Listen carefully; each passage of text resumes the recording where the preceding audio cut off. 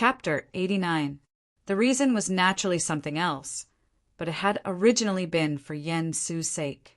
Now, however, it just so happened to deal with the Sacred Sun clan's plans. As compared to the experts of the Sacred Sun clan who had long since arrived, Shirtai had not arrived much later in the Eastern Tang. Yen Zhaoga looked towards the sky. The black-faced, burly Shirtai, while suppressing and capturing the ghost hatchet Elder Han Sheng, also directly reached out and grabbed towards that Sacred Sun clan elder. Seeing this, the one-eyed elder roared furiously, "Shirtai, you dare?" Shirtai's face was expressionless, resembling a rock that would never change even after 10,000 years. "Why wouldn't I dare?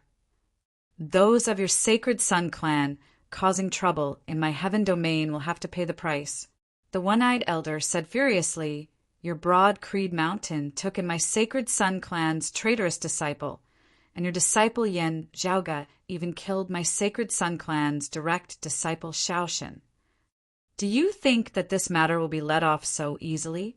Shirtai said coldly, lecherous, frivolous, and unrestrained, intending to forcibly defile a fellow disciple. "Your Sacred Sun clan favors this kind of trash. That Shaoshan deserves this retribution." As he spoke, Shirtai extended his right hand, his palm like colored glass, emitting a bright golden light from within, resembling Vajra. The all-encompassing winds and clouds surged once more, the golden clouds transforming into a massive palm that filled up the sky, grabbing towards that one-eyed elder. "Good. Shirtai, if you have the ability, when you see my Sacred Sun clan's clan chief, you can also spout such nonsense." The one-eyed elder howled hatefully, his body turning hurriedly as he executed the great sun rising rampage, fleeing into the distance. Han Sheng, whose cultivation base was not much lower than his, had been captured alive by Shirtai in a single exchange. Even the East Rising Lord was not Shirtai's match. The one-eyed elder would even less hope that he would be able to resist Shirtai. He could only hope that he could escape now. The Sacred Sun clan's great sun rising rampage was famed under the heavens. In terms of movement speed, he was much, much stronger than the ghost hatchet Elder Han Sheng. Let alone Huang Su, even if Huang Guanglia was here, this sure would say the same thing. This sure has always been soft in everything but my bones. Even if this body's bones were shattered, I would still say the same thing. Shirtai's tone was calm, but it naturally revealed an extremely resolute will. The giant golden hand formed by the clouds seemed to be infinitely large, stretching all the way to the horizon. However fast that Sacred Sun clan elder's rising sun traversing the heavens was, however unstoppable, it was ultimately still unable to escape Shirtai's palm. The giant hand descended and instantly pressed down on the one-eyed old man. The one-eyed old man and the ghost hatchet Elder Han Sheng both activated their spirit weapons, one middle grade and one low grade, as they struggled madly. However, the cage formed by the golden clouds firmly suppressed and captured them, leaving them no chance of escaping. Looking at Shirtai's palm that had returned to its normal state, Yen Zhaoga clicked his tongue in admiration. Only cultivating in a single martial Dao his entire life, eldest apprentice uncle has really focused all his heart on it, practicing it to the extreme. "Ahu, Su Chuan," and the others nodded in agreement. Broad Creed mountain martial scholars like Yen Zhaoga of the 8 extreme arts, all cultivated in the Big Dipper sword and the Tishita palm. Martial grandmasters like Yen Su and even Elder Qin and Elder Kong also cultivated in various peak martial arts of Broad Creed Mountain, even cultivating in martial arts outside of it. It was just that of the many martial arts they cultivated in, only 1 or 2 were their main ones, the ones they were most proficient in, the others being minor ones for reference. This not only raised the martial practitioners' overall strength, at the same time it was also beneficial to their own understanding of the martial Tao. At their level, how to balance the importance of things and how to allocate their time was something that most people knew very well in their hearts. In the entire Broad Creed Mountain of the martial grandmasters, Sure Tai was the only exception. When he was young and his cultivation was still low, he had only focused on cultivating in a single, basic martial art. After his cultivation had increased, he had still only cultivated in one of the 8 extreme arts, the Vajrabhati. He had trained in this for over 100 years. Sure Tai had gone through many trials and tribulations, from a young disciple of Broad Creed Mountain to his current position of being one of the clan's bigwigs, but had only cultivated in a single martial art. In terms of strength, Yen Zhaoga's father, Yen Di, was even above his eldest apprentice brother Sure Tai. He was proficient in all of the 8 extreme arts, one of only 4 people of Broad Creed Mountain in the current world. However, in terms of attainments in the Vajrabhati alone, facing Sure Tai, even Yen Di would have to sigh in admiration.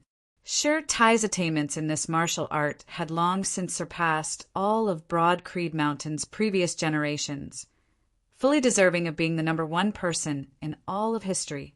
Under his constant research, the diamond body was continuously improved, and he surpassed his predecessors by eliminating the impurities and retaining the essence. In the past, the 8 extreme arts stood side by side. Now, of the 8 extreme arts, the Vajra was #1. This reputation had been created by Sure Tai, his face expressionless. After having captured Han Sheng and that one-eyed elder, Sure Tai descended from the sky, coming before Yen Zhaoga and the others. Yen Zhaoga smiled. "I've troubled eldest apprentice uncle." Sure Tai nodded. "You also need to have the guts." "Zhaoga, you've done very well." Yen Zhaoga smiled, his expression calm. But Su Chuan by the side was secretly speechless. With Sure Tai's reputation, it was very rare for him to praise others. Being able to receive a not bad evaluation from him was already extremely rare. Praising Yen Zhaoga as very well as he did now was practically as rare as phoenix feathers and unicorn horns. "Let's leave this place first. Don't leak the news that I've already arrived in the Eastern Tang," Sure Tai said. Yen Zhaoga nodded. "This is only natural." Sure Tai swiveled his head to look at that emaciated Broad Creed Mountain elder. "I'll have to trouble Elder Een to look after the other disciples of our clan, as well as the Eastern Tang Royal Eldest Sons group."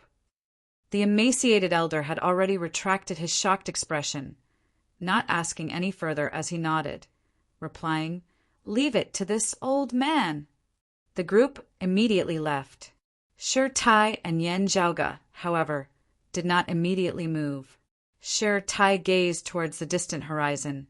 "Yen Su, do you have anything to say?" Over the horizon, a glazed golden light suddenly lit up, enveloping the surrounding area, resembling a barrier, isolating the outside world from the outside world. Brought along by Sure Tai, Yen Zhaoga, and who strode out a few steps, arriving at the edge of the barrier. This barrier was formed of Sure Tai's powerful martial arts. Before this, it had completely vanished into nothingness, causing others to be unable to detect it. While it couldn't obstruct experts of the same cultivation level, when it enveloped the surrounding area, even if the ghost hatchet elder, Han Sheng, and the others had tried to escape, they would still have collided head-on with this barrier, their path forward blocked. At this moment, someone had been obstructed by the barrier, only able to awkwardly remain where he was, unable to advance or retreat. That person was precisely Yen Su. He had not approached them earlier, only observing the situation from afar. If Yen Zhaoga's group had died at the hands of Han Sheng and the Sacred Sun Clan experts, it would naturally have been the best outcome for him. If Yen Zhaoga had been fortunate enough to break out of the encirclement, he might have had to personally take action. But seeing Sure Tai make his move, Yen Su's heart instantly turned cold. Compared to what he had expected, Sure Tai had arrived much earlier. At the first instant, Yen Su knew that things were not good and prepared to turn and flee. However, he discovered that Sure Tai's fist intent had long since enveloped the surrounding area, restricting the heavens and the earth. Not just Han Sheng and the others. Even Yen Su had not discovered that he had long since been trapped like a turtle in a jar. Suppressed by Shirtai's fist intent, he wanted to leave, but was unable to do so. Wanting to take the initiative to reveal himself and conceal his actions, he was also unable to move. Chapter 90. Yen Zhaoge and Shirtai came before Yen Su, who said smilingly, "Elder Yen, long time no see." Shirtai glanced at Yen Su indifferently. "We'll talk as we walk." The few of them set off, with Yen Su following silently behind Shirtai. The disappearance of a martial grandmaster of the Sacred Sun clan without leaving any traces behind at all would instead appear abnormal, arousing suspicion. Under the condition of not revealing his identity and cultivation base, Shirtai had intentionally left behind some traces for the Sacred Sun clan to track. From these marks, it seemed that more than one martial grandmaster with similar cultivation as the one-eyed old man had attacked together. On one hand, it was to conceal his arrival, and on the other hand, it was to continue casting a long line to catch a big fish. Shirtai first looked at the ghost hatchet elder, Han Sheng. "Han Sheng, you joined the decimating Abyss organization and caused chaos in hell. Your intentions are deserving of death." The ghost hatchet elder said hatefully, "The human world is like hell, what's the difference? What right do you have to be so high and mighty? It's just that you guys are stronger. Hell will open, and the 9 serenities will descend. We'll destroy this world and create a new one. When that time comes, we'll see who's the ruler." Han Sheng bellowed angrily, "I've lost to you guys this time, so I have nothing to say. But Shirtai, don't get too full of yourself. This isn't over yet." Shirtai said calmly, "The changes in hell have temporarily calmed down, but I can also imagine that you people won't stop just like that. Your attack this time is a sign, right?" Han Sheng sneered and kept his mouth shut. He simply stopped struggling and closed his eyes, motionless. Yen Zhaoge suddenly said, "You want something from me, right?" Shirtai looked at Yen Zhaoge. Yen Zhaoge returned a reassuring look before taking out something, waving it in front of Han Sheng. It was precisely the small metal plate that was related to the glacial dragon martial saint's inheritance that Yi Jing had obtained.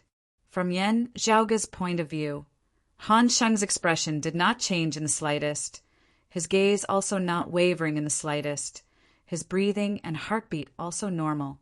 The way he looked at her was filled with disdain and inexplicable. However, Shirtai's gaze suddenly turned sharp. His cultivation was far higher than Han Sheng's, and at this moment he was using his own strength to imprison Han Sheng. He could clearly feel the fluctuations in Han Sheng's emotions and the changes that had occurred. Seeing this, Yen Zhaoge smiled but did not speak. Shirtai similarly stared at Han Sheng. Seeing this, Han Sheng snorted. He still did not say anything, but his arrogance immediately diminished. Yen Zhaoge threw up the small metal plate, which rose into midair before descending. Yen Zhaoge caught hold of it once more. "The demonic shadow you used to disturb the sealing dragon abyss has nothing special, and it has long since left my hands. Apart from that, we don't have any interaction or contact. If I must say that he is related, then it would be my junior brother from the same sect, your sworn brother, Yi Jing." Yen Zhaoge stroked the small metal plate with his finger. "The only thing I obtained from junior apprentice brother Yi Jing was this small metal plate. Therefore, I can only assume that the thing you want from me is this thing. Then, Senior Han, is it convenient for you to tell us what you want this thing for?" Yen Zhaoge looked at Han Sheng. "This thing is related to the glacial dragon martial saint, but exactly how much of a connection it is, and how much of the glacial dragon martial saint's legacy it can obtain are all unknown. Currently, in the lands of the Eastern Tang, the heroes of my broad Creed Mountain, the Sacred Sun Clan, and Infinite Boundless Mountain have all gathered. You having disturbed the sealing dragon abyss, and being the target of all, no one would mind taking care of you first. Under such circumstances, you still dare to take such a huge risk and appear." Yen Zhaoge laughed. "Let me guess. Could it be that you have accurate information related to this metal plate, that you can obtain something that can help you further complete that so-called grand wish of yours? This thing, related to hell, can help you and your companions complete the plan? Hearing his words, Han Sheng directly closed his eyes, only opening his mouth after a long time. This old man's skills were inferior to yours, and I was captured by you all. There's nothing else to be said. Yan Zhaoga swiveled his head to look at Shi Tai, eldest apprentice uncle. I originally thought that this was only an uncertain, fortuitous encounter, with me taking it for myself. However, from the looks of it now, it is of great importance. Broad Creed Mountain allowed its disciples to enjoy their fortuitous encounters alone. If a disciple felt that they could not handle it, they could also seek help from the clan, sharing it together. However, if the matter concerned the likes of the Flame Devil World, hell, or other sacred grounds, it would be a different matter altogether. Shi Tai said, "It's fine. We'll talk about it after the dust has settled. If it's related to the decimating Abyss organization and hell, the clan will handle it. If it's related to the Glacial Dragon Martial Saint, the clan will not take it for you." The so-called decimating Abyss organization was the organization that the Ghost Hatchet Elder Han Sheng was in. Previously, after the cleanup and capture of the Eastern Tang, most of its middle and lower level members had been captured, and Han Sheng was currently the strongest expert of the organization that had been captured. Whether it was Yan Zhaoga or Shi Tai, they both had high hopes for him, preparing to pry open Han Sheng's mouth and dig out even more valuable information. Shi Tai said, "This time, you are willing to take a risk. Let's not talk about whether you will succeed or fail in the future. At least Han Sheng's capture is of great significance. It is already a great merit. You first rescued the Zhao King of the Eastern Tang from danger, then assisted him in wresting back control of the Jingyang Grand Formation. Your merit cannot go unnoticed either. In a battle, it's either you die or I die. You killing Shaoxin cannot be counted as your fault." Looking at Yan Zhaoga, a hint of warmth surfaced within Shi Tai's usually cold and resolute gaze. "Currently, you have already performed 3 great merits. The clan will reward you for all of them. Thinking about it, you have only been in the Eastern Tang for slightly more than half a year, yet you have consecutively performed great merits, your merit being outstanding. This is still the first time I have seen such a frequency and efficiency since I have been in charge of the disciplinary hall." Yan Zhaoga said, "Eldest apprentice uncle overpraises me." "Don't lie before the true. This time the Ghost Hatchet Elder being captured was an unexpected surprise." Saying so, the corners of Yan Zhaoga's mouth curled up slightly. Also, for things to have gone so smoothly, I still have to thank the cooperation of others. Shi Tai said mildly, "Indeed, their cooperation was very good." The gazes of the two fell on Yan Su. Yan Zhaoga spread his palms apart. "Elder Yan, as far as I know, because you were rushing to rescue Zhaosheng, you shouldn't have had the time to come here, right?" At this moment, Yan Su had already completely calmed down, his expression calm. After this old man saved the Eastern Tang's third prince, I rushed over here at top speed. Sadly, I was a step too late. He bowed toward Shi Tai. Fortunately, Elder Shi and the clan's other experts arrived, defeating the Sacred Sun clan and Old Monster Han. Shi Tai looked straight at Yan Su. "Seeing that I was here, why did you run?" Yan Su said slowly, "This subordinate did not handle matters well, not properly investigating the enemy, resulting in the Sacred Sun clan rampantly rampaging through the territory of the heaven domain that our clan governs. My Broad Creed Mountain's fellow disciples having come to reinforce us, yet lagged behind the Sacred Sun clan's martial practitioners in terms of mobilization. This subordinate bears a responsibility that cannot be shirked." This subordinate had originally already been feeling uneasy. Suddenly seeing Elder Shi, I felt even more ashamed and panicked, unable to help but cover my face and leave. On one hand, I was ashamed and had no face to show. On the other, I also wanted to make up for my mistake as quickly as possible, urging my subordinates to quickly gather intelligence on the Sacred Sun clan's side in preparation for our clan's counterattack. Yen Su bowed deeply toward Shirtai. This subordinate did not handle matters well, being mediocre and muddle-headed. I am willing to accept all punishment. Looking at Yen Su, Yen Zhaoga thought to himself that this old man was really a hoodlum.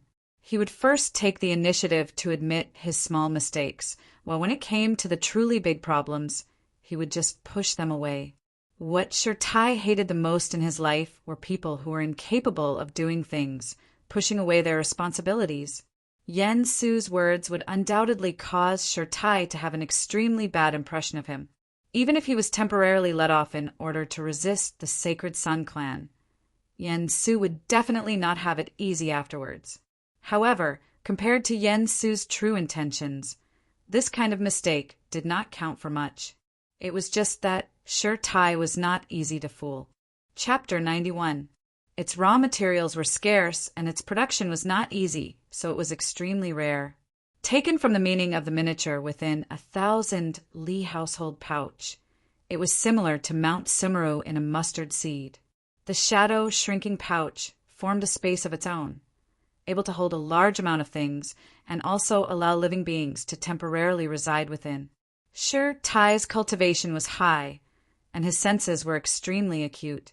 While Yen Su tried his best to conceal it, he was still unable to hide it from him. On the way here, this subordinate inadvertently discovered our clan's previously missing disciple, Yi Jing. Yen Su's expression was as per usual as he said candidly. At the time he had already fallen unconscious, so this subordinate saved him. Because I had to rush here to reinforce him, not daring to delay, I temporarily placed him within the shadow, shrinking pouch. As he said this, Yen Su took out a small pouch. The pouch was black in color, with a golden rope tied around its mouth. From the outside, there did not seem to be anything special about it. However, as Yen Su untied the golden rope, the mouth of the pouch opened, and a golden stream of qi instantly spurted out from within. Accompanied by the golden stream of qi, a figure appeared before Yen Zhaoga and the others. Yen Zhaoga laughed soundlessly. That person was currently still unconscious, the back of his hands, neck, and cheeks that were exposed outside of his clothes, all having patterns that resembled flames. Who else could it be but Yi Jing? Shirtai's gaze fell on Yi Jing. While it was just a glance, Yi Jing instantly awoke. The awoken Yi Jing's gaze initially revealed a blank look, but he very quickly regained clarity as he warily observed his surroundings. When he saw Yen Zhaoga, his eyes instantly turned crimson as blood, as though there were flames burning within them. With a whoosh, he was about to leap up from the ground. Shirtai frowned slightly, not moving at all, but Yi Jing was frozen where he was, unable to move at all, only able to straighten his neck and glare furiously at Yen Zhaoga. "My name is Shirtai. You are also a disciple of our clan. You should know my identity," Shirtai said calmly. "I am the first seat of our clan's disciplinary hall, in charge of the clan's laws and punishments. If you feel that you have suffered injustice, you can say it clearly here. If the truth is present, you will not suffer any grievances." Yi Jing panted heavily, staring at Shirtai with wide eyes, saying loudly, "The people of Broad Creed Mountain are all jackals of the same tribe as the Yen father and son. His father is a first seat elder like you. How could you not be biased towards him? How could you possibly uphold justice for me, offending his father for me?" Yen Su was silent at the side, but seeing Yi Jing's reaction, he couldn't help but shake his head inwardly. If it weren't for Elder Shur, your attitude would have already offended him. Just as Yen Su expected, Shirtai really didn't care about Yi Jing's attitude. His tone did not fluctuate in the slightest as he said, "I will not offend junior apprentice brother Yen for you, or for anyone else. However, for the sake of the justice of the clan, for the sake of justice for the hearts of the people, I do not mind offending anyone. I watched Zhaoga grow up, But it is precisely because of this that I cannot tolerate him making a mistake. But if it's proven that someone made a false accusation, they'll be treated as an accomplice. Shirtai said calmly, I only look at the truth. His might was as heavy as a mountain, as deep as the sea. Just by standing there calmly, he intimidated Yi Jing into silence. His calm words were like 1,000 caddies, hammering on the hearts of everyone present. Yi Jing sucked in a deep breath, glaring furiously at Yan Zhaoge. That year, before I had entered the clan, he came to the Eastern Tang and snatched away my childhood sweetheart. Afterwards, when I entered Broad Creed Mountain, he viewed me as a thorn in his side. While tempering in the Sealing Dragon Abyss, he wanted to kill me, but also didn't want to leave behind any traces. Therefore, he set up a scheme, wanting to borrow the hands of others to kill me, pulling up the weeds by the roots. Having failed in one scheme, he came up with another, throwing his internal crystal furnace into the Sealing Dragon Abyss, causing me to perish. I was lucky not dying. In the glacial dragon freezing pond, he tried to kill me again, harming me time and time again. The two of us are irreconcilable. Yan Zhaoge stood calmly by the side, looking at Yi Jing with neither joy nor anger in his gaze. Shirtai looked over. Zhaoge, what do you have to say? Yan Zhaoge said calmly, that year it was junior apprentice sister Lin herself who made the choice. I did not take the initiative to interfere between the two of them. That time with the glacial dragonbone soul, it was because he had previously, without distinguishing between right and wrong, heavily injured junior apprentice brother Lon of the same clan. It was indeed on purpose that I taught him a lesson. As for what happened in the Sealing Dragon Abyss before, I submitted a detailed report to the clan. I believe that eldest apprentice uncle has seen it before. Shirtai nodded. Yan Zhaoge continued, the person the Crimson Spirit Flag Master wanted to kill was me. I had no way of influencing his actions. Even if I had known beforehand that the Crimson Spirit Flag Master had relied on the seed of Leaf Flame, True Fire, to locate me from the Sealing Dragon Abyss, making use of it to set up a trap. Yan Zhaoge looked at Yi Jing. You going to snatch the seed of Leaf Flame, True Fire was not something I could influence. You were interested in my target, the seed of Leaf Flame, True Fire. I had been completely unaware of it before. How could I have schemed against you? Yi Jing stared fixedly at Yan Zhaoge, his breathing getting rougher and rougher. Yan Zhaoge shook his head. Of course, I won't deny that even without the Crimson Spirit Flag Master, I would still have taught you to be more sensible in the future. However, at that time, it was not worth it for me to kill you. You were not worth me making a move on. Yi Jing's breathing stopped, the fury and hatred within his gaze instantly blazing even more intensely. Yan Zhaoge met his gaze calmly, his gaze gradually turning cold. As for what happened after you fell into the abyss, it's very simple. The two of us will perform a blood soul recollection ceremony. Reenact the scene at that time.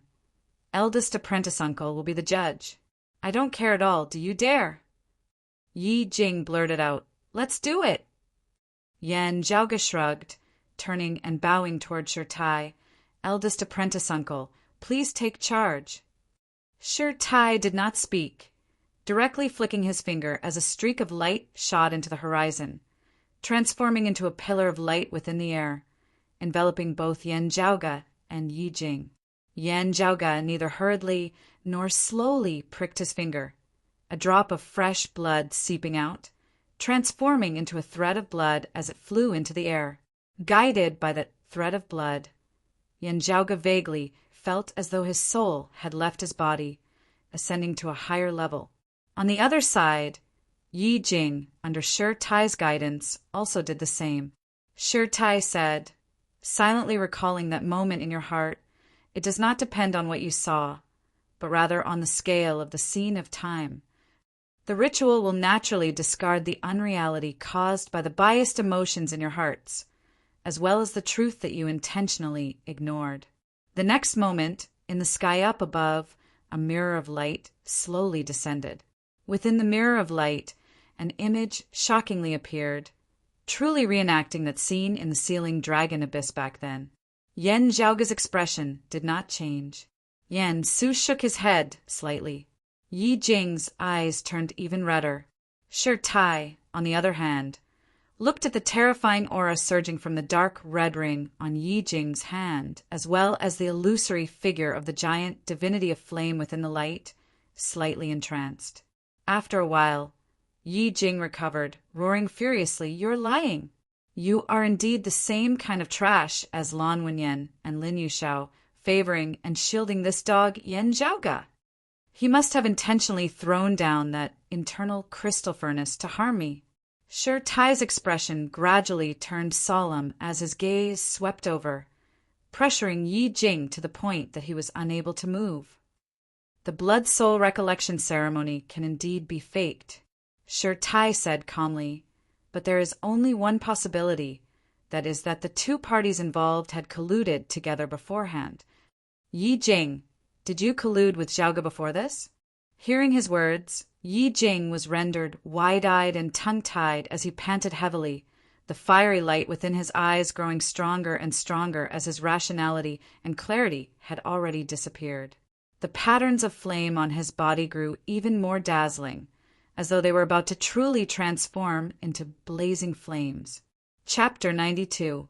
Yan Zhaoge looked at Yi Jing, who looked like he wanted to devour him whole. After hearing his question, complex emotions surfaced in his eyes which had originally been gradually losing all rationality. Anger, regret, unwillingness, longing, hatred, loathing, disgust, and so on. However, these emotions were also very quickly swallowed up by the flames of fury. Yi Jing clenched his teeth, staring fixedly at Yan Zhaoge. However, he did not answer the question, only repeatedly repeating, because of you, everything was because of you." Seeing this, Yan Su's expression did not change, but deep within his eyes, a look of disappointment could not be concealed. Mud can never hold up a wall. Previously, when he had found Yi Jing, he had not revealed his identity, only telling Yi Jing that he could help him take revenge. However, he needed Yi Jing to cooperate with him. The ghost hatchet elder Han Sheng had been drawn over through Yi Jing. Han Sheng making a move was a pleasant surprise for Yan Su. Yan Zhaoge dying at Han Sheng's hands, and Han Sheng being killed by a broad Creed Mountain expert afterwards, as Yan Su saw it, was the most perfect result. If he had to personally kill Yan Zhaoge, Yi Jing would have to come in handy. However, from the looks of it now, Yi Jing would not be of any use at all. He had clearly already taught him to push the blame for Lin Yuxiao's death onto Yan Zhaoge's head. However, Yi Jing, whose mind had been clouded by rage, did not seem to think that this was a good idea. As he saw it, what need was there to frame someone? Everything that had happened today had been caused by Yan Zhaoge in the first place. Looking at Yi Jing, Yan Su shook his head deeply within his heart. A person who had lost their rationality was easy to bewitch, but such a person was similarly easy to lose control of himself, causing some unexpected accidents to occur. The principal elder of the Eastern Tang was now deeply feeling the pain of having a pig-headed teammate. Looking at Yi Jing's appearance, Shi Tai also shook his head within his heart. Affected by the cultivation technique that had reconstructed his body, Yi Jing's emotions had become extremely unstable. He was irritable and easily angered, finding it hard to maintain his calm. Did he really not understand everything that had happened in the Sealing Dragon Abyss that day? Not necessarily. It was more that he was not willing to believe it. At the end of the day, it was just that he could not accept it, believing that he should not have suffered a tribulation for no reason at all, especially right in front of Yan Zhaoge. Having suffered a tribulation, someone must have harmed him, other than Yan Zhaoge, whom he already had relations with. Was there any other possible candidate? From a certain point of view, he was just venting his anger and looking for a place to vent. In the end, she felt that as the victim, she absolutely could not lower her head in front of the perpetrator. She had to seek justice for herself and return everything that she had suffered to the enemy. It was just that in this constant process of self-hypnosis, Yi Jing's mood became more and more unstable. He became more and more manic, and the murderous intent in his heart grew stronger and stronger. From the victim that he thought he was, step by step, he became someone who harmed others and became more and more unscrupulous. Tai very rarely felt the emotion of regret, but right now he really had some doubts. Was the person that he had originally taken a fancy to and had the intention to take in as a disciple really this Yi Jing before his eyes? After hearing Yan Zhaoge's question, all of Yi Jing's reactions had fallen into his eyes. Naturally, he could tell that Yi Jing's so-called because of you stemmed from anger and resentment and not from accusing Yan Zhaoge of murder. Yi Jing stared fixedly at Yan Zhaoge, hissing, "If not for being bewitched by you, how could you, Xiao, not have left with me?" Yan Zhaoge came before him, looking down at him. "Not going with you. So you definitely won't let her go with me?"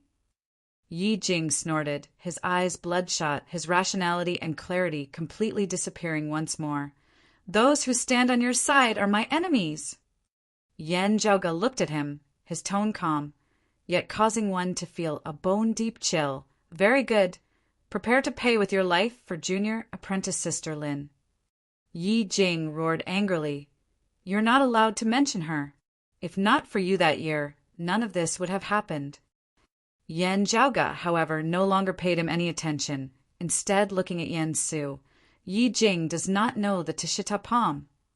Although the technique he currently cultivates in is very strange, containing the force of fire within it, it is completely different from the Tishita palm.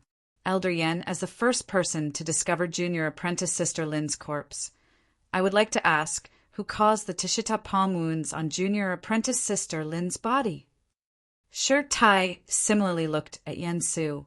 Under the gazes of Yan Zhaoge and Tai, Yan Su was silent for a moment before he raised his eyes, his gaze calm. "It was caused by this old man," he said slowly. The competition between Elder Yan and Elder Fong grew more intense by the day, and this old man was momentarily blinded by greed, intending to use Yan Zhaoge to deal a blow to Elder Yan. With Yan Zhaoge's crime confirmed, not only would Elder Yan lose all face, he would also gain the reputation of not teaching his son properly. How could such a person inherit the position of clan chief? Yan Su said calmly. And this way the old clan chief, Elder Shi, as well as the other higher echelon experts of the clan, would all have a much lower opinion of Elder Yan and his father.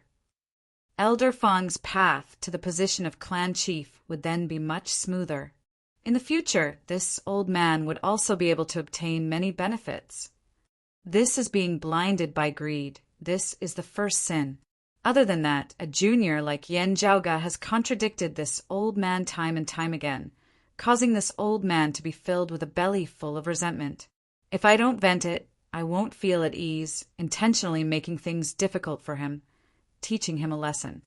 This is being blinded by hatred. This is the second sin. Yan Su's tone was calm and without fluctuations. As a principal elder, this old man has committed many grave sins. I am willing to step down from my position and head to the disciplinary hall to receive my punishment. No matter what punishment the clan imposes, this old man will have no objections. Now that our clan is at odds with the Sacred Sun clan, I do not dare to continue remaining in the Eastern Tang. I sincerely request to head to the front lines of the conflict between the South Heaven region and the Fire Domain, fighting against the enemies of the Sacred Sun clan. If this old life of mine is thrown away there, it can also be considered as paying for the sin. I hope that Elder Shi will allow it. Tai looked at him silently, neither agreeing nor disagreeing, not saying a word. Looking at Yan Su, Yan Zhaoge asked, "Elder Yan, is that all?" Yan Su said mildly, "This old man has admitted to my wrongdoings in front of a junior like you. This old face of mine has already been stripped clean. What else is there to hide?" Yan Zhaoge sneered, but his gaze was a little cold. Elder Yan's ability to catch the big and let go of the small is deeply worth learning from. However, I would like to ask you, how do the movements of me and Elder Su's group fall into the Sacred Sun clan's grasp. Yen Su's expression did not change. This old man is also very curious about this point. He looked at Yen Zhaoge. Are you hinting that this old man intentionally leaked the information to the Sacred Sun clan, intending to kill you with a borrowed knife, sending you to your death? This old man admits that regarding your matter, I was a little narrow-minded, but it was still not to the extent of wanting your life. This old man had no reason to do so. As for this old man appearing here, as I said just now, it was because I had hurried over to provide assistance. Yen Su looked at Yen Zhaoge. You said that this old man wanted to harm your life. This is truly as good as wanting to pin a crime on someone. Yen Zhaoge was surprised. The evidence is irrefutable. Looking at Yen Su, Shi Tai slowly shook his head. Elder Yen, seeing that I have appeared here, are you still hoping for a fluke? Yen Su's expression did not change, but his heart sunk. Shi Tai similarly did not speak any further, only leading the group through the clouds, flying over the great earth, very quickly arriving at a manor where they landed. Seeing this manor, Yen Su's expression instantly dimmed slightly. Outside the manor stood a person, a hale and hearty old man. It was precisely the East disciplinary elder who had visited the Eastern Tang half a year ago for Yen Zhaoge's sake. The disciplinary elder bowed toward Shi Tai. First seat, when we arrived, the other party was just about to silence them. 2 of them could not be saved. However, the others have already all been captured. After preliminary interrogation, it is already sufficient to convict Yen Su of colluding with the Sacred Sun clan, divulging the whereabouts of our clan's disciples. Chapter 93. Firstly, a book friend had helped to set up a VIP book friend group. The group number was 517/425/679. To join the group, verification was required. The detailed rules could be found in the pinned post in the book review section. Friends who wanted to join the group, please leave a message in the pinned post in the book review section. Everyone is welcome to come and play. I will also pop up from time to time. Secondly, there will be an additional update tomorrow. Thirdly, and most importantly, I'm looking for recommendation votes. Please collect. Thank you, everyone. It was naturally impossible for Yen Su to contact the Sacred Sun clan himself. Otherwise, if he were to leave behind a handle in the Sacred Sun clan, how would he be able to continue staying in Broad Creed Mountain in the future? Although being a martial grandmaster was Yen Su's greatest asset, he was still a martial grandmaster. Previously, he had been in charge of this area and had access to a lot of useful information. But unless he had no other choice, Yen Su would definitely not think of betraying the clan and seeking refuge in the Sacred Sun clan. All of his other foundations would be lost, and he would have to start from scratch again, arriving at the Sacred Sun clan. As an outsider, no matter how much they treated him well, he would have no hope of truly entering their inner circle. As a result, Yen Su had gone through a number of procedures to send news to the Sacred Sun clan, preventing the other party from investigating. Even if the Sacred Sun clan received the news, it would also be very difficult to trace it back to him. Therefore, confronting that elder of the Sacred Sun clan who had been captured by Shi Tai, Yen Su was not worried at all. But in the end, all of this had to be handled by Yen Su's own trusted aide. This manor was Yen Su's own secret property, but in the end, it couldn't be hidden from Shi Tai. Yen Su let out a long sigh towards the heavens. Shi Tai's unexpected appearance in the Eastern Tang had already caused him to feel that it would be difficult for him to escape this time. However, he still harbored the thought of a fluke, unwilling to give up that 1-in-a-million hope. As long as he wasn't killed by Shi Tai on the spot and wasn't imprisoned in the Heaven-Sealing Gorge, he still had hope. While the crime of colluding with the Sacred Sun clan in an attempt to kill with a borrowed knife could not be ascertained, the crime of merely framing Yen Zhaoge due to factional infighting was still something that he could bear. Although he would definitely be removed from his position as a principal elder, he would most likely have a chance to redeem himself on the battlefield.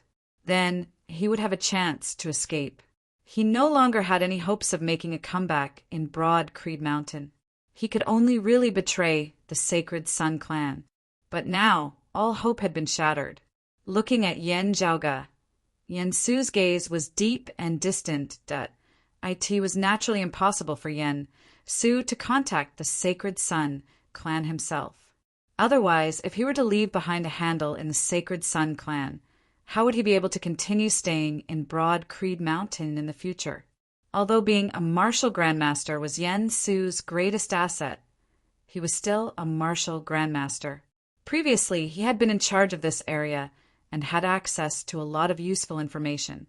But unless he had no other choice, Yen Su would definitely not think of betraying the clan and seeking refuge in the Sacred Sun clan. All of his other foundations would be lost, and he would have to start from scratch again. Arriving at the Sacred Sun clan, as an outsider, no matter how much they treated him well, he would have no hope of truly entering their inner circle.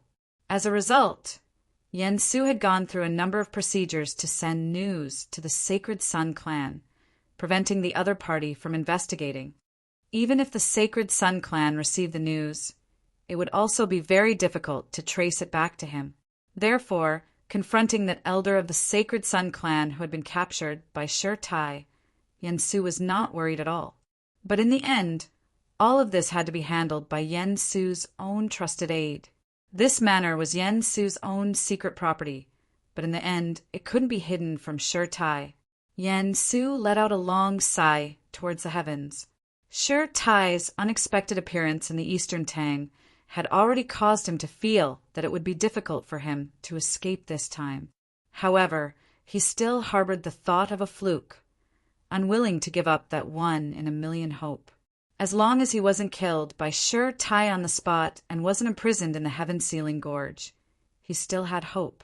While the crime of colluding with the Sacred Sun clan in an attempt to kill with a borrowed knife could not be ascertained, the crime of merely framing Yen Zhaoge due to factional infighting was still something that he could bear.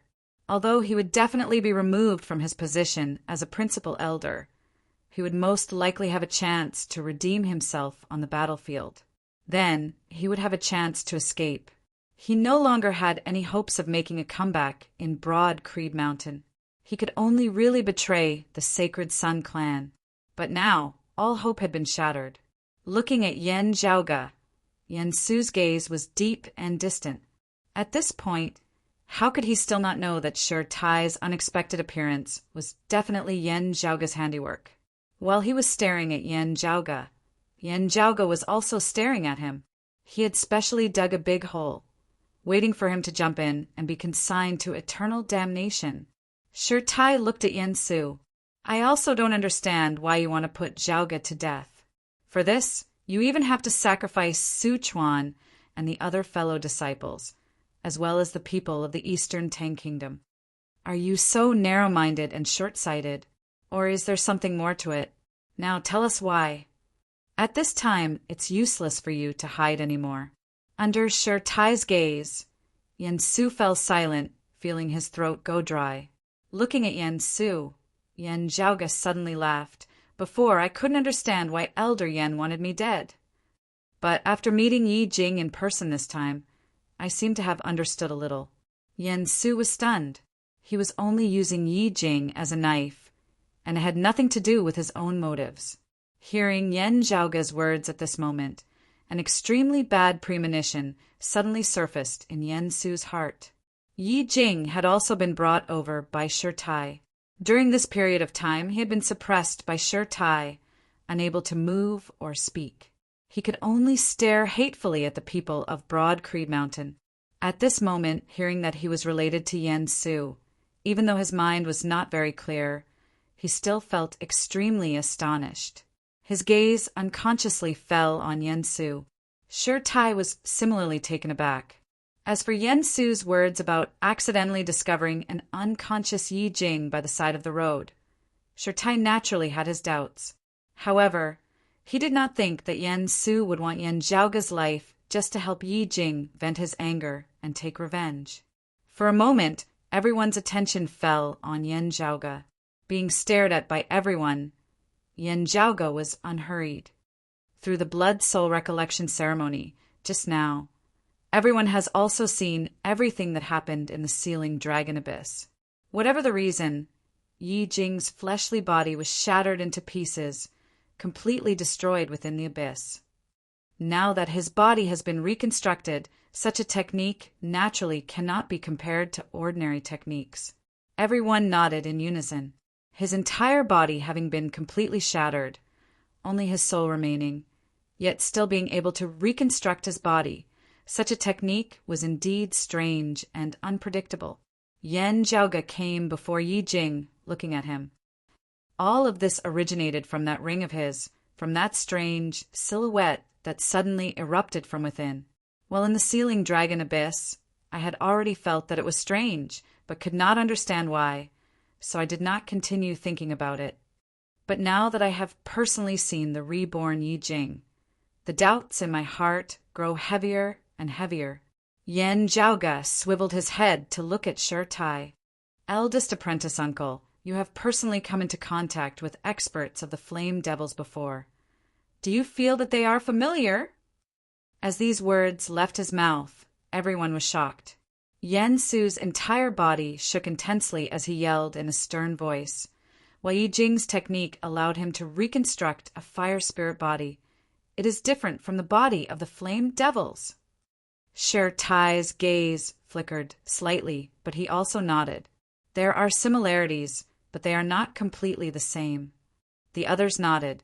If they were really completely the same as the flame devils, they would not have been so calm earlier. Yen Zhaoge said, they are indeed different from the flame devils that everyone is used to understanding. However, eldest apprentice uncle, you should know that our 8 extremities world is currently speculating on the origins of the flame devil world. Shi Tai's expression changed, a great change appearing for the first time on his face that was as hard as granite. The flame devil emperor? Yen Zhaoge nodded. That's right. The flame devil emperor, also known as the heavenly fire emperor, was a legendary expert whose fame shook the heavens before the great calamity. After the great calamity, there has been no news of him. Currently, the main guess of our 8 extremities world regarding the flame devil world is that it was created by the legacy of the flame devil emperor. Just like our 8 extremities world, we also unearthed the legacies left behind by experts of before the great calamity as our foundation, from which we unceasingly developed. Yen Zhaoge said leisurely, currently the martial arts of our Broad Creed Mountain, or the sacred grounds like the Sacred Sun Clan and Jade Sea City and even other sects and powers, after so many years of development, have already changed greatly from before the great calamity. The legacy of the flame devils, having evolved over the long years, would definitely also be different from the legacy of the flame devil emperor's direct lineage. Standing by the side, the disciplinary elder of the East Heaven region had already regained his wits as he asked in a heavy tone, what you mean is that the legacy that Yi Jing obtained from that ring was the legacy of the flame devil emperor's direct lineage? A legacy that originated from before the great calamity, having been completely preserved? Yen Zhaoge smiled slightly, not going overboard. This is my personal guess.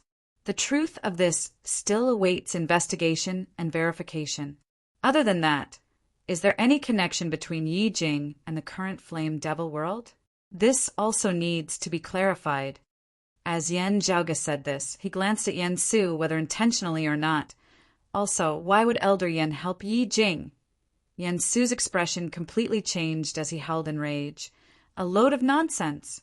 However intense the conflict between Broad Creed Mountain and the Sacred Sun Clan, even if it were to erupt into an all-out war, there would still be a possibility of things calming down afterwards. And the Flame Devils were the public enemies of the 8 extremities world. Anyone who was associated with them would definitely not have a good ending. The Flame Devils fed on the blood of other life forms, and especially liked martial practitioners who had undergone cultivation. Yen Zhaoge smiled but did not speak. Shi Tai said slowly, the connection between Yan Su and Yi Jing is still hard to determine, but Yi Jing's legacy is very likely to be related to the Flame Devil Emperor.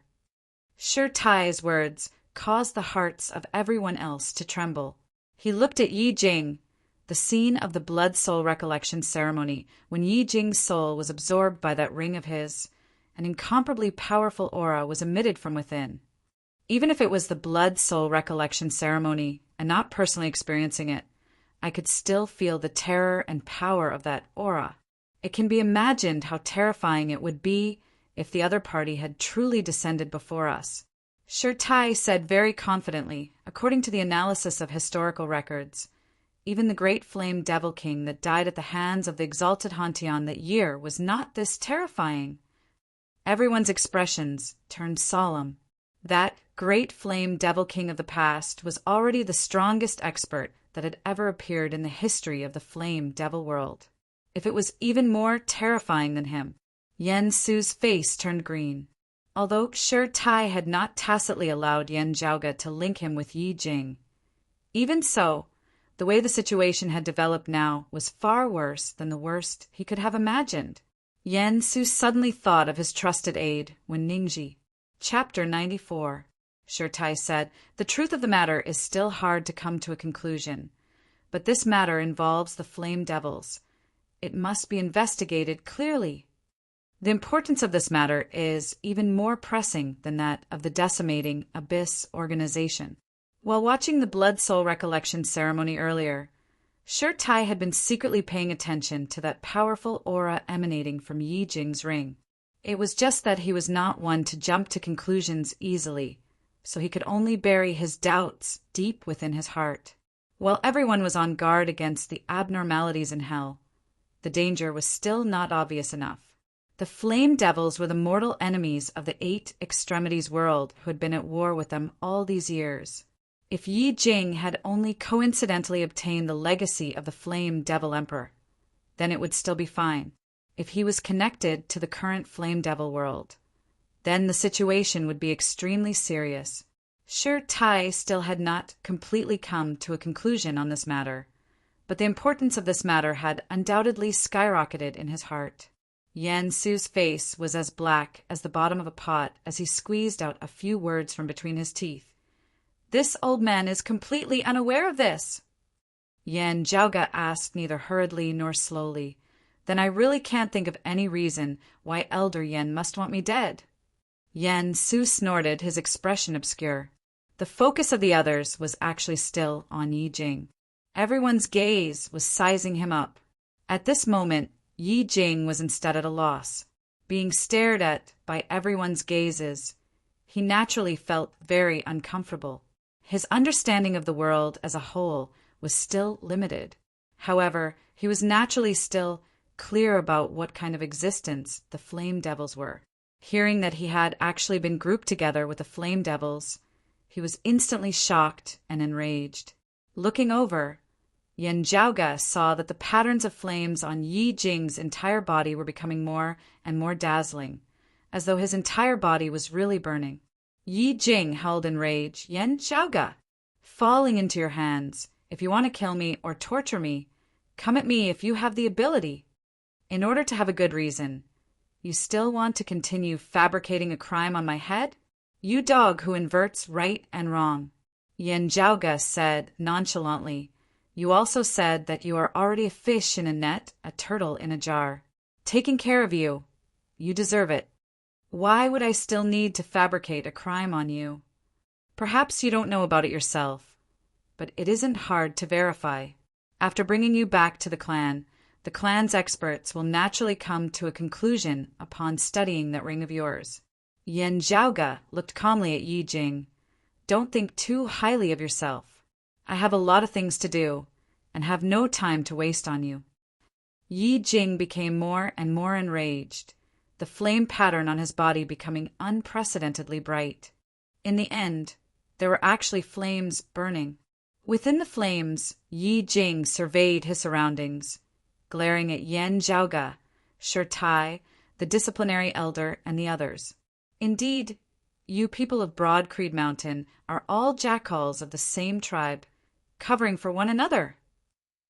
The human heart is treacherous, killing without seeing blood, eating people without spitting out the bones. You guys are even more vicious and vicious than the flame demons. Instead of associating with people like you, I'd rather be a flame demon. Yi Jing roared to the heavens. On his hand, beneath his flesh, a red light appeared, forming a dark red halo on his finger. It was that dark red ring. The ring burst into a dazzling brilliance, vaguely projecting an illusion of light and shadow behind him. In the illusion, lava was everywhere, and the sky was filled with flying flames.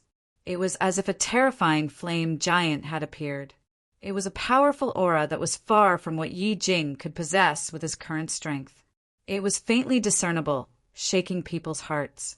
Seeing this scene, Yan Zhaoge rolled his eyes. Your brain has really been burnt to the point of being muddled.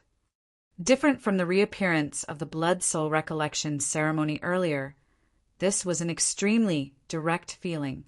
Everyone by the side, Yan Su included, looking at the current Yi Jing, feeling the concept within that illusory light and shadow, they all believed Yan Zhaoge's earlier deduction, 70 to 80%. Looking at the dark red ring on Yi Jing's finger, Yan Su thought, so it has already merged with his body. No wonder I couldn't find it earlier. Shi Tai said indifferently, in terms of foundation, it is the most powerful this Shi has ever seen in his life. Even destroying the current 8 extremities world would not be a problem at all. But now it can't even be considered a remnant soul, not even a will. It is only a strand of remnant aura, still unable to overturn the heavens. Saying thus, Shi Tai extended a hand, his palm instantly turning translucent, emitting a golden light from within as it resembled Vajra. As his palm descended, Yi Jing and that silhouette simultaneously let out pained and enraged howls. The fiery light was instantly extinguished. Yi Jing was once more pressed to the ground, unable to move, only able to glare unwillingly at Yan Zhaoge and Shi Tai. Shi Tai was about to speak when his expression suddenly changed slightly. Striding out, he was already outside the manor. At this moment, outside the manor, the blazing sun had originally been high in the sky, but the sunlight suddenly dimmed. The sky turned dark, as though it had instantly descended into night. Within the darkness of the night, a bright moon was indistinctly visible. Shi Tai's entire body was covered in a glazed golden light, resembling eternally indestructible, as he faced off against it. Light and darkness intermingled between the heavens and the earth, neither giving way to the other, causing numerous wild tides to arise, directly shaking the manor down below to the point of collapse. Facing such a clash, the disciplinary elder of the East Continent and the other Broad Creed Mountain experts also felt immense pressure. Twilight, dark moon chi. The disciplinary elder let out a muffled groan. This level of cultivation, the Twilight Lord of the 7 reigning suns. Yan Zhaoge stroked his lower chin. I remember that the Twilight Lord and the head of the 7 reigning suns, the world illuminating Lord, have similar cultivation bases. His strength can be ranked second amongst the 7 reigning suns. The disciplinary elder nodded. That's right. Although his position is below that of the world illuminating Lord, his cultivation base is not much inferior, being a peak expert of the Sacred Sun clan. Also, we all know that of the 7 reigning suns, the Twilight Lord specializes in doing dirty and tiring work. Usually keeping a low profile, he is the one who kills the most. Yan Zhaoge chuckled. You really think highly of me. At least I did not get rid of Shaoshin for nothing. Twilight Dark Moon Chi, the most unique art of the 7 reigning suns, forming an independent field of Chi, reversing black and white, day and night, changing between real and illusory, sun and moon alternating, lying between illusory arts and fist arts, being completely different from the other martial arts of the Sacred Sun clan.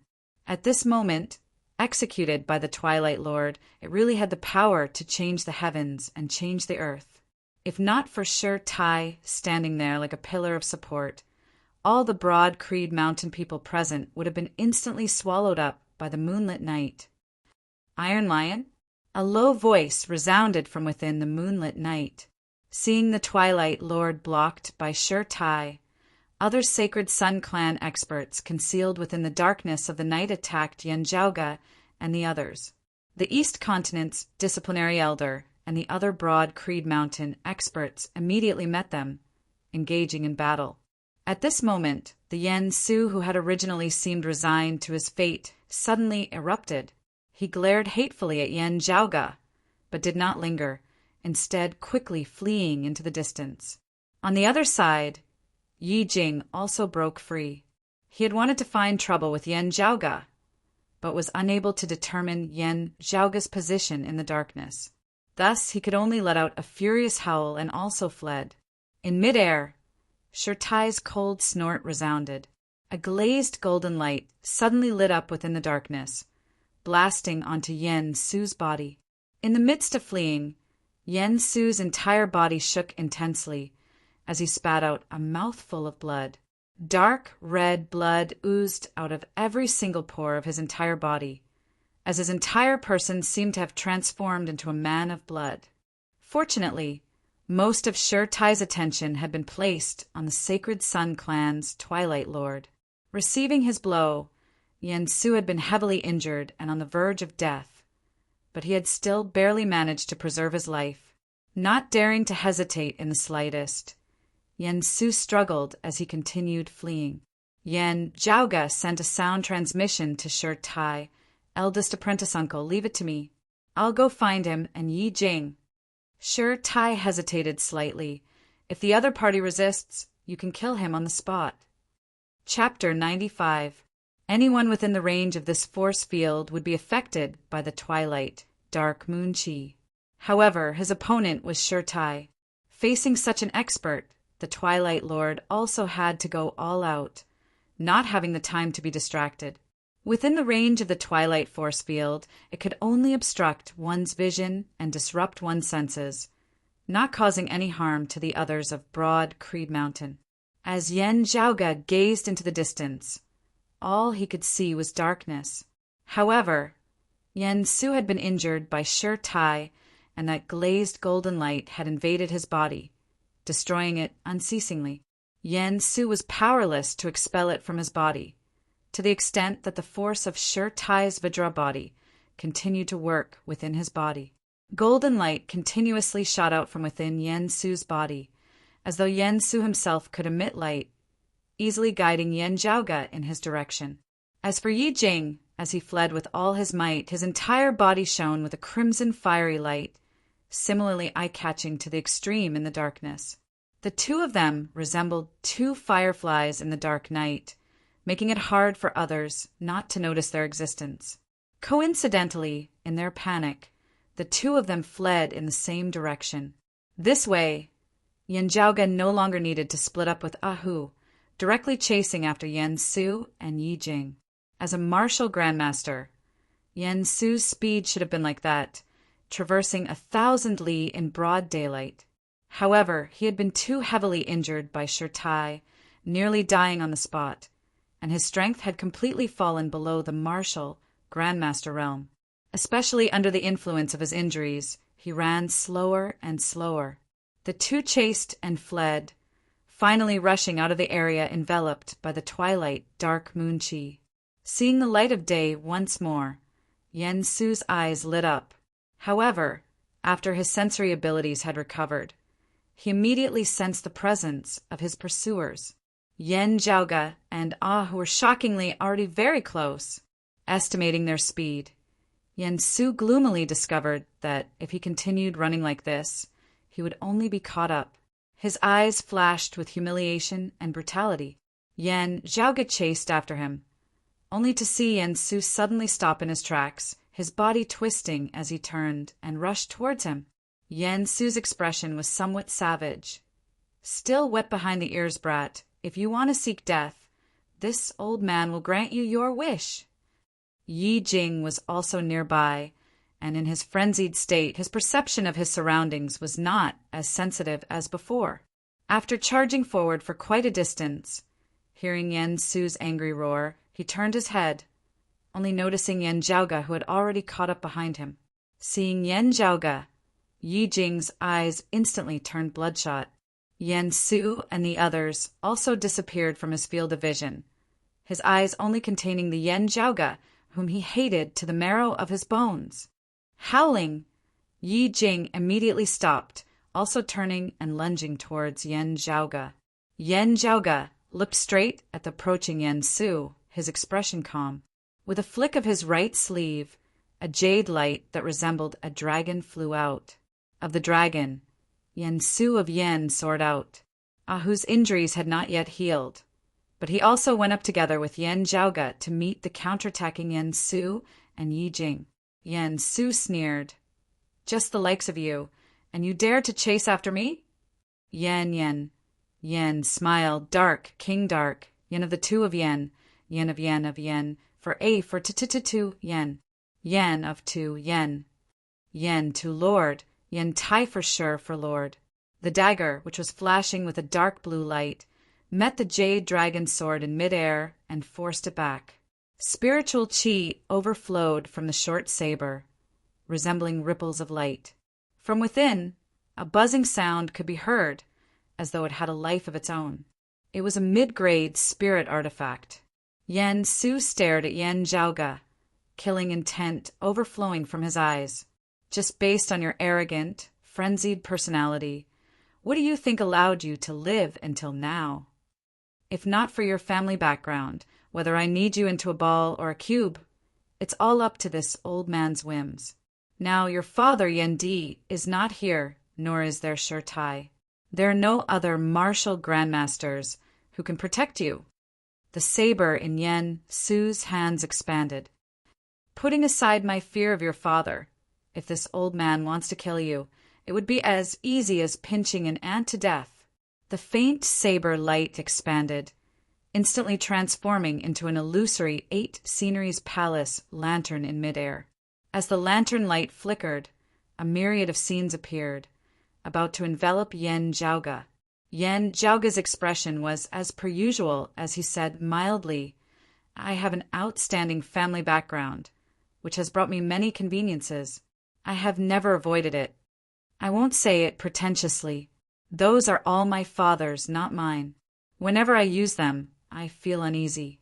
My body, hair, and skin are all given to me by my parents. This stinky body of mine, how could it not be for my parents?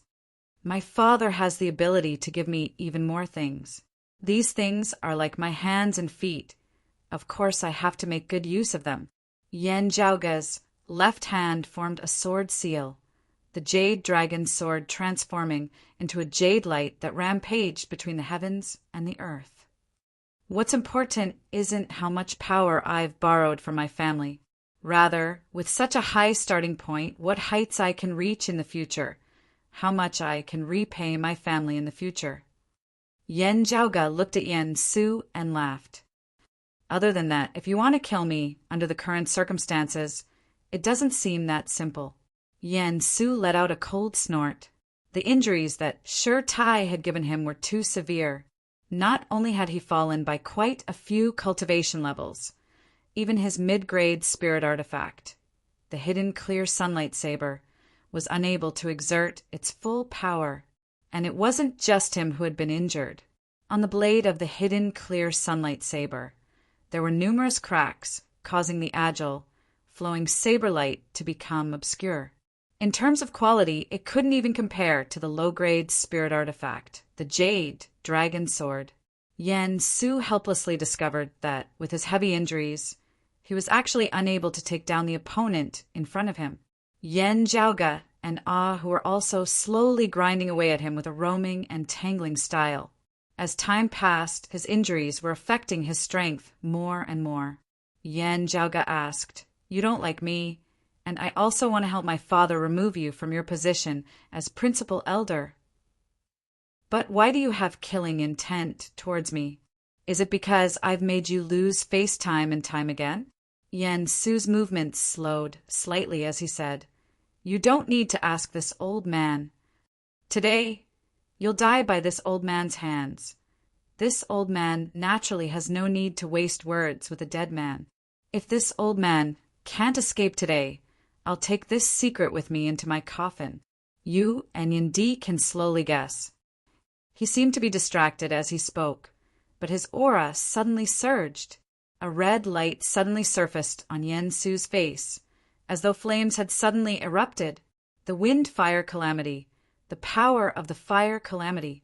Yen Su's strength had originally been declining unceasingly, but as the aura chi around his body surged, it suddenly grew stronger. The hidden, clear sunlight saber in his hands moved, but it was no longer a saber art that was rich with variations like the 8 sceneries spirit saber. The dim saber light abruptly condensed in midair, transforming into a jet-black streak of light. The aura chi formed an illusory heaven and earth, a stretch of darkness. Within the darkness, starlight lit up, dragging a long tail of flames behind it, shocking the heavens.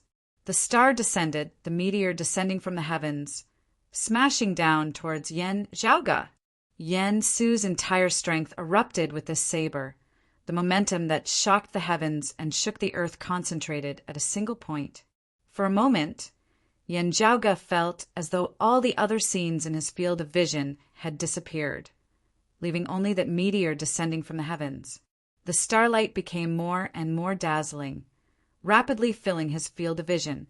The saber chi was intimidating, as though it had locked his entire body in place, completely unable to move, only able to forcibly receive this saber of Yen Su's. Yen Zhaoga's expression did not change as he suddenly said mildly, "You have a secret within your heart that makes you afraid that we father and son will find out." That year, on the way from the Zhaozhou of the Thunder Domain to the Heaven Domain, an accident occurred, and many of our clansmen perished. This included my grandfather and grandmother. This matter has something to do with you, right? That meteor-like saber light descending from the heavens could not help but tremble slightly, pausing for a moment. Then it became even more ferocious, to the point of descending somewhat frantically and manically. Chapter 96. Although Yen Su's injuries were extremely severe, his current strength, compared to the outer aura martial scholar Yen Zhaoga, was still extremely powerful.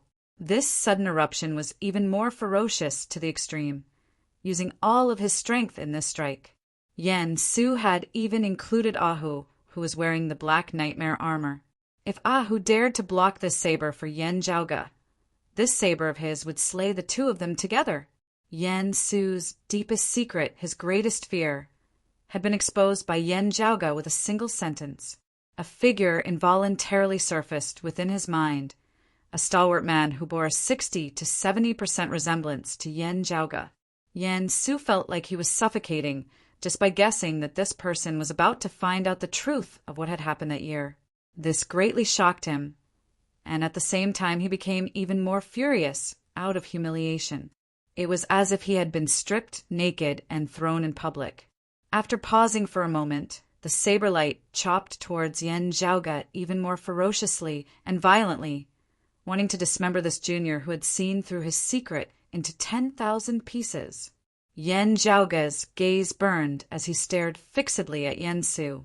Just as Yen Su's saber light was at its peak, Yen Zhaoga suddenly took out a gourd.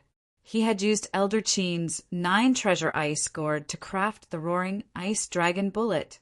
Yen Zhaoga laughed coldly, abruptly shattering the gourd, activating the power within. A loud and clear dragon roar resounded, shaking heaven and earth. The surrounding temperature instantly dropped, as if they had entered the ice age of extreme coldness.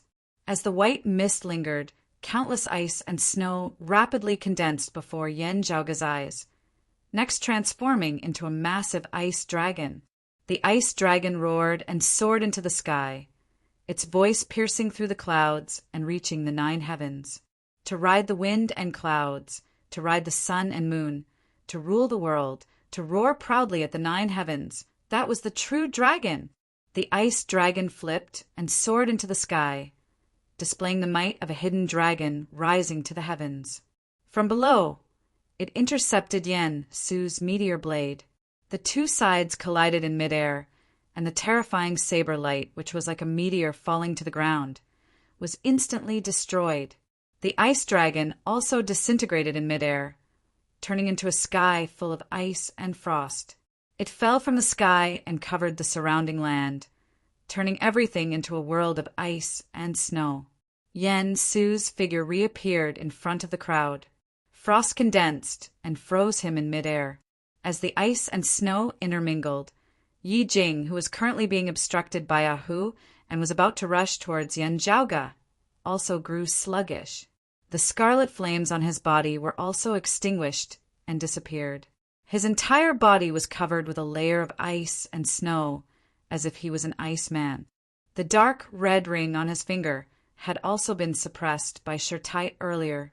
At this moment, it had lost its light and merged back into his flesh. The glacial dragon roar bullet that Yen Zhaoga had created from a portion of the glacial dragon bone soul instantly erupted with an oceanic amount of pure, icy chi. Even a great grandmaster would be frozen for a moment. The hidden clear sunlight blade in Yen Su's hand shone faintly as he hovered in midair, surrounded by ice and snow. The sharp saber chi burst forth, causing the ice and snow to tremble unceasingly. Yen Su stiffly and slowly moved his four limbs, trying to break free. However, Ahu appeared in front of him and grinned. He raised his hand, and a cylinder appeared in his hand. One end was in Ahu's hand, while the other was aimed at Yen Su. Yen Su's eyes almost popped out of their sockets. Then, a sky full of golden light filled his vision. It was as if the sun was shining, but also like a torrential downpour. Unable to move, Yen Su couldn't even block, much less dodge. He could only widen his eyes and bear the impact of the sun rain. With a hoarse, enraged roar, the divine sun needles broke through Yen Su's Orochi defenses, instantly covering his entire body. Some of the divine sun needles entered Yen Su's body, while others remained outside, protruding and flickering with golden light. Yen Su looked like a hedgehog. As the divine sun needles entered his body, it instantly caused the injuries that Yen Su had been painstakingly suppressing to completely explode. Yen Su let out a tragic howl towards the heavens, a mist of blood erupting from his body. His entire body was riddled with thousands of holes, his flesh and blood indistinct. Icy rain and bloody rain simultaneously blossomed in the air. Two little bastards. Yen Su opened his mouth to curse, but could not stop the fresh blood from surging up his throat, flowing out unceasingly. Yen Zhaoga came before Yen Su, looking calmly at him. It looks like the matter that year really had something to do with you. This branch of my family is feared by the ancestral Yen family of Zhaozhou. While the matter that year seemed accidental, it most likely had something to do with them. Seeing how scared you are, I'm afraid that it was not an unintentional mistake that year, but rather that you have something to do with the Zhaozhou Yen family. Yen Zhaoga lightly flicked the jade dragon-light sword in his hand. Whether or not you have a relationship with them, or whether or not you receive benefits from them, is actually not important.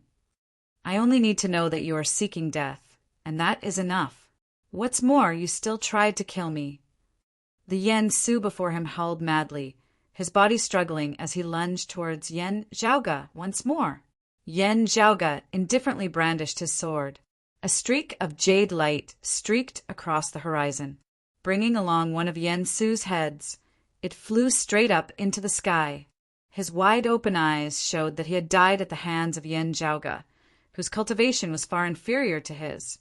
He had died with his eyes wide open, having struck out with his sword. Yen Zhaoga no longer looked at Yen Su, instead turning to look in another direction. There, amidst the ice and snow, the light of fire gradually surfaced once more, as a figure moved with great difficulty within. After all, unlike Yen Su, who had been directly struck by the ice dragon's roar, Yi Jing, who had only been affected by the aftershocks, was currently struggling with great difficulty. Looking over, Yan Zhaoge saw that Yi Jing's entire body was currently enveloped by flames. Crimson patterns of flames rampaged about and curled about wantonly. The intimidating aura emanating from Yi Jing's body was not like before, when power erupted from his Dantian's qi ocean and the acupoints of his entire body.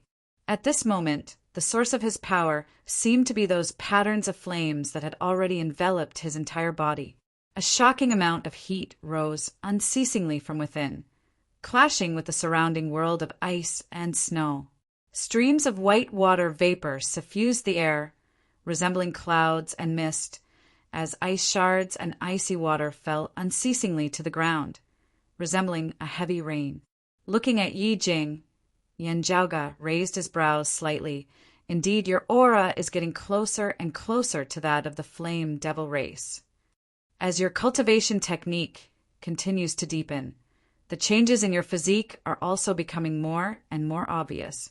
Yi Jing's facial features had already been completely concealed by the patterns of flames, possessing a wild beauty, but also a violent savagery, resembling a wild fire that wanted to incinerate the heavens, expanding infinitely until everything in this world was incinerated. Yi Jing stared fixedly at Yan Zhaoge. Yan Zhaoge! He let out a long howl towards the heavens. You've harmed me time and time again, wanting to send me to my death. This enmity, this hatred, is absolutely irreconcilable. Why was Yu Shao snatched away by you? Why are you always so high and mighty? Why are you able to obtain achievements that others would find hard to attain in their entire lives without putting in any effort at all? Why, in the Sealing Dragon Abyss, it was clearly you who caused my death, yet the people of Broad Creed Mountain all sided with you. Was all this predestined by fate? Was it all arranged by the heavens? Tui! Like two balls of ghostly fire from the netherworld, Yi Jing's eyes flickered with a light. I don't believe in fate. I don't believe in the heavens. I only believe in myself. I want to become strong. If I were strong, Yu Shao wouldn't have left with you. If I were strong, I'd directly trample you into the mud. If I were strong, others wouldn't all side with you just because of that bullshit elder father of yours. If I were strong in the Sealing Dragon Abyss, I would have crushed you to death, not you causing my death. You want to kill me, I'll kill you. Broad Creed Mountain wants to protect you. I'll exterminate Broad Creed Mountain. Either you die or I die. Yi Jing howled madly, transforming into a man of fire as he rushed towards Yan Zhaoge. Yan Zhaoge didn't even blink, the acupoints of his entire body shaking, aura qi surging. The aura qi transformed into a massive palm, slapping towards Yi Jing. Boom! With a massive sound, Yi Jing was directly sent flying. Chapter 97. The acupoints of Yan Zhaoge's entire body shuddered simultaneously. Within his dantian, the chaotic qi mass split into two, one yin, one yang, one cold, one hot. The ice dragon essence qi stored within his acupoints intermingled with the power of the Li Yen fire, transforming into numerous ice dragons and fire dragons, shooting out of his body. The ice dragons and fire dragons intermingled, transforming into bones, transforming into meridians, transforming into flesh and blood. A massive palm appeared before Yan Zhaoge's body. Yi Jing, who had just been sent flying by Yan Zhaoge's palm, lay twitching on the ground, half his body shattered.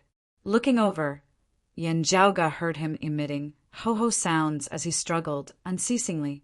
That dark red ring seemed to glow with a bit more luster, as a wild howl that seemed to originate from ancient times resounded from within, traversing countless years. Yi Jing's shattered body did not spurt out any blood, but large amounts of flames surged from his wounds.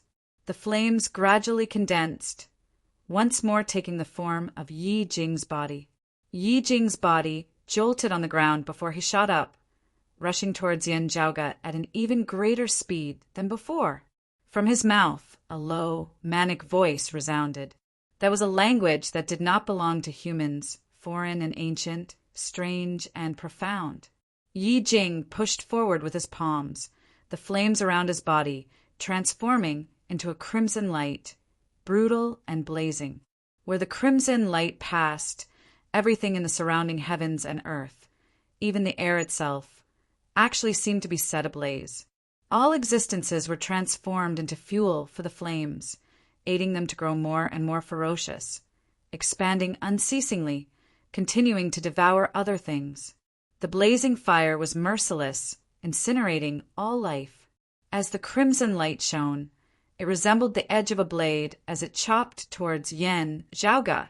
This was already no longer the supreme martial art that Yi Jing had once cultivated in. It was even no longer a martial art that belonged to the world of human martial practitioners. While Yi Jing himself also felt like his internal organs were on fire, at this moment he only felt that he was unprecedentedly powerful. His mood was carefree like never before. The hope of defeating Yan Zhaoge was unprecedentedly real. Bang! But not waiting for Yi Jing to continue experiencing this feeling, Yan Zhaoge imitated him, the great hand condensed of his aura chi mightily slapping out. The next instant, Yi Jing was sent flying by Yan Zhaoge's palm once more. Yan Zhaoge tilted his head, slightly. Destined son of heaven? Yi Jing fell to the ground, resembling a fish out of water, struggling about as he stared at Yan Zhaoge with a pair of fiery red eyes. His pupils seemed as though they were about to burst into flames. Yan Zhaoge, however, did not look at him, instead surveying their surroundings. Ghost Hatchet Elder, don't count on him. Do you think another Grandmaster will jump out to save you? Or maybe a beauty jumps out and saves the hero? At first, I had actually hoped that the Sacred Sun Clan or Infinite Boundless Mountain would take you in, especially the Sacred Sun Clan. Back in the Sealing Dragon Abyss, when I saw that ring of yours, I suspected that it was related to the Flame Demon Emperor. Yan Zhaoge laughed. At that time, the difference between you and the Flame Devils was still rather great.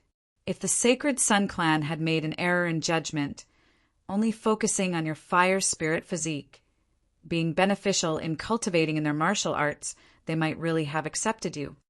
In this way, the mine is buried. Still, you're getting better and better at courting death. Yan Zhaoge's smile grew colder and colder. Leaving you in this world is simply polluting the air. Since you want to die, I'll send you on your way. Yan Zhaoge's face was cold and indifferent as he walked towards Yi Jing step by step. With each step, the earth seemed to tremble. The giant palm formed of stellar energy above his head grew more and more corporeal, more and more terrifying. Streams of cold and blazing hot chi surrounded Yan Zhaoge like a group of dragons, as though a divinity had descended to the mortal world. Yi Jing's eyes flashed with determination as he roared in rage. You dog, even if I die, I will drag you down with me. Amidst his roar, Yi Jing struggled to extend the palm with a dark red ring on it. The ring had already completely transformed into a ring of red light, fitting itself onto his finger. Within the ring of light, the scene of the flowing fire world of the infernal inferno vaguely appeared once more. An illusory, blazing giant seemed to be roaring furiously towards the heavens. Having been heavily injured by Shi Tai, the power of this ring had also weakened greatly. At this moment, Yi Jing was going to use his own life force to activate it. Flame Devil Disintegration, incinerating the heavens and the earth. Yi Jing's hand with the dark red ring actually directly pierced towards his own chest. The dark red ring entered Yi Jing's body, which was already almost entirely composed of flames. Then, within his body, a dazzling radiance abruptly lit up. It was no longer the red light of flames, but a bright white light. The white light penetrated his body, and on that body of Yi Jing's that was composed of flames, the leaping flames seemed to suddenly solidify at this moment. Then, like porcelain, cracks gradually appeared on Yi Jing's body. Within the cracks, the white light grew more and more dazzling, a destructive force also growing more and more obvious. Seeing this scene, Yen Zhaoga chuckled, not evading or evading. The massive palm formed of his aura chi above his head still slammed downwards. Boom! A massive boom resounded, but before the white light could even erupt, it was already extinguished. Yen Zhaoga's palm slammed Yi Jing's entire body into the ground. With the two of them as the center, the great earth within a radius of several hundred meters completely collapsed and shattered, a massive, deep crater appearing. Yen Zhaoga stepped on the air, quietly standing in the air above the deep crater, lowering his head to look at its depths. A mere brat, and you're also fit to be called a devil. Do you take yourself to be the Flame Devil Emperor? At the bottom of the deep crater, a shadow that was already almost no longer in human form resembled the ashes of a great fire. Its legs had completely vanished, and one of its arms had also completely vanished. Only a single arm remained, a ring that was riddled with cracks on its finger. The skin of its entire body resembled charcoal. There were only numerous dark red streaks that were indistinctly visible, as though there were no sparks of complete destruction within the ashes. The charcoal-faced Yi Jing stared fixedly at Yen Zhaoga above him, feeling unprecedentedly weak and powerless. However, the hatred and fury within his gaze was also unprecedentedly intense. Because of this palm of Yen Zhaoga's, the surrounding great earth was collapsing unceasingly, as though an earthquake had been triggered, the earth quaking unceasingly. With that deep crater as its center, numerous massive cracks extended unceasingly into the surroundings. Amidst the quaking, the bottom of the deep crater seemed as though it was about to cave in further, the sound of flowing water emanating from below, as though an underground river was surging. Yi Jing's body sank downwards, looking like it was about to fall into the underground river. Streams of miasma shot up into the skies from the underground river, corroding metal and corroding iron, obstructing Yen Zhaoga's path. Yi Jing hissed, "Yen Zhaoga, you dog, as long as I have breath left, I will definitely fight with you to the end." Before he had finished speaking, Yen Zhaoga had already descended, executing the heavenly abyss reverse flow art, completely not fearing the miasma at all as he instantly arrived before Yi Jing. Yen Zhaoga shot him a sidelong glance. Main character halo! When someone wants to kill you, a little situation arises and they fail to kill you, letting you escape. After cultivating a divine art, you come back for revenge? You didn't die in the Sealing Dragon Abyss because I didn't want to kill you from the start, but now. The massive palm formed of aura chi above Yen Zhaoga's head slammed downwards once more. If this Yen wants you dead by the third watch, who can keep you alive till the fifth watch? As the palm descended, Yi Jing's enraged howl came to a screeching halt. Boom! With a massive boom, he was completely annihilated. A faint soul silhouette dissipated into thin air. Chapter 98. It was as if the chi of heaven and earth could be seen circulating, blessing Yi Jing's body. When the time came, heaven and earth gathered together. The destiny of the world gathered. As Xiao Chen's palm landed, the light and shadow changed, and the surging luck of heaven and earth gradually disappeared. When the time comes, the heavens and earth are united. But when the time comes, the hero will not be free. Yen Zhaoga chuckled, blowing lightly towards that illusory scene. The wind swept away the clouds, and the illusory chi of heaven and earth was blown away like smoke.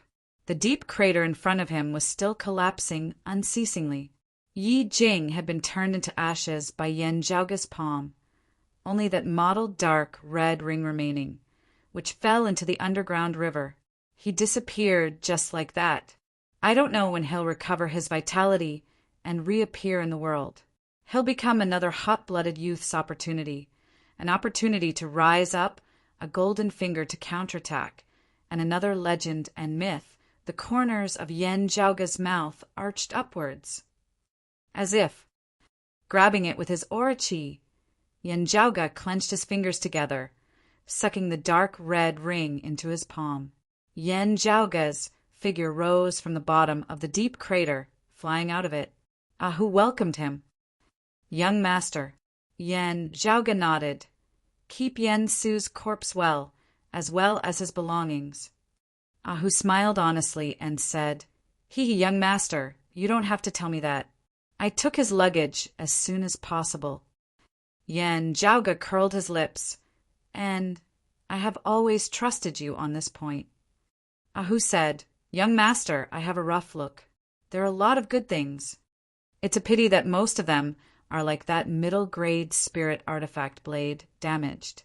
It should have been caused by Elder Shur's attack." Yen Zhaoga sighed as expected. "Otherwise, it would not have been so easy for us to take care of him. Still, there should still be some gains." Yen Zhaoga raised his spirits. As an elder in charge of managing the land, Yen Su's personal assets were quite plentiful.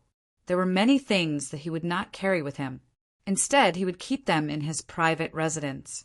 The items that he would carry with him were either things that he needed urgently or things that could help him increase his current combat strength. While artifacts and spirit artifacts were rare, Broad Creed Mountain was one of the few sacred grounds under the heavens, and Yen Su was its elder. As such, there was no shortage of weapons that matched his cultivation base, other than the mid-grade spirit artifact, the hidden clear sunlight saber. Yen Su also had 2 low-grade spirit artifacts with him. Although they were not as strong as the hidden clear sunlight blade, they all had their own uses. It was a protective soft armor. Although it did not possess both offense and defense like Ahu's Black Nightmare armor, its defensive power was not inferior. A green belt had been specially forged to complement Broad Creed Mountain's Wind Tribulation movement technique of the Wind and Fire Tribulations. When a martial artist used the Wind Tribulation movement technique, it would be like adding wings to a tiger. In Yen Su's hands, these 2 low-grade spirit weapons would definitely be of great use if he could fully unleash their power under normal circumstances. Unfortunately, whether it was Yen Su or these 2 low-grade spirit weapons, they were not on the same level as Shur Tai in terms of strength.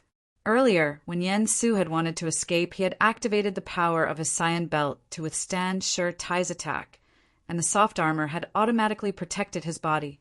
In the end, the 2 low-grade spirit artifacts had suffered together with their owners, being injured by Shur Tai.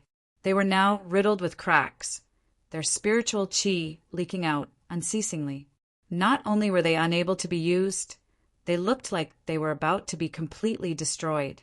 The extent of their damage was even more severe than that of the hidden, clear sunlight blade, especially that soft armor.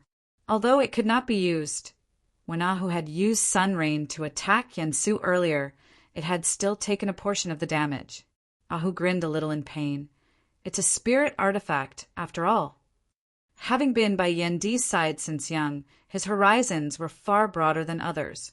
However, seeing a spirit artifact destroyed, he still felt a little regretful. Yen Zhaoga did not speak after examining it for a moment. He rummaged through Yen Su's luggage, then took out a few crystals in the shape of ice. Ahu looked at them. "Young master, these seem to be the suppressing ice stones that martial practitioners temporarily use to relieve pain and heal their injuries. Bring me some caltrop flower grass," Yen Zhaoga said as he crushed the suppressing ice stones. Ahu was a little puzzled, his entire head full of question marks. He did have some caltrop flower grass on him, but this kind of spirit grass could only be used as a catalyst for some special medicinal pills. Whether it was the caltrop flower grass or the suppressing ice stones, they were both used by living people. None of them had the effect of forging artifacts. However, he still did as he was told, bringing the caltrop flower grass over to Yen Zhaoga. Receiving the caltrop flower grass, Yen Zhaoga clapped his palms together, causing the spirit grass to wither. He then crushed the grass into ashes, mixing it with the powder of the suppressing ice stones. As the 2 met, green smoke was gradually emitted, as they actually began to burn on their own. With a wave of Yen Zhaoga's hand, the blazing flames landed on Yen Su's few spirit artifacts. Although the spirit artifacts were still weak, the leakage of spiritual chi had gradually stopped, no longer leaking out. Yan Zhaoga nodded. Let's first deal with it urgently for now. After we return and refine it in the internal crystal furnace, there should be some chance of recovery. For now, we just have to ensure that it is not completely destroyed. Whose eyes were seeing stars. Young master, this. Yan Zhaoga acted as if nothing had happened. In this boundless world, there are all sorts of strange things. In your daily life, you have to be good at summarizing all sorts of common knowledge and little tricks in life. Who knows when you might be able to use them? Ahu opened his mouth wide, only closing it after a while as he said with a fawning expression on his face, Young master, you really are a genius. Yan Zhaoga rolled his eyes. Your expression is too fake. Ahu chuckled happily. Yan Zhaoga shook his head, his attention falling on another of Yen Su's possessions.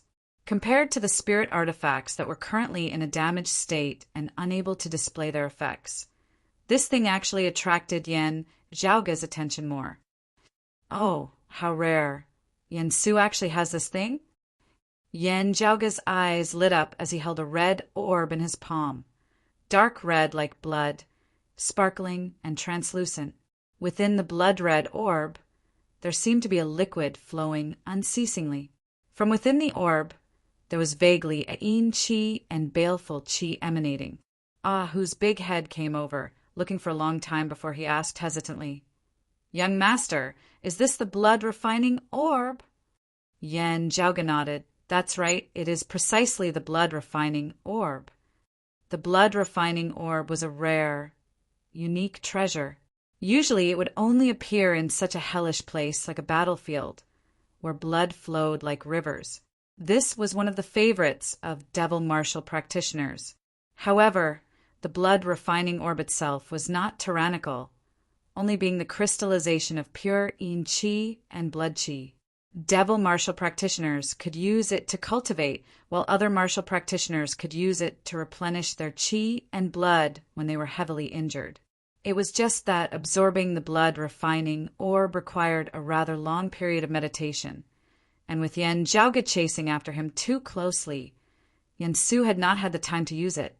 The greatest use of this thing is actually to refine the blood devil plate. But I wonder if there's anyone in this era who knows this. An unexpected surprise. A great harvest, a great harvest. Yan Zhaoga laughed, happily keeping the blood-refining orb. He then checked the other precious treasures and pills that Yen Su had been carrying on him, keeping them all together. Chapter 99. Yan Zhaoga stroked the ring that was riddled with cracks. This ring had previously turned into light, even merging into Yi Jing's body. Now it had regained its physical form. It was just that the ring that had originally been dazzling like flames was currently dim and lusterless, covered in dust and mottled. Numerous fine cracks covered the surface of the ring, resembling spiderwebs, as though it might shatter at any moment. However, holding the ring in his hand, Yan Zhaoga could still vaguely feel the blazing heat within. Narrowing his eyes, Yan Zhaoga focused his mind and consciousness, gradually sinking into the ring. The scene before him instantly changed. First, it was pitch black. Then, amidst the darkness where one couldn't even see their outstretched fingers, a light suddenly lit up. That light was actually extremely weak, just a faint thread. However, because the surrounding environment was completely dark, even just a thread of light appeared extremely dazzling. Looking carefully, Yan Zhaoga saw that it seemed to be just a tiny spark, flickering with a crimson light. The spark gradually expanded, the light of the fire growing brighter and brighter, gradually expanding into a small ember. The flame burned more and more vigorously, growing larger and larger, from a small ember to a great fire that soared to the heavens, finally transforming into a boundless sea of flames. Finally, the darkness completely disappeared, the light of the fire filling the entire heavens and earth, completely transforming into a world of flames. Everything else no longer existed, only the blazing fire burning the heavens. Yan Zhaoga calmed his heart, slowly walking forward within the sea of flames, feeling the concept within. All around him was blazing fire, but carefully observing, Yen Zhaoge could feel that while the fire was burning everywhere, it did not appear chaotic and disorderly. Flames, like the tides of the sea, had their own rhythm and direction of flow. Analyzing and summarizing, Yen Zhaoge gradually came to an understanding. The chaotic, blazing fire that filled the surrounding world, in Yen Zhaoge's eyes, also gradually changed. The flames seemed to condense into numerous strange runes, arranging themselves into countless lines of characters which then intersected, circulating unceasingly within the air, stacking on top of one another. Looking at these characters, the corners of Yen Zhaoge's mouth arched slightly, characters created by the Flame Devil Emperor before the Great Calamity. While I haven't specially researched it before, I still know some of the general patterns. Even guessing, I can still understand some of its contents. It is indeed the legacy of the Flame Devil Emperor. Yen Zhaoge didn't know whether to laugh or to cry. As someone of the 8 extremities world, obtaining such a legacy, I really don't know whether I should say that Yi Jing is lucky or unlucky. Carefully browsing through these strange runes and comprehending the concept contained within, Yen Zhaoge gradually came to some understanding. There is indeed a great difference between the cultivation methods of the Flame Devil race of the current Flame Devil world. As an expert of pre-Great Calamity times, the Flame Devil Emperor's legacy is also all-encompassing.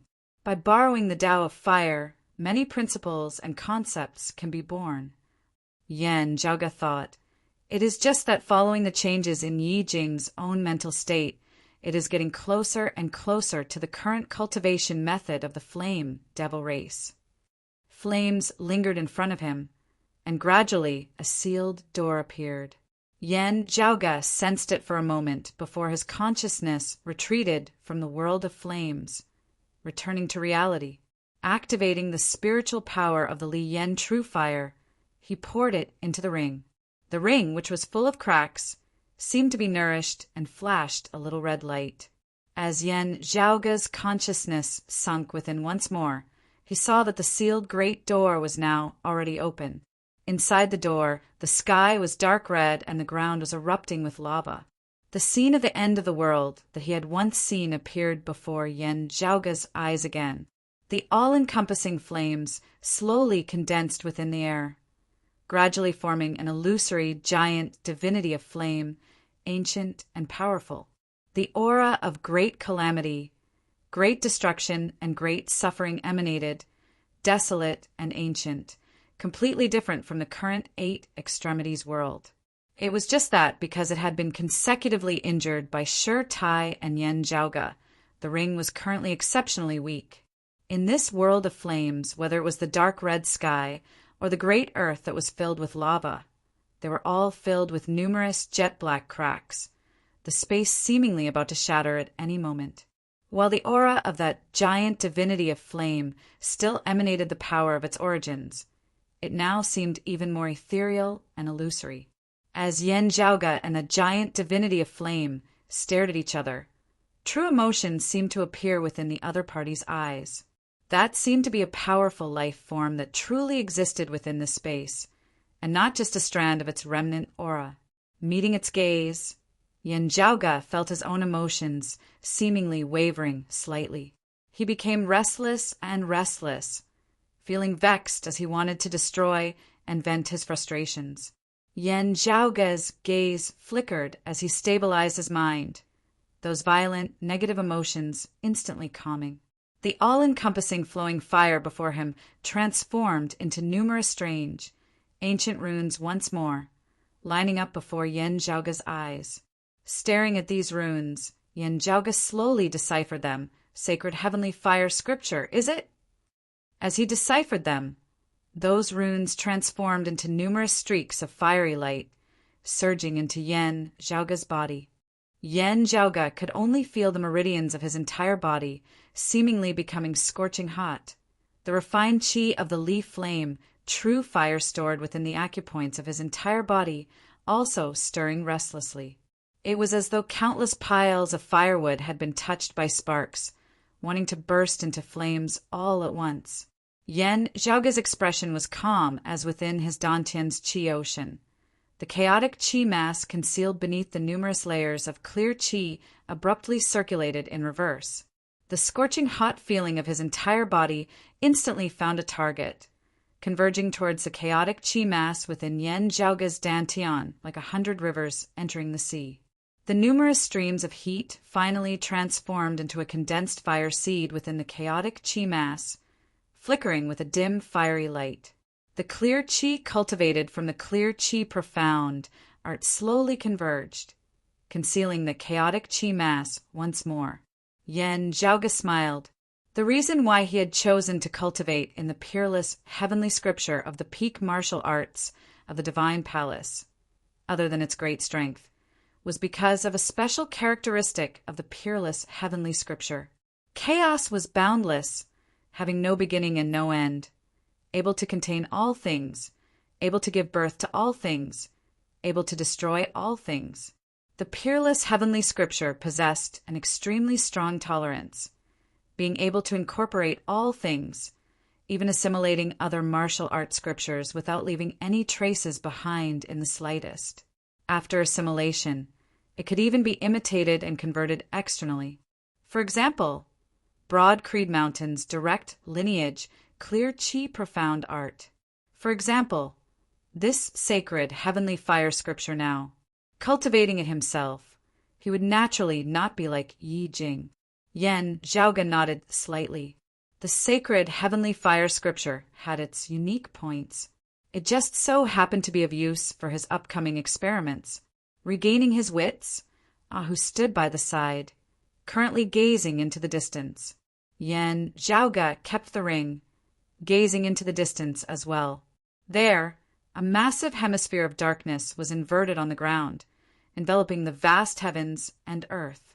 It was precisely the special field formed of the twilight dark moon qi of the sacred sun clan's Twilight Lord. Within the hemisphere of darkness, a glazed golden light flickered unceasingly. As time passed at this moment, the glazed golden light grew brighter and brighter, beginning to seep out from within the hemisphere of darkness.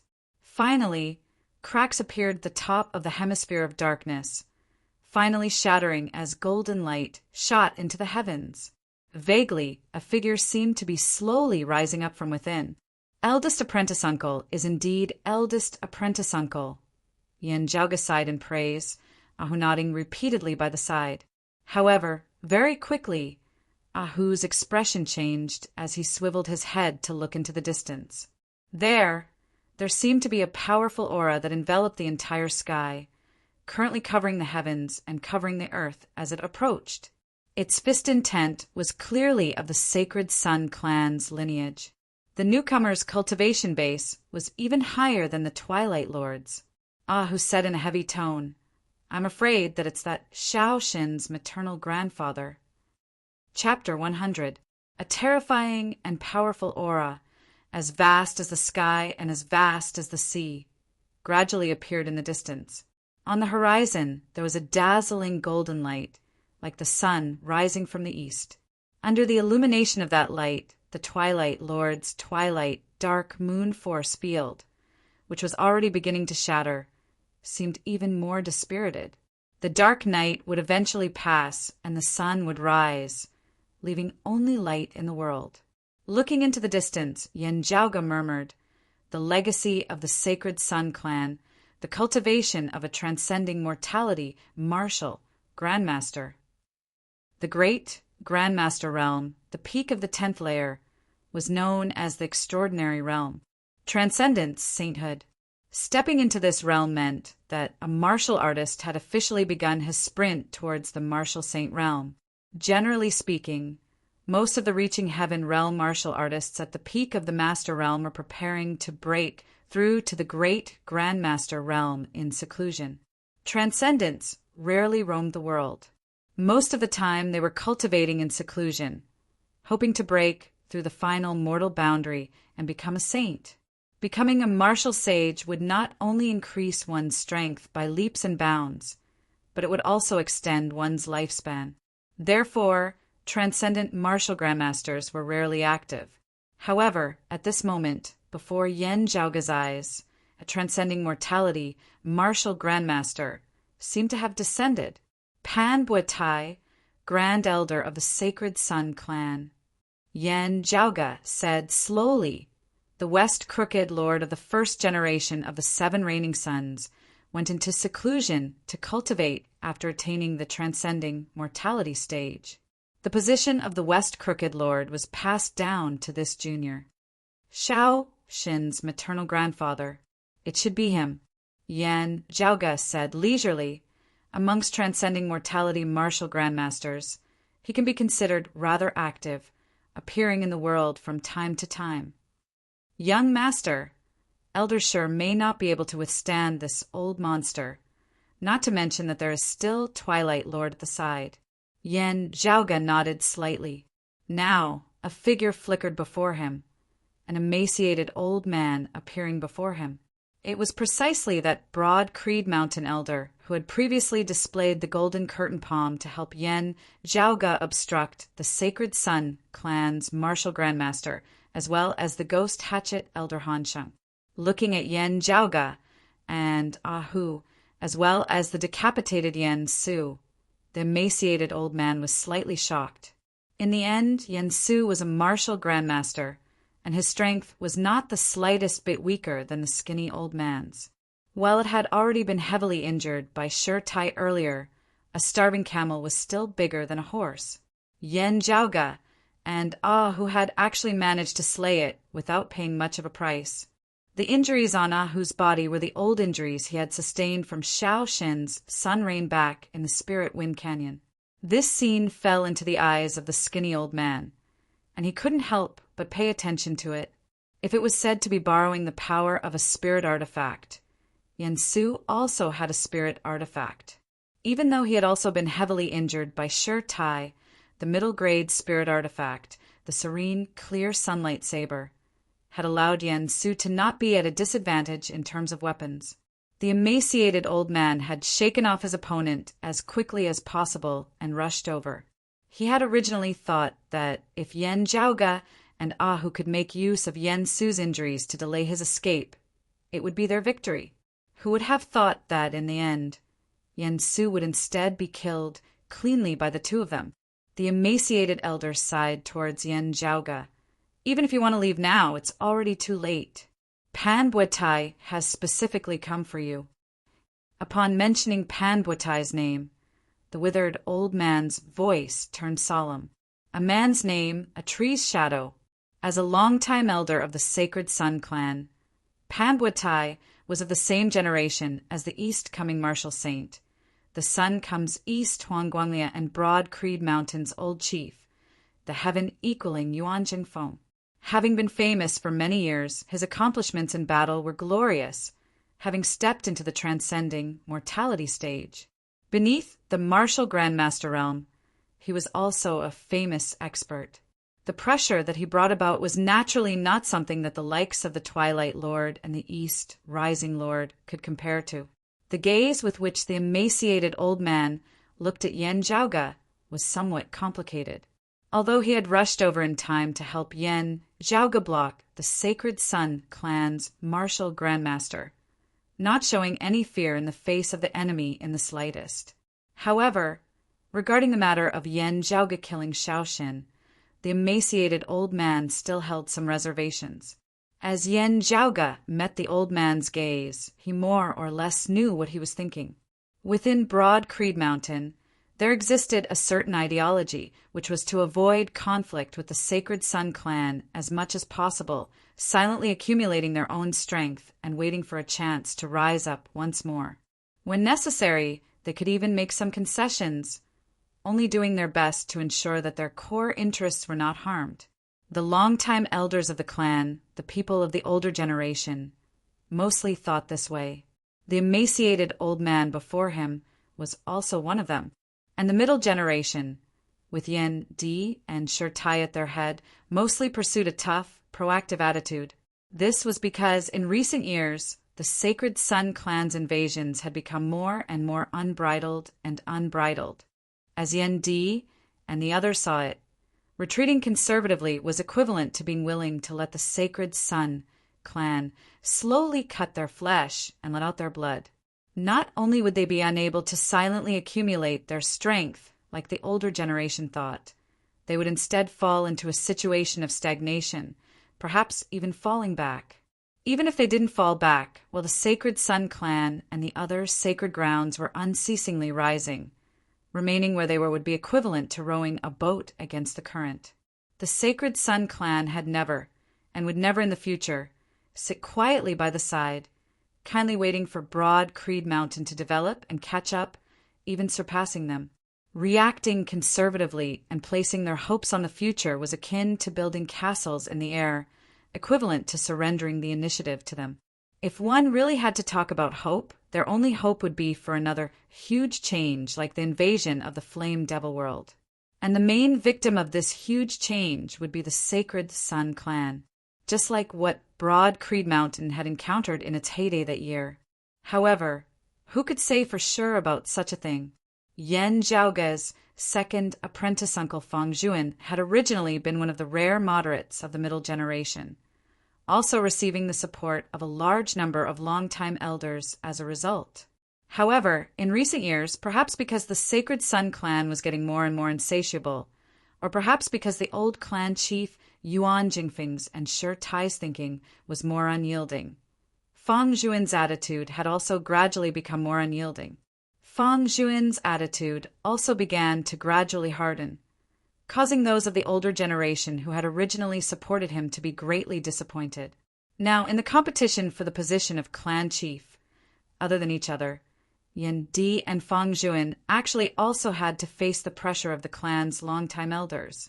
The entanglements within were becoming more and more complicated, hard to describe in a few words. Specifically talking about the current situation in the Eastern Tang Kingdom, as well as what had happened previously, the moderates were also supportive of Yan Zhaoge bringing back Feng Yinsheng, provided that Feng Yinsheng could really recover. Regarding the Eastern Tang, they were a little ambiguous, while regarding Yan Zhaoge's killing of Shaoshan afterwards, they felt an extreme headache. Although they all spoke the same way to the outside world, internally, the older generation had very complicated feelings towards Yan Zhaoge, who could both perform meritorious deeds and cause trouble at the same time. Looking at the emaciated elder's conflicted appearance, Yan Zhaoge didn't say anything more, only asking, "May I ask how Elder Qin and Elder Kong are doing?" The emaciated old man said simply, "Elder Shi has arrived even earlier than expected. He himself came here, accompanied by experts of our clan to reinforce Elder Qin and the others. After repelling the East Rising Lord and the others, they have already retreated to the vicinity, hurrying over to meet up with Elder Shi. But following Pan Buetai's arrival, the Sacred Sun clan martial practitioners once again began their counterattack. You are the target of everyone. This time, it will be hard for things to end peacefully." Yan Zhaoge said slowly, "Wanting to kill me is only the beginning. The other side's goal has actually already been achieved. If I hadn't killed Shaoshan, whether or not they killed me would already no longer be important. It was only because I killed Shaoshan that Pan Buetai specially came over." The light in the horizon grew brighter and brighter. Chapter 101. For a time, the temperature of the surrounding 500 kilometers rose rapidly, becoming unbearably hot. Vegetation withered, the earth parched and cracked. Breathing in the air caused one to feel a scalding heat from the throat to the heart. Yan Zhaoge, Ahu, and the others looked in that direction, illuminated by the 7 suns to the point where they were virtually unable to open their eyes.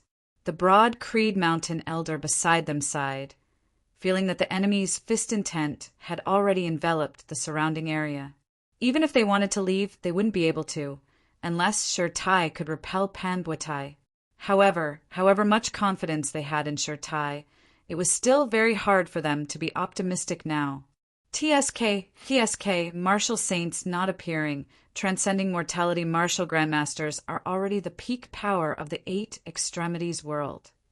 Yan Zhaoge covered his forehead with his hand, squinting as he looked in the direction where Pan Buetai had appeared. That was not rising one after another, But the 7 suns that had gathered to form a ring very quickly traversed the heavens and the earth, rapidly nearing. The massive hemisphere of darkness on the ground had already completely shattered at this moment, a streak of golden light shooting straight into the horizon. Within the massive golden pillar of light, Shirtai hovered in midair, his expression firm and calm as he gazed mildly at the powerful force that had arrived before him. Within the golden pillar of light, around Shirtai's body, a massive golden silhouette was indistinctly visible, its entire body transparent, resembling colored glass. It looked like an altar, yet also a pagoda.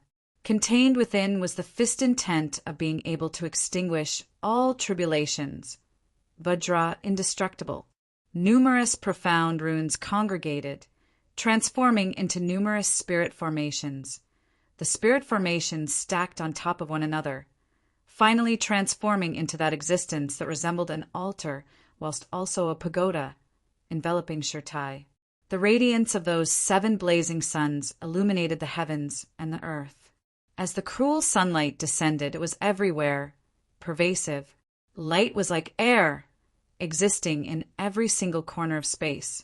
And this sunlight possessed an extremely terrifying power, incinerating and melting everything it came into contact with. Its tyrannical power even destroyed the twilight, dark moon chi of the sacred sun clan's own expert, the Twilight Lord. Illuminated by the sunlight, the golden altar that enveloped Shirtai was also shaking slightly. On the surface of the altar, green smoke seemed to be rising, as though it was also about to be incinerated and destroyed. At the center of those 7 suns that had gathered to form a ring, an ancient, majestic voice resounded, reverberating unceasingly between the heavens and the earth. Shirtai, your broad Creed Mountain disciple, is audacious to the extreme, daring to kill this old man's grandson. This debt must be paid in blood. As this voice rang out, the temperature of the world seemed to rise once again, causing the people in the surroundings to feel as if their internal organs were on fire. Shirtai's expression didn't change at all. However, the golden altar around him shrank a little. Although it was smaller, its power was more condensed and pure. As the golden altar shrank, the illusory green smoke on the surface of the altar, due to the 7 scorching suns, disappeared. Before your sacred sun clan martial practitioners invaded my clan's Spirit Wind Canyon, you should have already predicted that this would happen. Shirtai's expression was as cold and hard as a 10,000-year-old rock. In a life and death battle, blades and swords have no eyes. Those who kill will always be killed. That grandson of yours, Shaoxin, is lecherous and frivolous. As his elder, you have to take responsibility for not disciplining him properly. If I were a late outer aura martial scholar, I wouldn't need anyone else to make a move. I would directly challenge that grandson of yours. Shirtai stood within the air, the golden altar that enveloped him becoming even more condensed and contracted, his entire body turning a glazed color. Golden radiance was emitted from within, causing Shirtai's figure to gradually become indistinct. Within the 7 great golden suns, an ancient voice seemed to resound at the same time. Shameless, boastful junior. This old man has come here today specifically to welcome you. As for Yen Di, not only that little dog of his, even he himself will have to pay with his life for the death of this old man's grandson. This old man knows that having received the news, he is currently hurrying over from the Earth domain. However, you don't have to wait for him. Pan Buetai's voice resounded throughout the sky. Being able to die beneath the great sun heaven-measuring ruler is his fortune. Yen Zhaoge's and Shirtai's eyes simultaneously shone with a bright light. The other broad Creed Mountain martial practitioners were all shocked, their expressions changing greatly. The great sun heaven-measuring ruler was precisely the sacred artifact that the sacred Sun clan possessed. The sacred Sun clan's true target, having mobilized such a large force, was neither Yen Zhaoge nor the Eastern Tang. Instead, it was the #1 expert of Broad Creed Mountain's senior generation, Yendi, who suppressed all of his contemporaries. In terms of potential, Yendi was an even greater threat than Broad Creed Mountain's current chief, Yuan Zhenfeng. Whether it was Yan Zhaoge being killed by Shaoxin or Yan Zhaoge being threatened by the Sacred Sun clan's experts after killing Shaoxin, Yendi would definitely have to rush over, and what awaited him would be an ambush that surpassed his imagination. It was not a transcending mortality martial grandmaster, nor was it a formation of multiple martial grandmasters. It was the sacred artifact, the great sun heaven measuring ruler, accompanied by Panbuetai's words. One of those 7 suns suddenly descended from the sky. From Yan Zhaoge's point of view, that sun drew a graceful arc descending from the sky. That arc seemed to coincide with the principles of the heavens and the earth, resembling the true sun rising in the east and setting in the west every day, returning to the mountains at dusk, descending towards the west of the horizon. It was just that the direction in which it was descending was precisely where Shi Tai was. In Shi Tai's field of vision, that sun was getting closer and closer to him, also growing larger and larger, gradually filling up his entire field of vision. The descending sun had yet to truly come into contact with the west-setting sun, but the great earth below had already begun to shatter, as though it might collapse at any moment. Looking carefully against the dazzling sunlight, one could see that this sun was clearly also a shining altar. Its shape was different from the altars surrounding Shi Tai's body, but it was also an existence that resembled an altar, whilst also a pagoda, containing a tyrannical yet profound concept. Enormous spirit patterns and runes formed many spirit formations, like bricks and tiles. The spirit formations combined, finally forming this heaven-connecting altar. The entire altar did not give off a heavy feeling, instead being as sharp as a saber, as tyrannical as fire. This west-tilting heaven incinerating saber of Panbuetai's was also far from something that the East Rising Lord had previously executed could compare to. The fierce, violent saber intent of one of the 7 great sun arts was displayed without restraint, truly possessing the might to incinerate the heavens. Shi Tai's gaze was like steel, not wavering in the slightest as he stood erect within the air, punching out. At this moment, he seemed to be the most indestructible existence between the heavens and the earth, fearless and unshaken even if the heavens collapsed and the earth split apart. Resembling the divine needle that stabilized the seas, a cornerstone, a single hand stopping the wild tides of the heavens and the earth. Even that terrifying west-tilting heaven-incinerating saber was unable to destroy it.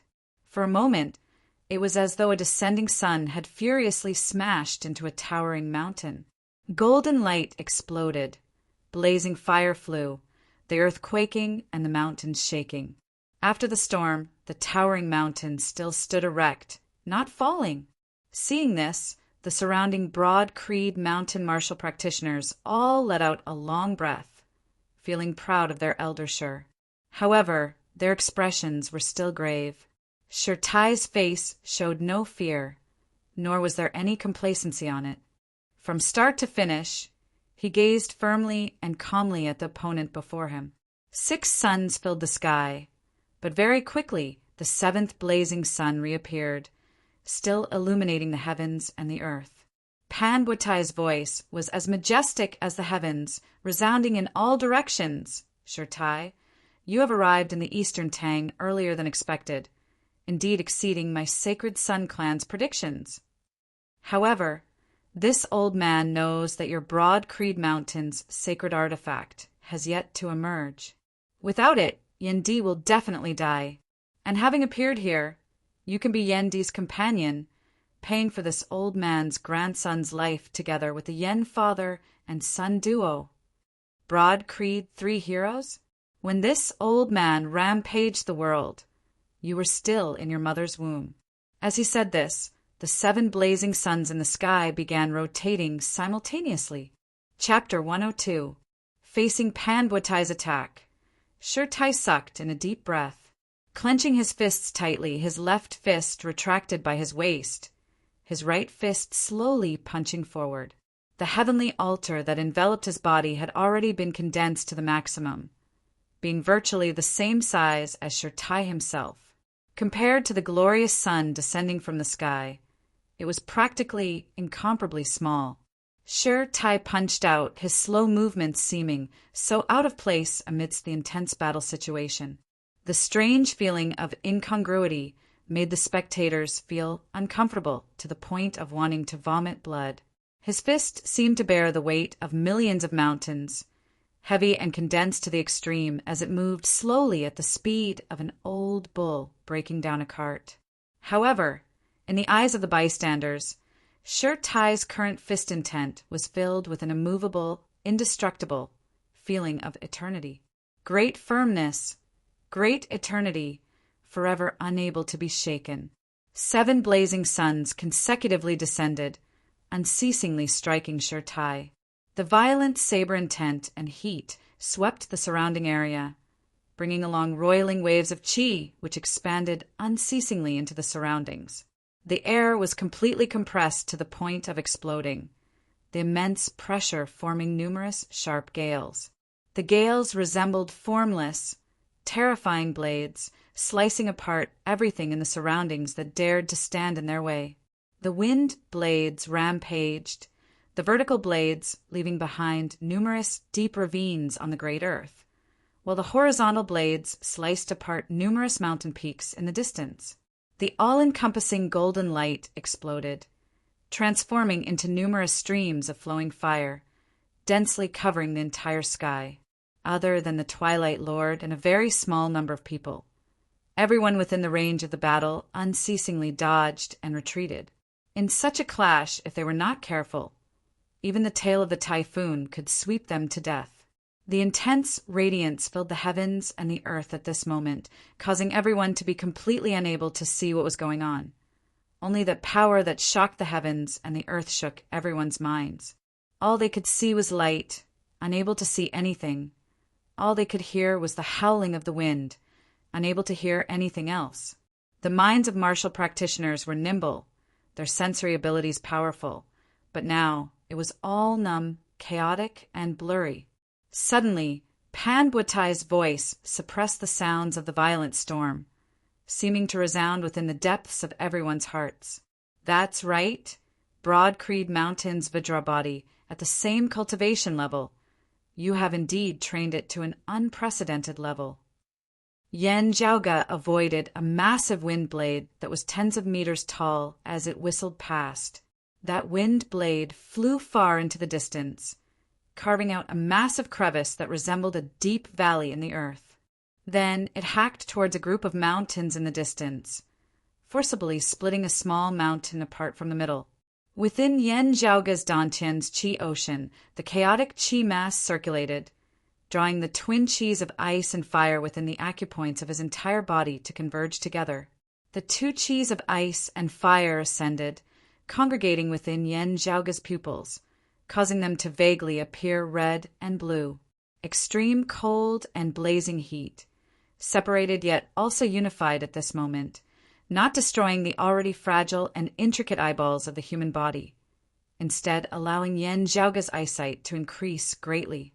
Unlike Hu and the others, Yen Jiaoge could vaguely see the actual situation of those 2 martial grandmaster experts clashing. Sure Tai himself had almost completely merged with the heavenly altar of runic arrays that he had condensed from his martial will. It was as if he had turned into a golden man. In he, Jinyang, in, and in, yang in. Sure Tai wasn't injured, and his diamond body wasn't broken by Pan Buetai. Sure Yen, he Buetai's expression and his.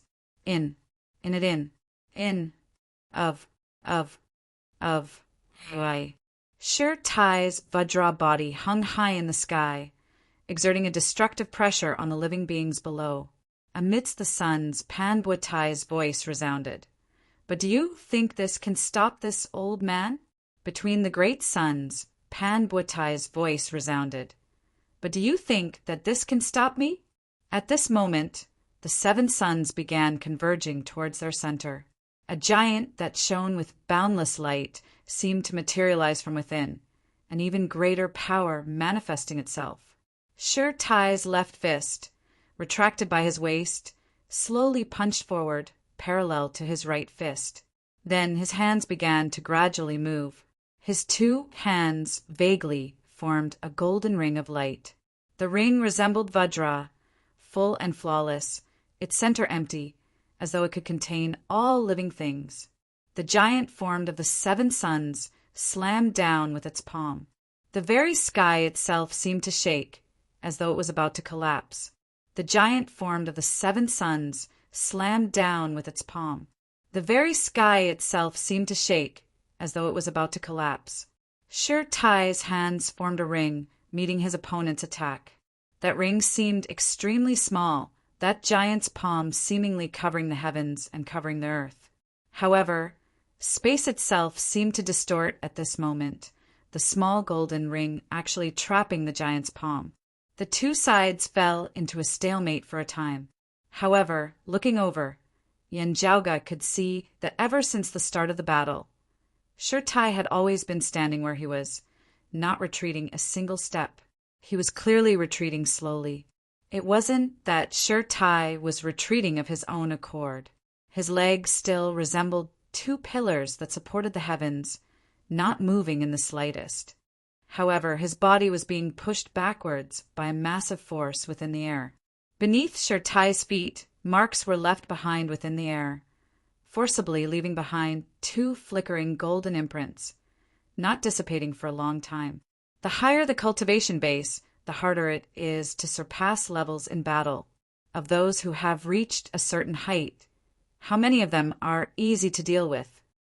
Seeing this scene, Yen Jiaoga said, however, eldest apprentice uncle being able to forcibly resist a transcending mortality martial grandmaster to this extent, it really is hard to come by.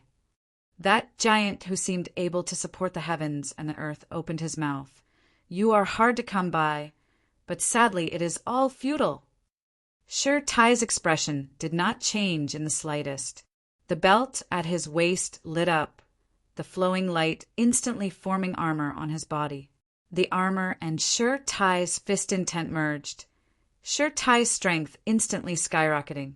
However, above the head of that giant of light, a saber also appeared, hovering in midair. The giant did not grab the saber, but its majestic saber chi still descended, unceasingly breaking down the power of the armor of light on Sure Tai's body. Meanwhile, that giant's palm continued advancing. Pan Butai said, Young man, this old man will help your master Yuan Zhengfeng discipline you today. He said to the Twilight Lord beside him, Twilight, this old man will take care of this iron lion properly today. That surnamed Yen puppy is yours. Yen D has already fallen into the trap. Whether this bait is dead or alive is already no longer important. This old man wants him alive now. Bring him back to the world illuminating peak. If I don't burn him to death beneath the blazing sun of the great sun, this old man's hatred will not be quelled. Because of his earlier clash with Sure Tai, the Twilight Lord's face was pale, blood leaking out from the corner of his mouth. However, after standing for a moment, his injuries were already no longer a problem. At this moment, not saying a single word, he strode out, already arriving before Yen Jiaoga. The faces of that emaciated old man and Ah who were both ugly, wanting to stop him, yet unable to do so. The other party's cultivation base was far, far higher than theirs. However, just at this moment, the surrounding heavens and earth suddenly trembled as a whole. Pan Butai abruptly roared, such saber intent. But if it isn't Yuan Zhengfeng, who is it? A voice resounded between the heavens and the earth. The person you are thinking of killing. The voice was like a saber piercing through the air. Having just arrived before Yen Jiaoga, the expression of the Twilight Lord changed slightly. He hurriedly pushed forward with his palms, blocking that formless saber with his twilight dark moon chi. However, the scenes of the heavens and earth before him abruptly distorted, the very air seemingly breaking apart. The entire heavens and earth resembled a canvas, being distorted and wrinkled intensely. The tearing force of these wrinkles, bolstered by the formless saber chi, instantly turned tangible, a tyrannical saber intent, cleaving the heavens and splitting the earth.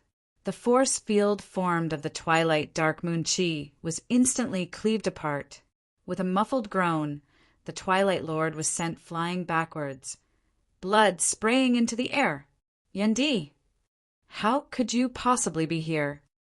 Just having sensed someone approaching, Panbuatai had forcibly jolted Shirtai away, before striking out with his palm. In the end, the other party's strength had surpassed his predictions, actually sending the Twilight Lord flying with a single saber. Greatly enraged, Panbuatai increased the force of his palm. The newcomer's voice resounded throughout the horizon. A skeleton within a grave, what are you so rampant about? After sending the Twilight Lord flying, a tyrannical saber chi to peerlessly cleaved out once more, forcibly clashing head-on with the transcending mortality, martial, Grandmaster Panbuatai. As the two sides collided, the entire heavens and earth shook. Panbuatai roared furiously, "Arrogant brat!" He immediately struck out with his palm once more. However, the other party's second saber had already arrived. Faster than him, fiercer than him, stronger than him. Chapter 103. It was as if the sun had taken human form, illuminating the world. However, the blade of the newcomer was even swifter, even more ferocious, even more domineering. With a slash of the saber, the wind and clouds were destroyed, and the sun lost its light. As the two sides collided, the entire sky was filled with broken streams of light, making it hard for people to look straight at them. Yen Jiaoga, who had strengthened his vision with the twin chis of ice and fire now, also felt a slight piercing pain as he was unable to clearly see the results of the battle. But soon, a loud sound came from heaven and earth. It was as if someone had stepped back and landed heavily on the ground. He could clearly feel that the surrounding air was not as hot as before. The flickering light dimmed a little, and before his eyes, shockingly, was the giant that Panbuatai had transformed into, being forced backwards by the impact. Panbuatai said coldly, "You little brat who doesn't know the immensity of the heavens and the earth. There are no tigers in the mountains, so you, a little monkey, have been allowed to run wild." As he spoke, the golden giant suddenly raised his right hand and pointed it at the sky. Then, as the giant's palm slammed down, boundless light was released from his palm. The emaciated old man beside Yen Jiaoga blurted out, "Light illumination!" Hearing these words, Yen Jiaoga's heart jolted slightly. The sacred Sun Clan, the head of the 7 great sun arts. The light shines and the world becomes white. This technique was a single palm technique, and it was a martial art technique on its own. There was no chain of moves, no changes in technique, just this one palm alone. However, this palm stood at the head of the sacred Sun Clan's direct lineage 7 great sun arts, reigning above the heaven-striking palm, the twilight dark moon chi, the divine sword of daybreak, and the other supreme martial arts. As Panbuatai's palm struck out, all that was left in the eyes of everyone present was a vast expanse of whiteness. Apart from light, there was nothing else. However, enveloped by this world of light, Yen Jiaoga did not feel any warmth at all. The world was not as unbearably hot as before, but it was even more frightening. The rays of light were boundless, majestic, and vast. One couldn't feel the sharp killing intent of the west-tilting, heaven-burning blade from it. However, it was filled with unstoppable, unparalleled power. It was as if Mount Tai was crushing an egg, easily crushing the other party until not even a speck of dust remained. However, at the moment when the boundless light illuminated the world, a trace of disharmony suddenly appeared. All he saw was a black line appearing in the bright white world. The ends of the black line could not be seen, and it stretched out endlessly. It was extremely eye-catching as it lay across the white world. Yen Jiaoge had the feeling that the world before him was like a piece of white paper. The existence of this black line was not a line drawn on a piece of white paper. Instead, the white paper had been torn in the middle. Then they were forcefully pieced together, causing the world that was like a piece of white paper to look so awkward.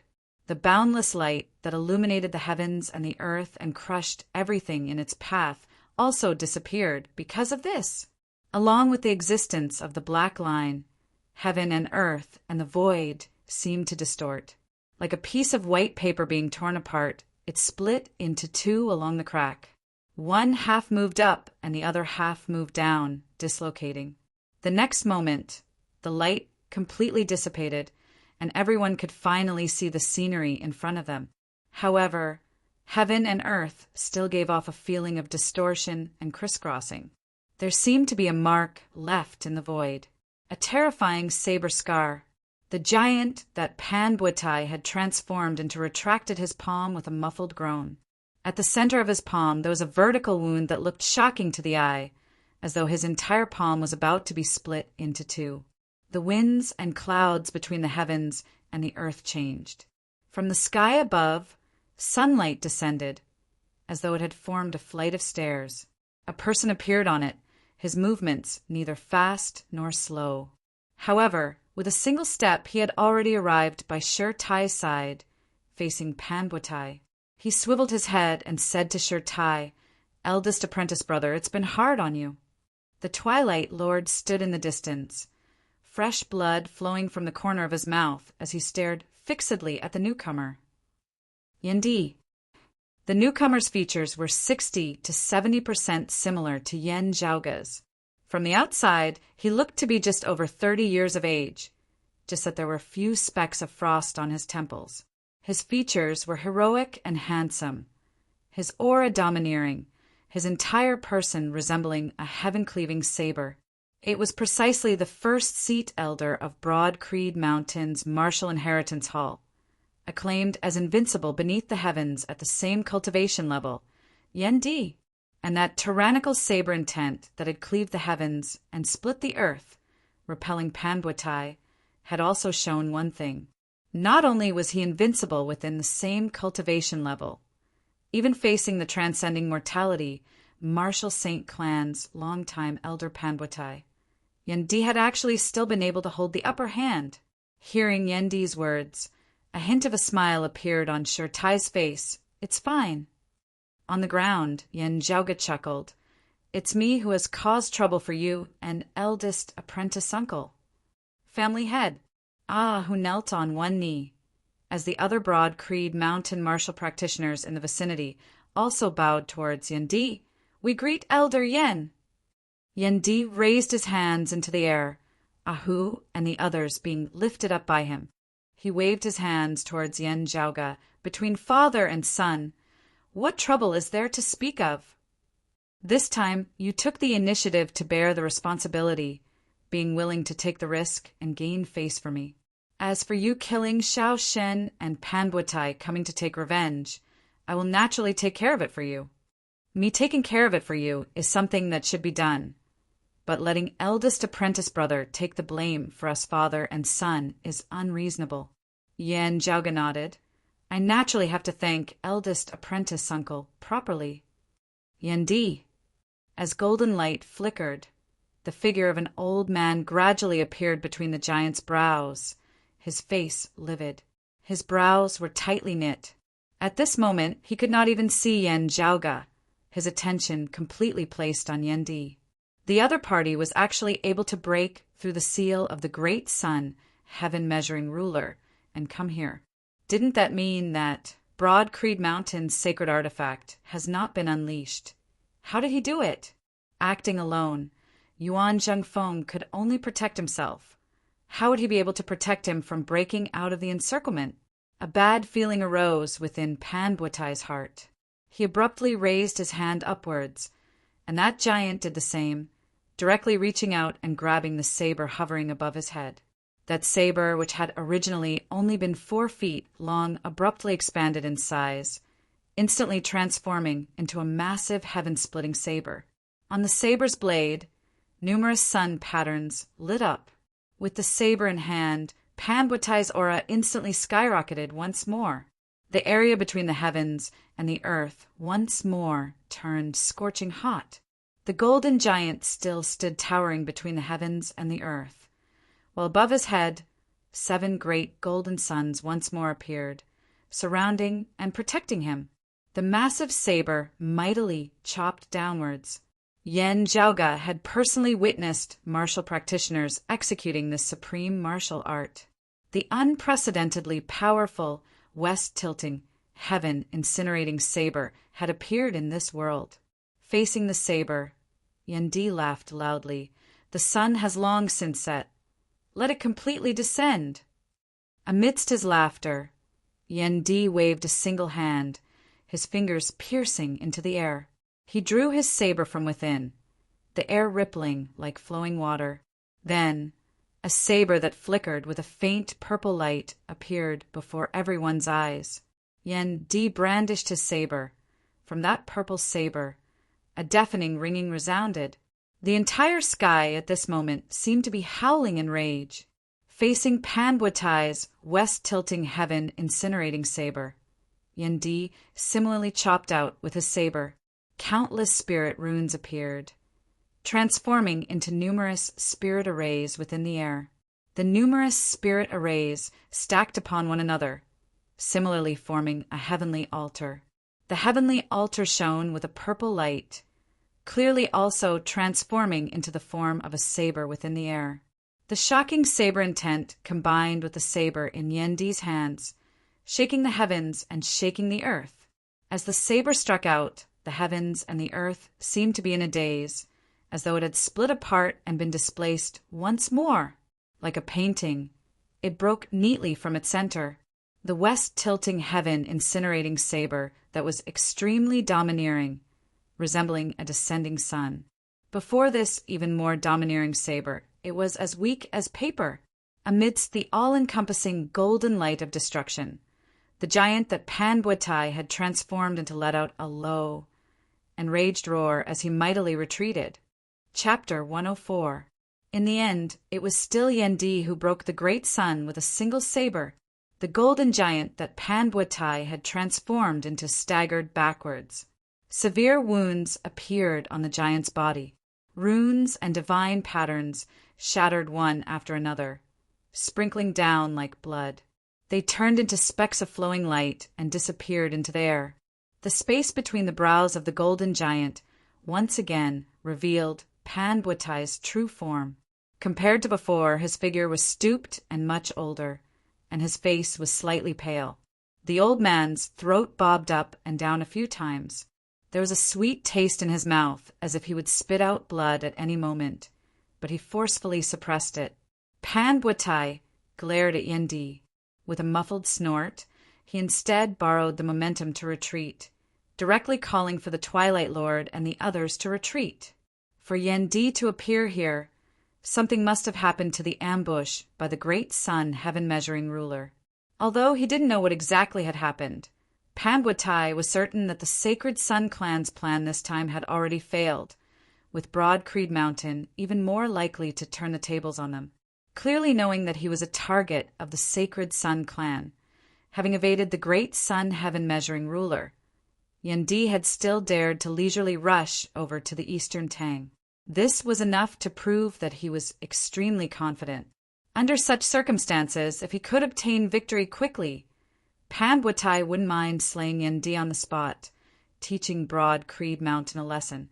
Yendi's reputation was extremely resounding, but as a veteran martial grandmaster expert of the same generation as Huang, Guanlia, and Yuan Zhenfeng, having stepped into the transcending mortality stage many years ago, Panbuatai naturally had his own confidence and pride.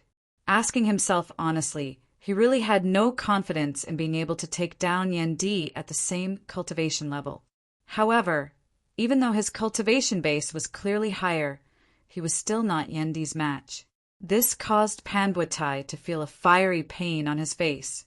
His grandson had been killed by Yen Zhaoga, while he himself had been thwarted by the saber of a junior, whose cultivation base was lower than his. For a split second, Panbuatai felt as though the humiliation and fury in his heart was about to swallow him whole. It had been too long since he had suffered such a setback, to the point that his mental state was actually somewhat unstable. However, after taking a deep breath, Pan Buetai swiftly calmed down, having been countered by Broad Creed Mountain, and now also unable to gain the upper hand.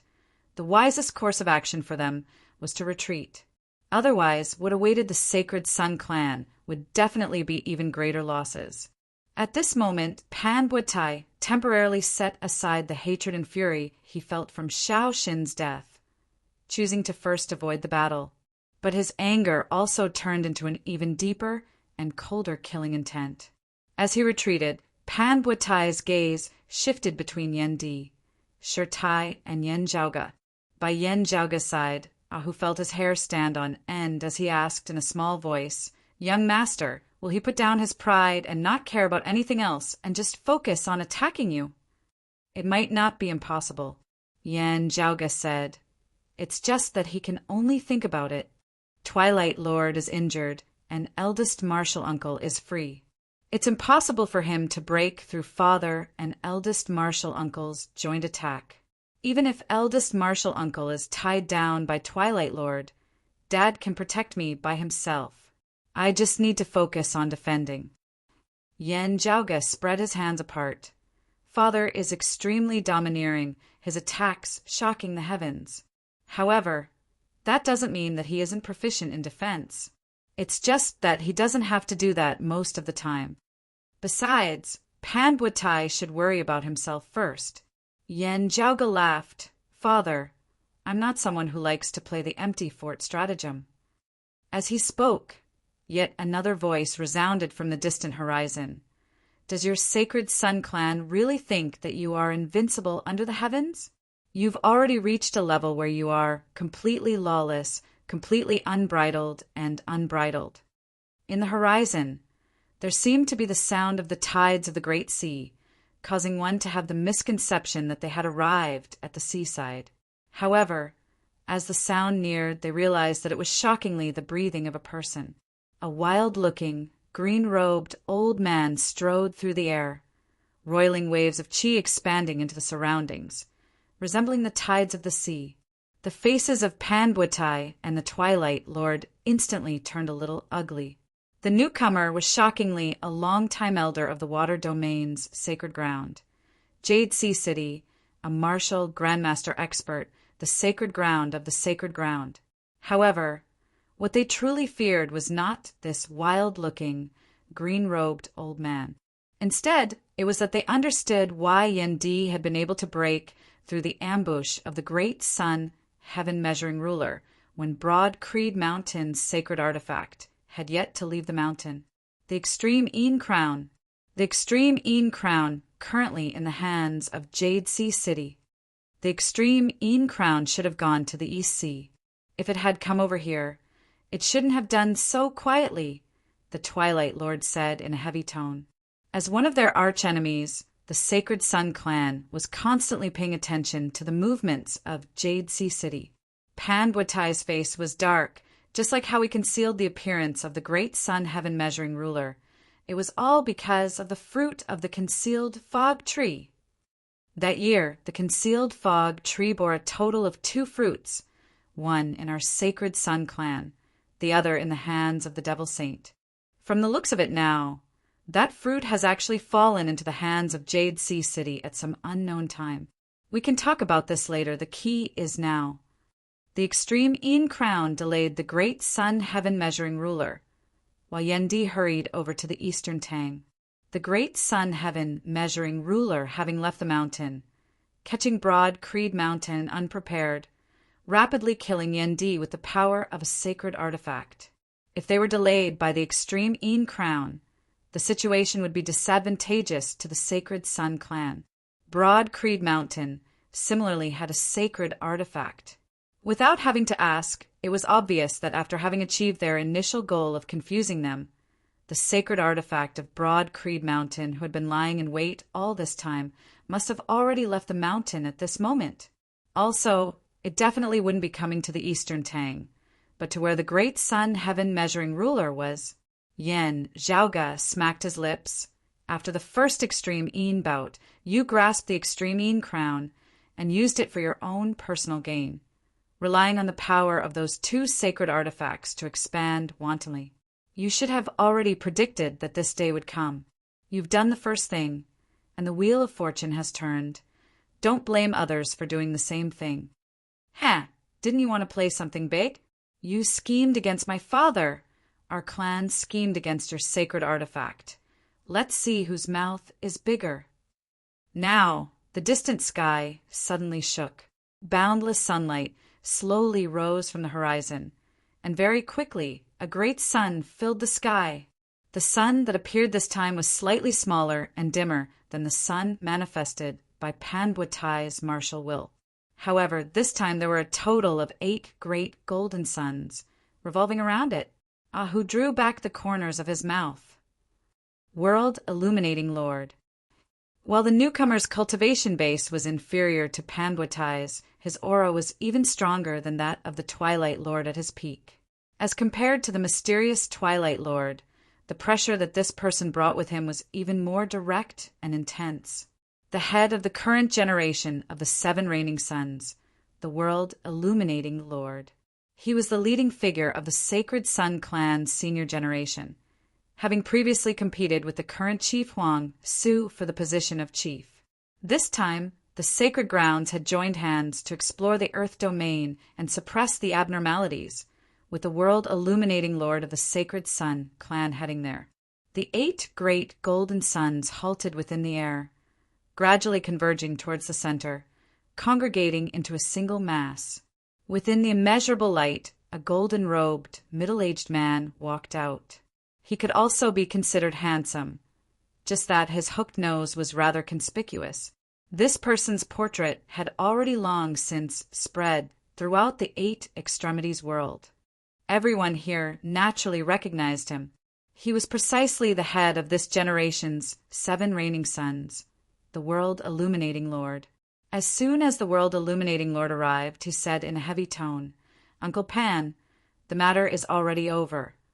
Broad Creed Mountain's clear chi robe has emerged." The clear chi robe was precisely the sacred artifact that suppressed Broad Creed Mountain. The World Illuminating Lord said, "The chief has already retreated with the great sun heaven-measuring ruler, but Jade Sea City is entangling us endlessly with the extreme Yin crown. We have to get rid of them before the clear chi robe arrives, or the consequences will be too horrible to contemplate." Senior apprentice brother Huang has yet to emerge from seclusion? Panbuatai once again felt stifled within his heart. The World Illuminating Lord was silent for a moment before he said, "They want to leave behind the great sun heaven-measuring ruler. If they can force senior apprentice Uncle Huang to emerge from seclusion prematurely, that would be an even greater gain." Those of Infinite Boundless Mountain were originally also causing a ruckus in the eastern Tang, eyeing us covetously. But now they have also suddenly quietened down, no longer competing with Broad Creed Mountain, looking as though they are making things easier for us. This time, it is we who have become the target of all. The fury on Panbuatai's face instantly vanished, his expression turning grave. Chapter 105. In the current world of the 6 great sacred grounds, Turbid Wave Pavilion style was relatively closed off. They rarely interacted with the outside world and were impartial. The Heavenly Thunder Hall and Jade Sea City had martial saints, but no sacred artifacts. Broad Creed Mountain and Infinite Boundless Mountain had sacred artifacts, but no martial saints. The Sacred Sun Clan had a rather close relationship with the Heavenly Thunder Hall, but with the Heavenly Thunder Hall being held back by Jade Sea City, the sacred artifact that Jade Sea City currently possessed, the Extreme Yin Crown, had traversed the Earth domain over. Infinite Boundless Mountain currently had an attitude of staying out of it, happy to see it happen. With Huang Guanlia still in seclusion, the Sacred Sun Clan was already in an awkward situation. While it is extremely dangerous for Yuan Zhengfeng to enter secluded cultivation and attempt to break through to the Marshall Saint realm due to his old injuries. If he succeeds, Broad Creed Mountain strength will skyrocket.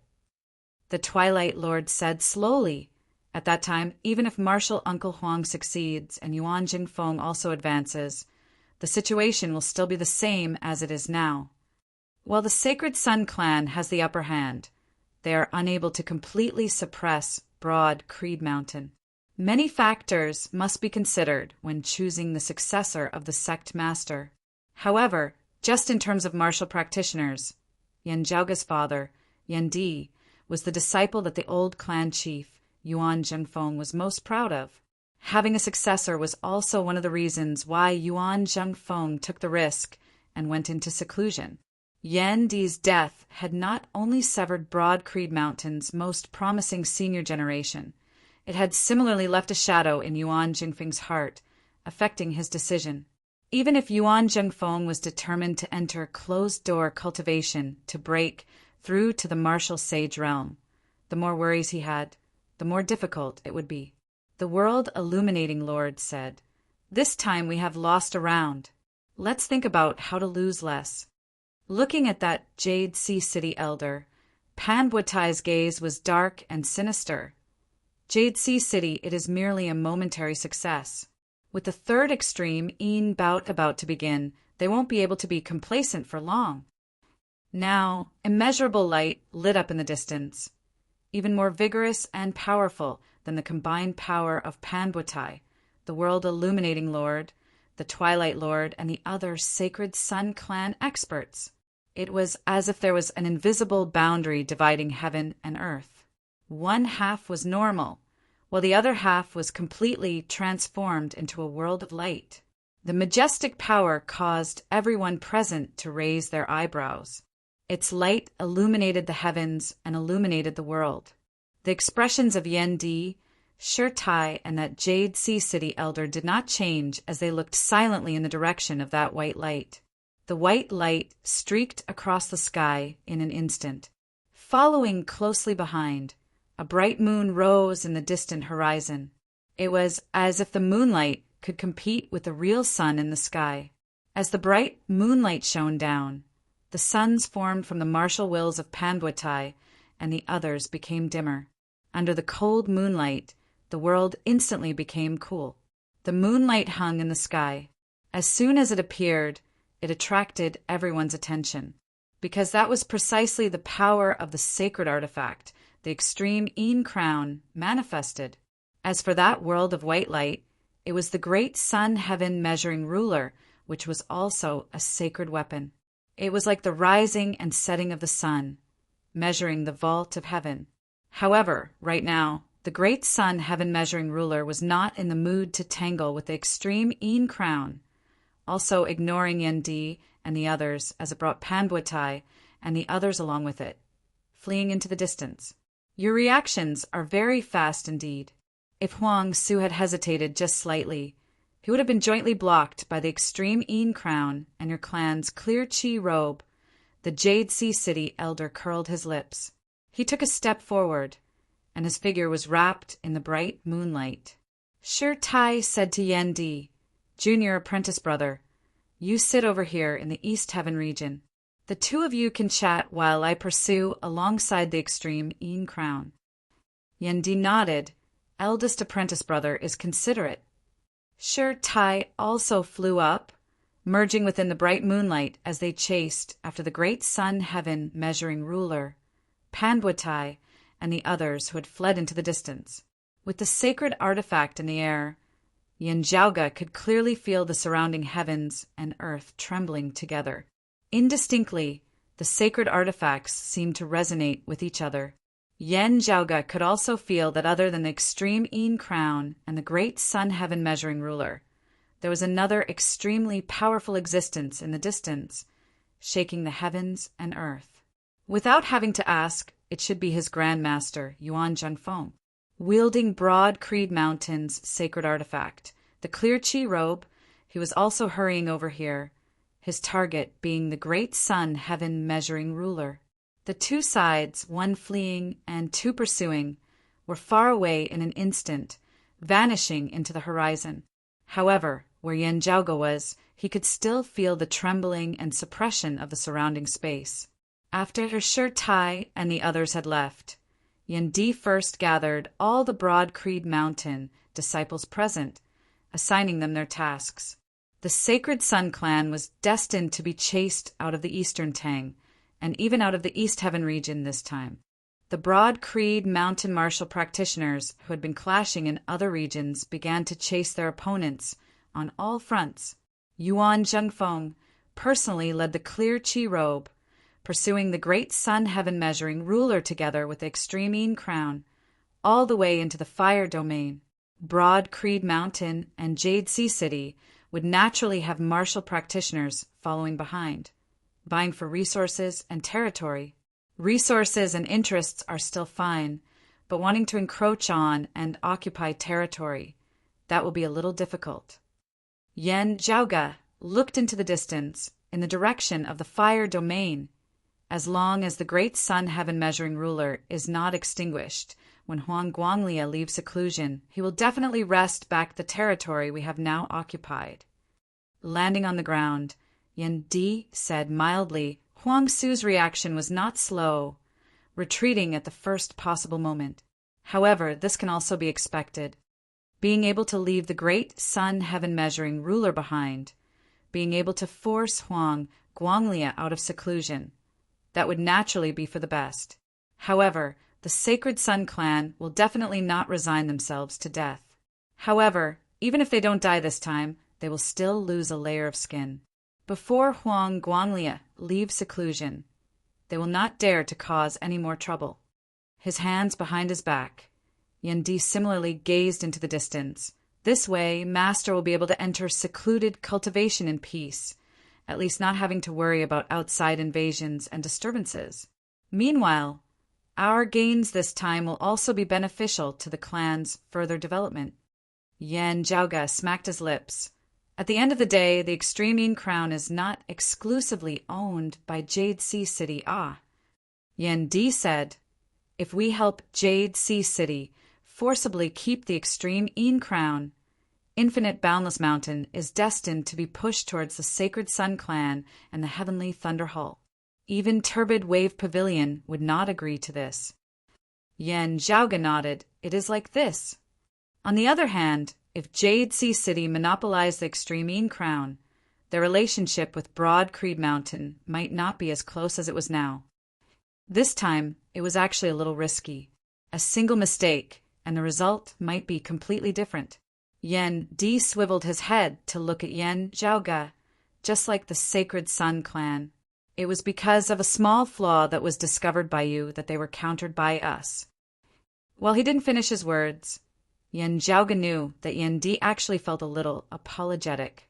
While Yen Jiaoge himself had wanted to take this risk this time, if Yuan Jingfeng and Yen Di had insisted on not doing so, Yen Jiaoge would only have needed to leave the Eastern Tang and return to Broad Creed Mountain.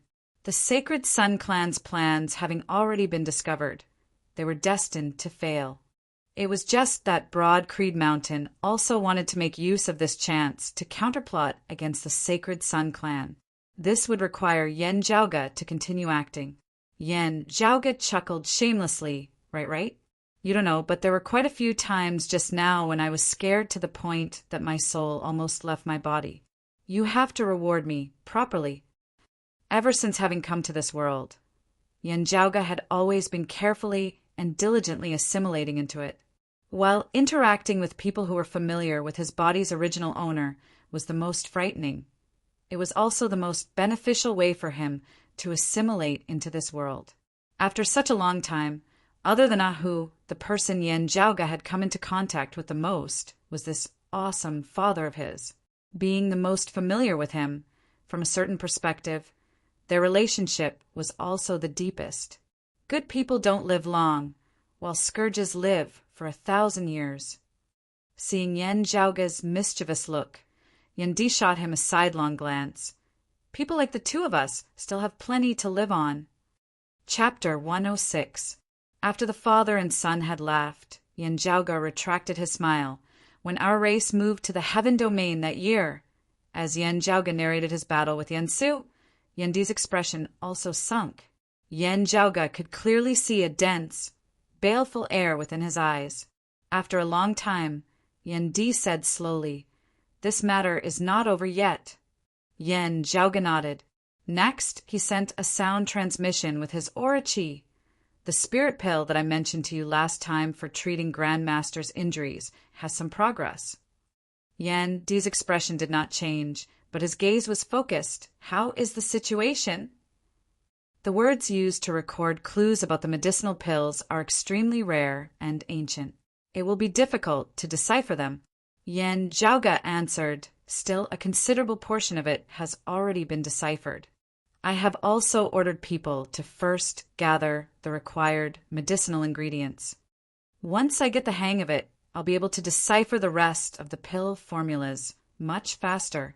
Yan Di said, "Other than the martial Tao, you have also been interested in miscellaneous studies since young, being especially infatuated with the study of ancient characters of pre-great calamity times.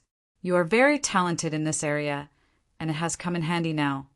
Be more attentive. If Master can recover from his old injuries, his chances of becoming a martial sage will be very high." As Yan Di said this, he gazed into the distance. The winds are getting stronger and stronger now. The great battle unfolding in a corner of the Eastern Tang was both the beginning and the end. Speaking of the beginning, it was because from this battle a large-scale war that affected tens of thousands of kilometers, spanning across the Heaven region and the Fire region began. The clash between the two sacred grounds, Broad Creed Mountain and the Sacred Sun clan, had escalated to a new level, no longer being limited to the previous local confrontations. Besides the Eastern Tang Kingdom, there was also the East Heaven Continent and even the South Heaven Continent and the West Heaven Continent. At the border of the territories controlled by the two sides, a full-scale battle broke out. Even the Wind Domain, which was outside of the Heaven Domain and the Fire Domain, was affected. To say that it was over, it was because after that battle in the Eastern Tang, the general tone of the outcome of the entire war had been set. The great Sun Heaven Measuring Ruler finally successfully returned to the Sacred Sun Clan's world illuminating peak. Relying on its guardian grand formation and drawing upon the geographical advantage of the Fire Domain, it blocked the pursuing Broad Creed Mountain and Jade Sea City. Meanwhile, the Sacred Sun Clan forcibly endured it, not alarming their Grand Elder, who is currently in secluded cultivation, the East coming Marshal Saint Huang Guanglia. However, in the pursuit, the great Sun Heaven Measuring Ruler had suffered a great deal of damage in order to escape. Having fallen into a disadvantageous position in the struggle between the higher echelons, the Sacred Sun Clan's defensive forces in other areas were also being forced into retreat step by step. The large and medium-sized forces that were close to each other also began to fight fiercely. The powers under Broad Creed Mountain naturally obtained complete victory.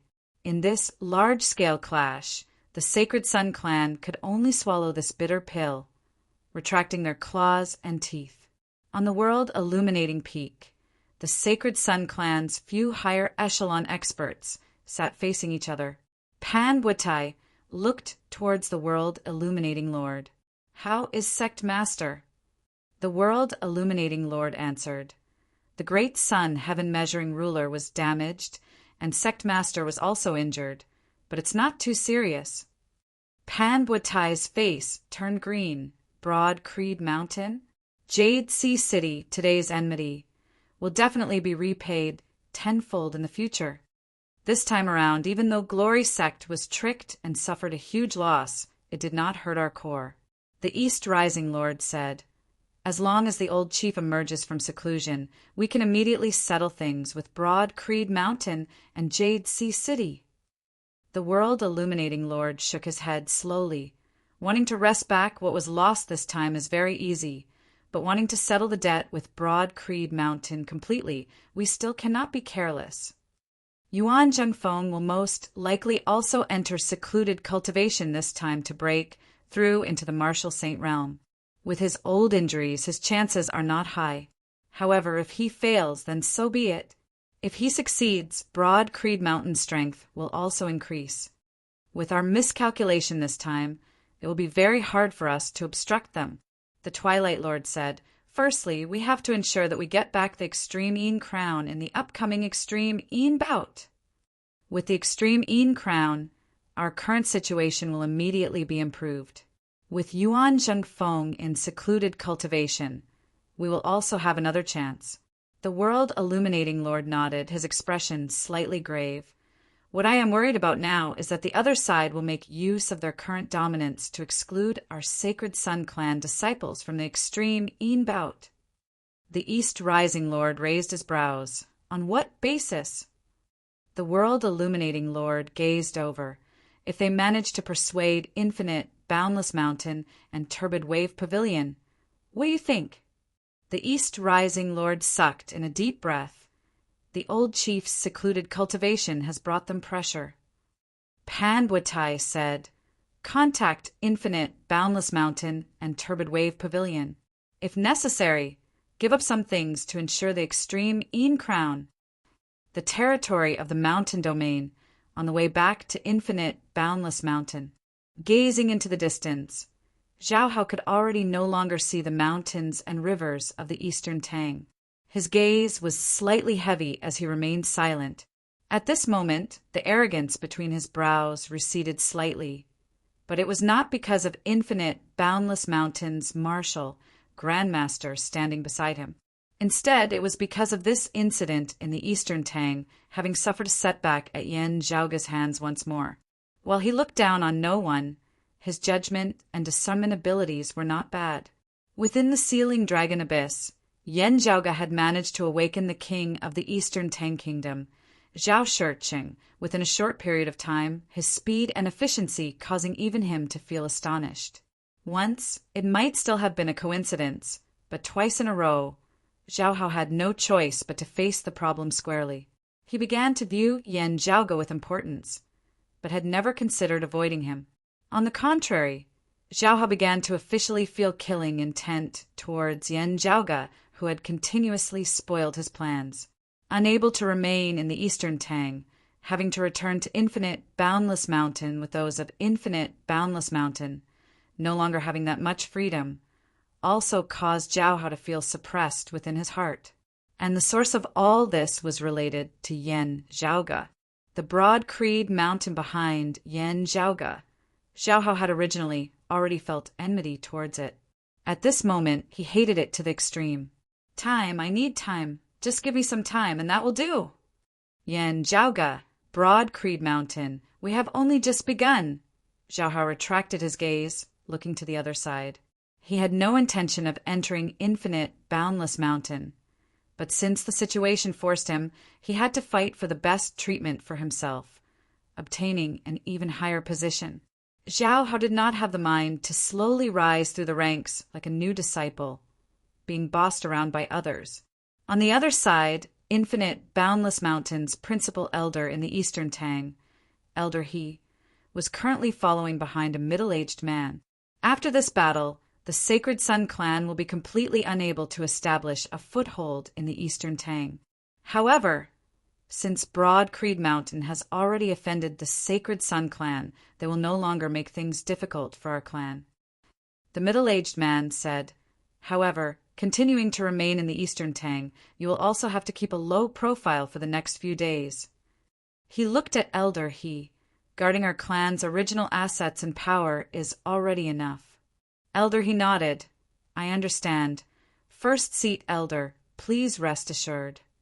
That middle-aged man also glanced back in the direction of the Eastern Tang.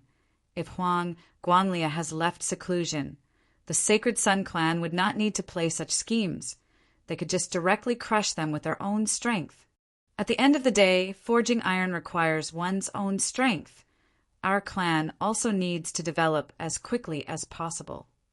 Zhao Hao suddenly said, "Speaking of Infinite, Boundless Mountain's development, perhaps it is right before our eyes." "Huh." The middle-aged man and elder, he simultaneously swiveled their heads to look at him. Zhao Hao pointed towards the northeast, saying casually, "Cloud Portent Mountain."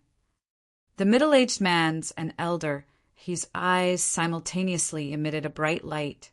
The former earth domain, the current hell. Within the darkness, Streaks of light could vaguely be seen. No figures could be seen. Only human voices could be heard. Han Sheng has fallen into Broad Creed Mountain's hands, unable to accomplish anything, but more than sufficient to spoil things. Han Sheng's knowledge is, after all, limited and will not affect the overall situation. It's just that the clues leading to the glacial dragon Martial Saint's legacy have also fallen into Broad Creed Mountain's hands. No matter, there are still ways to think of them. First, prepare the other matters properly, and quietly wait for the time to arrive. Chapter 107. As for Yen Di, he would still remain in the East Heaven region. When there was a need, he would directly enter the fire domain to support Sher Tai and the others. You still need to be cautious about the pill formula you speak of. Before leaving, Yen Di instructed, decipher the ancient characters as soon as possible and carefully verify the medicinal principles of the pill formula. This is extremely important to our clan. Huang Guanglia is in seclusion, and no one knows when he will emerge. If by the time he emerges, there is still no one in our clan who has stepped into the Martial Saint realm, then the pressure will be even greater than before the War of the Eastern Tang. Hearing his words, Yen Zhaoga nodded lightly. Time waits for no man. This is precisely the reason why I suggested you take the risk this time, especially when the third extreme Yin bout is about to begin. If the extreme Yin crown falls into the hands of the Sacred Sun clan, not even waiting for Huang Guanglia to emerge from seclusion, the balance of power between us and the enemy would be reversed. Yen Di asked, Jade Sea City's Maiden of Extreme Yin, having received the assistance of the Extreme Yin Crown this past year, her cultivation has improved by leaps and bounds. In the contest between the Maidens of Extreme Yin, due to the Extreme Yin Crown, it is destined that the strong will grow stronger. If nothing unexpected happens, the previous victor will have a greater advantage than the others. You think so highly of the Sacred Sun clan's Mengwan. Yen Zhaoga answered slowly. I have heard Feng Yunqing's detailed description of Mengwan. Whether it is her innate talent as a martial practitioner or her innate extreme Yin power as a maiden of extreme Yin, she is extremely outstanding. Meanwhile, the Sacred Sun clan's preparations for the extreme Yin bout were the most abundant amongst all the sacred grounds. Therefore, in the first extreme Yin bout back then, they were able to send out Feng Yunqing and Mengwan at once, with Mengwan obtaining first place in a single go. Yen Zhaoga curled his lips as he said this. In agreeing to the extreme Yin bout so generously that year, they clearly had a card up their sleeves. While it seemed like a fair competition, they were actually using various methods to stuff the things into their own pockets, laughing inwardly at the foolishness of others. In the second extreme Yin bout, Mengwan's injury was purely an accident. Otherwise, with so many advantages stacked together, the extreme Yin crown would most likely still be theirs. Yen Di said that is also a fair competition, being able to prepare more than others. That is also their capability. Unlike our sect, if not for your discovery this time, we wouldn't even be able to find the Maiden of Extreme Yin. Earlier, you swore that you could help Feng Yunsheng recover her lunar physique. You have to keep that in mind. This is also an important matter. Yen Zhaoga immediately nodded. You can rest easy. I know what I'm doing. Pausing for a moment, Yen Zhaoga said, if this time's extreme Yin bout is really so unsafe, we should start making preparations early. His gaze turned towards the north. Turbid Wave Pavilion mostly stays out of matters, while Infinite Boundless Mountain is rather active, having the tendency to sit on the fence, just like this time. The mountain domain shares a border with our heaven domain, and conflicts between the two sides are unavoidable. However, the mountain domain also shares a border with the thunder domain, and there are also many conflicts between the two. In the wind domain, Infinite Boundless Mountain also has some friction with the Sacred Sun clan. Unlike the tense relationship between Broad Creed Mountain and the Sacred Sun clan, the relationship between the mountain domain's Sacred Ground, Infinite Boundless Mountain, and Broad Creed Mountain was more of a competitive one. While they couldn't be considered harmonious, they also couldn't be considered enemies. The two giants that were relatively close to each other were fighting for their own development space, so it was inevitable that there would be some conflict. However, there were also times when they worked together, especially when the Sacred Sun clan had become more and more domineering in recent years. However, the Sacred Sun clan also generally pursued the strategy of befriending those far away and attacking those close to them. Therefore, most of the time they would try to draw Infinite, Boundless Mountain to their side in a conciliatory manner. It was just that the Sacred Sun clan's traditional ally, the Heavenly Thunderhall, was not on good terms with Infinite, Boundless Mountain, and the Sacred Sun clan also had to pay attention to how far they should go. Within Infinite, Boundless Mountain, there was similarly a dispute over this. There are those who are hostile to our clan, and similarly, there are also those who are close to our clan. That is why there is a dispute. Yan Zhaoga smiled slightly. If we increase the bargaining chips for those who are close to our clan within Infinite, Boundless Mountain, giving them more authority to speak, Infinite, Boundless Mountain's overall decisions will be more and more biased towards us, and not towards the Sacred Sun clan. Yan Di said mildly, that means that we will have to pay some price, making concessions on some matters. Yan Zhaoga chuckled. Not necessarily. Perhaps we can borrow the chicken to lay the eggs. Oh. Yan Di's gaze looked over, pointing towards the north. Yan Zhaoga smiled as he spat out 3 words. Cloud Portent Mountain. Yan Di's gaze flickered slightly. What ideas do you have? Yan Zhaoga answered, while Junior Apprentice Sister Feng was sent back to the clan, while I remained in the Eastern Tang. Other than analyzing the pill formula and internal crystal furnace, I was also analyzing the problem of the recovery of her extreme Yin physique, doing my best to ensure that nothing goes wrong. In the process of my research, I discovered that if I could find a treasured land of solitary Yin and solitary Yang, it would be of utmost importance. Such a place does not exist in our heaven domain. Therefore, I set my sights on other places. Hearing this, Yan Di nodded. That's right, the mountain domain's Cloud Portent Mountain is precisely such a place. Yan Zhaoga smiled. Therefore, I gathered some information on Cloud Portent Mountain. After analyzing it carefully, I discovered that there seemed to be some profundities there. I will return to the mountain and think about it carefully. When you, Grand Master, and the others have returned to the clan, we can discuss it in detail. Yan Di also didn't ask any further, nodding. Quickly return to the mountain to make your preparations. Yes, Yan Zhaoga bowed, and after handing over the matters of the Eastern Tang, he immediately returned to Broad Creed Mountain. Having returned to Broad Creed Mountain after more than half a year, Yan Zhaoga momentarily felt like he had returned home. Greetings, Senior Apprentice Brother Yan. Senior Apprentice Brother Yan has returned to the mountain? Greetings, Senior Apprentice Brother Yan. Seeing Yan Zhaoga at this moment, the gazes of the clan's younger disciples were filled with even greater respect. Their gazes were already completely not that of someone of the same generation as them, but more like they were looking at someone who was on a completely different level from them. The inside story of the Battle of the Eastern Tang was not known to these young disciples. However, they all knew that this senior apprentice brother before them had, in more than half a year's time, leapt from the late inner aura stage to the late outer aura stage. The benchmark figure of the Sacred Sun clan's younger generation, Chao Yuanlong, had suffered 2 crushing defeats at Yan Zhaoga's hands, and Shaoxin had even been directly slain by him. Other than his achievements in the martial Dao, Yan Zhaoga had also caused the internal crystal furnace to reappear in this world, helping Broad Creed Mountain's overall strength to soar by leaps and bounds. Just these known achievements alone were enough for Yan Zhaoga to no longer be the same in the eyes of these junior apprentice brothers and sisters. Yan Zhaoga was all smiles as he greeted them, first heading to the clan's assignment hall. According to the rules, he had previously gone to the Eastern Tang with a mission.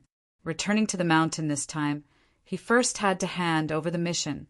At the same time, according to etiquette, there was someone whom he had to meet first.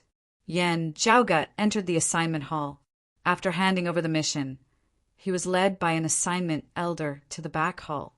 Within the hall sat a middle-aged man with a scholarly appearance. He was currently browsing through some scrolls, rapidly commenting on them. Raising his head, he gazed over, smiling warmly. "Zhaoge, you've returned." Yen Zhaoge calmly greeted him, second apprentice uncle.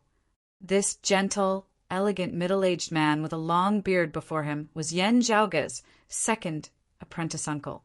Chapter 108. As a key participant in the War of the Eastern Tang, having returned to the mountain, Yen Zhaoge naturally had to meet Fang Juan. Fang Juan said slowly, "It was still rather risky this time. Although eldest apprentice brother went to the Eastern Tang ahead of the other party's expectations, a battle of this level could still affect you." Yen Zhaoge smiled as he answered, "What second apprentice uncle says is true. Thinking about it now, I also feel some lingering fear. Still, it was still worth it. It's just a pity that the great sun heaven-measuring ruler was not left behind." Fang Juan waved his hands. "That was completely according to the optimal situation that we had envisioned. The current results are already extremely good. We must act decisively, but we must not underestimate the opponent's reaction speed. Although Huang Su isn't Huang Guanglia, he isn't easy to deal with either." His tone was gentle as he spoke to Yen Zhaoge. While he was speaking to him as a senior, he did not give off the feeling of looking down on him. Just from the atmosphere of their conversation, Yen Zhaoge's conversation with him seemed even more relaxed than his conversation with Shirtai. "Second apprentice uncle is right," Yen Zhaoge smiled. Fang Juan said, "I already know about Yen Su's problem. I also feel very regretful about what happened to your Yen clan that year." Yen Zhaoge shook his head. "Second apprentice uncle's words are too serious. Having personally slain Yen Su for me, I can also be considered to have avenged him. After my father knew about it, he had already let go of the matter." Fang Juan said, "The relic of the glacial dragon martial saint and that ring of my disciple Yi Jing will be decided after Master and the others have returned to the mountain. Zhaoge, go and rest well first." Yen Zhaoge bowed. "I will take my leave." "Please wait, second apprentice uncle." Exiting the assignment hall, Yen Zhaoge let out a long breath. When people mention the three heroes of Broad Creed Mountain, they would usually first think of Yen Di, who possessed the greatest martial talent and strength. But actually, before Yen Di had risen to prominence of their generation, the most famous figure of Broad Creed Mountain's new generation had been precisely the quiet and peaceful Fang Juan, who was currently sitting in the assignment hall appraising scrolls. The name of the hidden dragon had already explained everything. Meanwhile, the person of the Sacred Sun clan who had been Fang Juan's opponent in the past was their current chief, Huang Su. Even now, with Huang Su succeeding Huang Guanglia as the new chief of the Sacred Sun clan, there were few who felt that Huang Su was inferior to him in terms of personal ability. Walking on the small mountain path, Yen Zhaoge's thoughts drifted as he thought of many things. "By the way, how is junior sister Feng doing now?" Yen Zhaoge asked as Ahu by the side gave a simple and honest laugh. "Young master, after you entered the assignment hall just now, I already sent people to inquire about it. Miss Feng has already started cultivating. In the past half a year, she has been nursing her injuries and cultivating her martial arts foundation. After all, she is now a disciple of Broad Creed Mountain. For the sake of having a smoother path on her martial path in the future, it would not be good for her to continue cultivating in the martial arts of the Sacred Sun clan. Spending some more time to reconstruct her foundation now is also normal. The old sect master took care of her personally and used a sea exchange stone from the sect's collection to help her rebuild her Dantian Sea of Qi." Ah, who scratched his big head and said, "I heard that her injuries have gradually healed, and the reconstruction of her foundation has been completed. The sect has arranged for her to stay in a cave residence in the back of the mountain. As for other matters, we'll discuss them after you return, young master." Yen Zhaoge nodded. let's go take a look. If her condition already fulfills the conditions, the matter of helping her regain her extreme physique as soon as possible should be put on the agenda. As they walked, Yen Zhaoga sighed, time waits for no man. Her opponents will not stand still and wait for her. She has already wasted more than 2 years' time. Arriving at the back of the mountain, nearing Feng Yunqing's residence, Yen Zhaoga's heart jolted slightly. A middle-aged woman walked out from the side of the road. It was one of Broad Creed Mountain's acting elders. Seeing Yen Zhaoga, she nodded and did not say anything else, her figure disappearing once more. Yen Zhaoga similarly nodded in acknowledgement before continuing on his way. Within the forest, the sound of a waterfall resounded. Passing through the forest, Yen Zhaoga saw a massive waterfall appear before his eyes. The rumbling water fell from the sky, crashing against the deep pool below, causing huge splashes of water to form. Looking over, Yen Zhaoga saw that below that waterfall a figure stood ramrod straight, allowing the violent waterfall to strike unceasingly. White clothes like snow, black hair like a waterfall. A jet-black saber was grasped in a jade-white hand, which was waved over and over again. Every time the saber was waved, that massive waterfall would be slashed apart for an instant. The next moment, the water flow resumed, and the waterfall descended once more. Then, the saber waved once more, and the waterfall was slashed apart once more. Just like that, the cycle repeated itself. Yen Zhaoga stood there, not moving, quietly observing. Ahu also accompanied him by the side. That figure was extremely determined. Yen Zhaoga and who were similarly extremely patient. Time passed, from midday all the way to sunset, without a break in the slightest. While it is still in its embryonic form, within that saber it vaguely possesses the strengths of both the Sacred Sun clan and the Broad Creed Mountain clan. Seeing the other party's cultivation, Yen Zhaoga did not just look at her determination and perseverance. I did not judge wrongly earlier. Her comprehension ability can only be stronger than Shaoxin's, and her diligence in cultivation is also top-notch. Ahu's expression was somewhat solemn. While I have only seen her cultivate, young master, I feel that she is very strong in actual combat. At the same cultivation level, she might even be more outstanding than Shaoxin and Chao Yuanlong. Yen Zhaoga shrugged his shoulders. That's right. I have seen her in actual combat. Looking at her usual cultivation, it is actually very easy to underestimate her. Even if we don't consider the problem of her being a maiden of extreme, she is still an outstanding genius in the martial Dao. If she had not castrated Shaoxin, even if she crippled one of his legs, the Sacred Sun clan would probably still have people who would protect her. Seeing Feng Yunsheng finally stop, leaping out from beneath the waterfall, Yen Zhaoga prepared to stride out. From the looks of it, she indeed seems to have finished her preparations.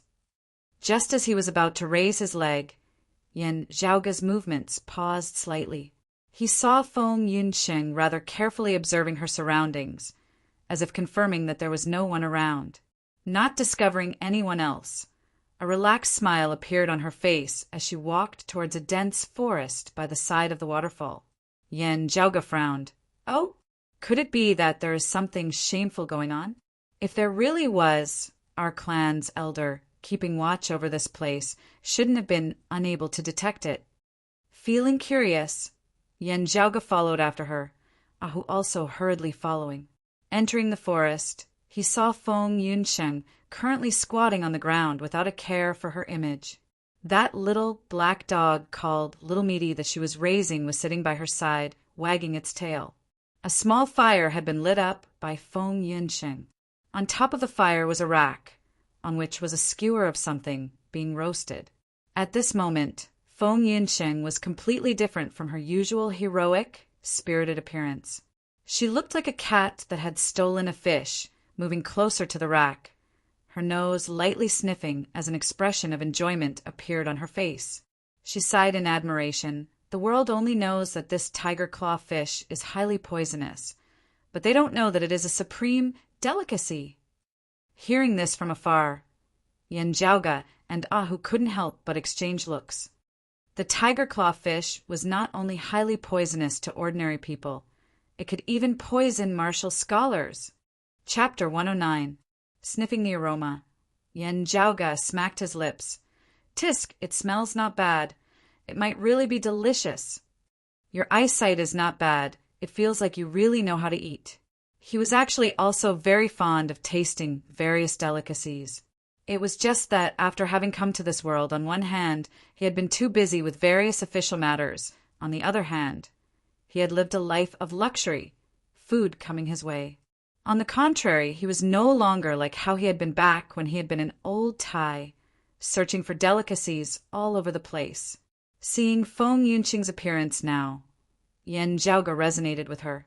Sniffing that aroma again, he instantly felt like his gluttonous bug had also been hooked. Yen Jiaoge coughed, walking out honestly and impolitely. Feng Yunqing was suddenly shocked, leaping up like a cat whose tail had been stepped on. Seeing that it was Yen Jiaoge, the wariness in her eyes dissipated. However, the next moment, her gaze was filled with awkwardness as she unconsciously took a step to the side, blocking the fire and the grill behind her. She, who had always been a smooth talker, actually stuttered a little at this moment. Senior apprentice brother Yen, when did you return to the mountain?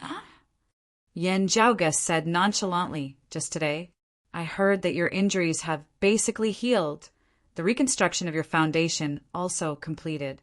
Therefore, I came to discuss matters regarding your future cultivation with you. Walking before Feng Yunqing, Yen Jiaoge made use of his height to look behind her. Then I discovered some impressive things. Feng Yunqing calmed down now, coughing dryly. Senior apprentice brother Yen, you also know that us martial practitioners have greater requirements for food and drink, needing to unceasingly replenish our expended energy. Right? As for me, I rather like cooking my own food. This can also be considered a hobby, just like how some others like the 4 arts, just that mine, and is a little more unique. Her words became fluent, but no matter how one listened, she still felt a little guilty and embarrassed. Smiling, Yen Jiaoge sat down by the grill. Those who see have a share, those who see have a share. Feng Yunqing was taken aback for a moment, before no longer feeling uneasy, smiling. Delicacies are originally only fun when shared. Senior apprentice brother, Yen wanting to taste my cooking. That naturally couldn't be any better.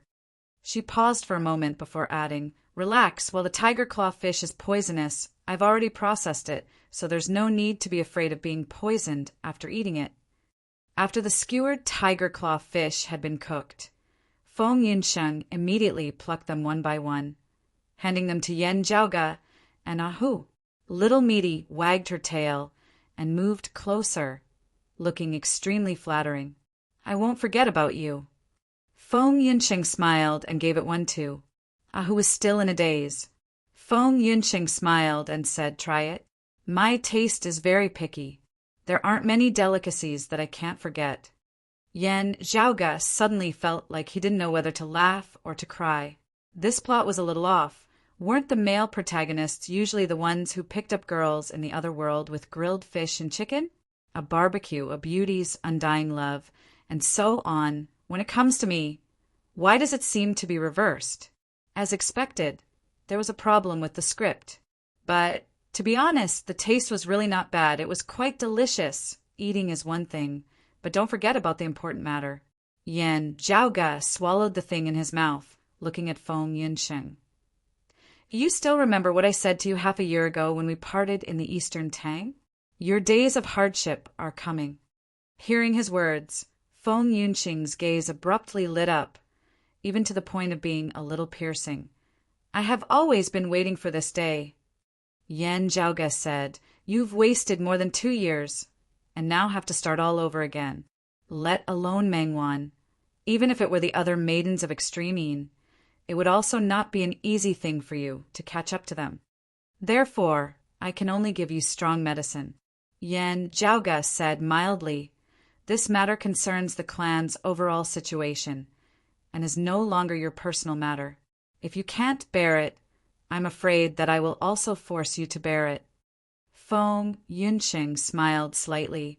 If I can easily catch up to the pioneers without putting in more effort, where would the similarly talented little one and the others be?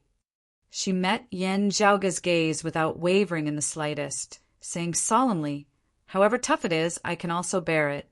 Either I succeed or I train myself to death in the mountains. I also wouldn't have to go to the extreme e'en bout to lose face." Yan Zhaoge waved his hands. "Relax, no need to be too nervous. I'm not asking you to succeed on your first try. On the contrary, clashing with the other maidens of extreme e'en is a necessary tempering in the first place. What's important is that you climb step by step, unceasingly rising until you finally reach the peak." Feng Yunxing nodded. "I understand." In the following days, Yan Zhaoge began guiding Feng Yunxing in her most preliminary preparations. And as time passed, the conflict between Broad Creed Mountain and the Sacred Sun clan also gradually calmed down. One day, the heavens and the earth shook as the clear Qi robe returned to the mountain. The old clan chief, Yuan Zhengfeng, and the other experts of Broad Creed Mountain successively returned to the mountain. The Yan Zhaoge, who had been staying in the mountain these past few days, was also summoned by his grandmaster, Yuan Zhengfeng. Yuan Zhengfeng looked a little thin, withered old man, but as he sat there, he was like the focal point of the great hall, hard to ignore. On his left were an old man and an old woman.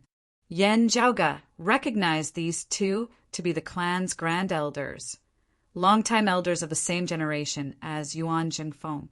And on Yuan Jingfeng's right sat Shi Tai, Feng Zhuan and his father Yan Di. Seeing Feng Zhuan and Yan Di sitting side by side, Yan Zhaoge's gaze flickered slightly. His second apprentice uncle was hailed as a hidden dragon. However, it was precisely because of his father's sudden appearance that the hidden dragon was still a hidden dragon, lacking that final step of the hidden dragon ascending to the heavens, still a dragon within the abyss. However, in this world where martial practitioners reigned supreme, while person strength and potential were important criteria for determining the leader of a power, there were still many other factors that had to be considered in the long term. In the eyes of most people, not considering his accomplishments in the martial Tao, as compared to Yan Di, Feng Zhuan seemed more suitable to become the next clan chief in other areas. A few years ago, when Feng Zhuan's external policies had not been as tough as they were now, he had even received the unanimous support of the moderate faction led by the longtime elders of the clan. The other sacred grounds other than Broad Creed Mountain were similarly paying close attention to the selection of the next clan chief. Not just the Sacred Sun clan and the Heavenly Thunder Hall who were on bad terms with each other. Even Jade Sea City and Infinite Boundless Mountain were extremely concerned. Even though Feng Zhuan had also begun to become tough these past few years, as compared to Yan Di who had shown off his abilities, he was still much, much gentler. Before Yan Di's rise, Feng Zhuan had also always been looked upon favorably within Broad Creed Mountain as Yuan Jingfeng's successor. However, Yan Di's current momentum of coming from behind was becoming more and more obvious. Countless thoughts flashed through Yan Zhaoge's mind as he retracted his thoughts, greeting everyone present. Yuan Zhengfeng smiled. "This time we've all been running errands for Zhaoge." Yan Zhaoge also had a sufficient understanding of his grandmaster. Usually, the old man was actually very humorous in front of the younger generation. His words now were not criticism or sarcasm, instead being a joke as he looked at the younger generation of his family who had a promising future. Yan Zhaoge laughed shamelessly. "These words of yours really kill me. I've been on tenterhooks these past few days, afraid that I might be sent to the disciplinary hall." Chapter 110. When the sect needs me, I should work hard to contribute to the sect. Shi Tai, who was sitting below Yuan Jingfeng, said, "It's good that you have such intentions, but the sect is very clear about rewards and punishments. We will not mistreat every disciple who has contributed." Yan Zhaoge bowed. "Thank you, Grandmaster. Thank you, eldest apprentice uncle." Yuan Zhengfeng said, "We can talk about the specific reward later. Now, let's talk about something more important." The old man's gaze focused slightly as he looked at Yan Zhaoge. This old man heard Yan Di mention that you, Zhaoge, have set your sights on infinite, boundless mountains. Cloud Portent Mountain? Cloud Portent Mountain was located in the east of the mountain domain, rather far from infinite, boundless mountain. However, it had always been highly regarded by infinite, boundless mountain. Cloud Portent Mountain produced a precious mineral called giant spirit magnetite. In the entire 8 extremities world, only infinite, boundless mountain and Cloud Portent Mountain produced this item. Infinite, boundless mountain's core inner chi cultivation technique was known as the giant spirit profound art and was renowned alongside Broad Creed Mountain's clear chi profound art and the Sacred Sun clan's great sun, true chi. The connection between the giant spirit profound art and the giant spirit magnetite was not a simple coincidence. The gargantuan profound art's might was enormous, and its strength was ferocious and vigorous to the extreme. But the difficulty of cultivating it was also extremely high. In the past, the founder of Infinite Boundless Mountain had inadvertently discovered giant spirit magnetite in Infinite Boundless Mountain, which was beneficial to his cultivation of the giant spirit profound art. Thus, he had occupied this mountain, later establishing his own sect there, establishing the earliest foundation of Infinite Boundless Mountain. However, as time passed, Infinite Boundless Mountain's giant spirit magnetite reserves gradually dried up. Fortunately, there was also Cloud Portent Mountain in the mountain domain that produced this treasure. Now, however, Infinite Boundless Mountain's supply of giant spirit magnetite had already been completely cut off, while Cloud Portent Mountain's reserves were also growing lesser and lesser, looking like they were about to be completely eaten up. Without the giant spirit profound stone, a martial artist could still cultivate the giant spirit profound art, but the difficulty of cultivation would be much greater, and the cultivation speed would also be slower. This matter became one of Infinite Boundless Mountain's greatest worries. All these years, while searching for new giant spirit magnetite veins, Infinite Boundless Mountain had also gathered their experts to improve the giant spirit profound art. He had gained nothing from the former, and although he had made some progress in the latter, it was limited. Therefore, hearing that Yan Zhaoge had set his sights on Cloud Portent Mountain, Yuan Jingfeng and the others immediately became interested. Yan Zhaoge's expression turned serious. "I still can't say for sure. I'll have to go to Cloud Portent Mountain to take a look first before I can come to a conclusion. However, that place is indeed an opportunity." Pausing for a moment, Yan Zhaoge looked first at Yuan Jingfeng, then at the others, not able to squeeze the Sacred Sun clan out of this extreme bout. Regarding Yan Zhaoge's question, Yuan Jingfeng and the others did not think much of it, as some praise even appeared within their gazes. Feng Zhuan said, "I originally wanted to join hands with the other sacred grounds, keeping the Sacred Sun clan's Maiden of Extreme out of this bout. However, neither Turbid Wave Pavilion nor Infinite Boundless Mountain have expressed their stance, so we can only drop the matter. The Sacred Sun clan's Maiden of Extreme will still be participating in the upcoming Extreme bout." Yan Zhaoge nodded slightly. Within Infinite Boundless Mountain, there had actually always been a great divergence of opinion. The sacred ground of the mountain domain seemed to be waiting for a good price, enjoying the benefits of both the Heavenly Water Alliance of Broad Creed Mountain and Jade Sea City, as well as the Thunderfy Alliance of the Sacred Sun clan and the Heavenly Thunder Hall. However, they themselves had never given up on developing and expanding, leading the way. To expand and develop, there had to be a focus and a direction. In terms of the geographical position of the mountain domain, north and west were all desolate. Therefore, they could either head east and clash with the Heavenly Thunder Hall, or head south and clash with Broad Creed Mountain. To them, an overly powerful Sacred Sun clan or an overly powerful Broad Creed Mountain were both things that they would not be happy to see. As for whether they should be friendly with Broad Creed Mountain or the Sacred Sun clan, Infinite Boundless Mountain had always been debating internally. Yan Zhaoge said solemnly, "This disciple has researched ancient texts and found that whether it is the giant spirit profound art or the giant spirit magnetite, they're both things that existed before the great calamity. In a while, this disciple will head to the mountain domain's cloud portent mountain to investigate. Perhaps there will be some gains." In the third extreme Een bout, if the extreme Een crown fell into the hands of the Sacred Sun clan to Broad Creed Mountain, being able to pull Infinite Boundless Mountain over to their side would be extremely important. As for whether they would raise a tiger to drive a wolf away, causing Infinite Boundless Mountain to grow to become a threat, Yan Zhaoge wasn't too worried, as he already had a plan in mind. To Yuan Jingfeng's left, an old woman said slowly, "After all, you killed Pan Buetai's grandson, and also played an important role in the War of the Eastern Tang this time. The Sacred Sun clan will very likely have their eyes on you. While the Sacred Sun clan suffered a huge loss this time, it is not hard for them to assassinate a martial scholar. It would still be fine in the Heaven Domain, but if you go to the Mountain Domain, it might not be safe. As for the matter of Cloud Portent Mountain's giant spirit magnetite, can't someone else go in your place?" Yan Zhaoge smiled, saying, "Many thanks for Senior Apprentice Grandaunt's concern, but this will have to depend on the various seniors here. If the Sacred Sun clan is stupid enough to fall into a trap twice in a row, we'll just leave the people who have come this time completely behind?" That old woman raised her brows. Set up another ambush? At such a young age, do you really think that you have an immortal body?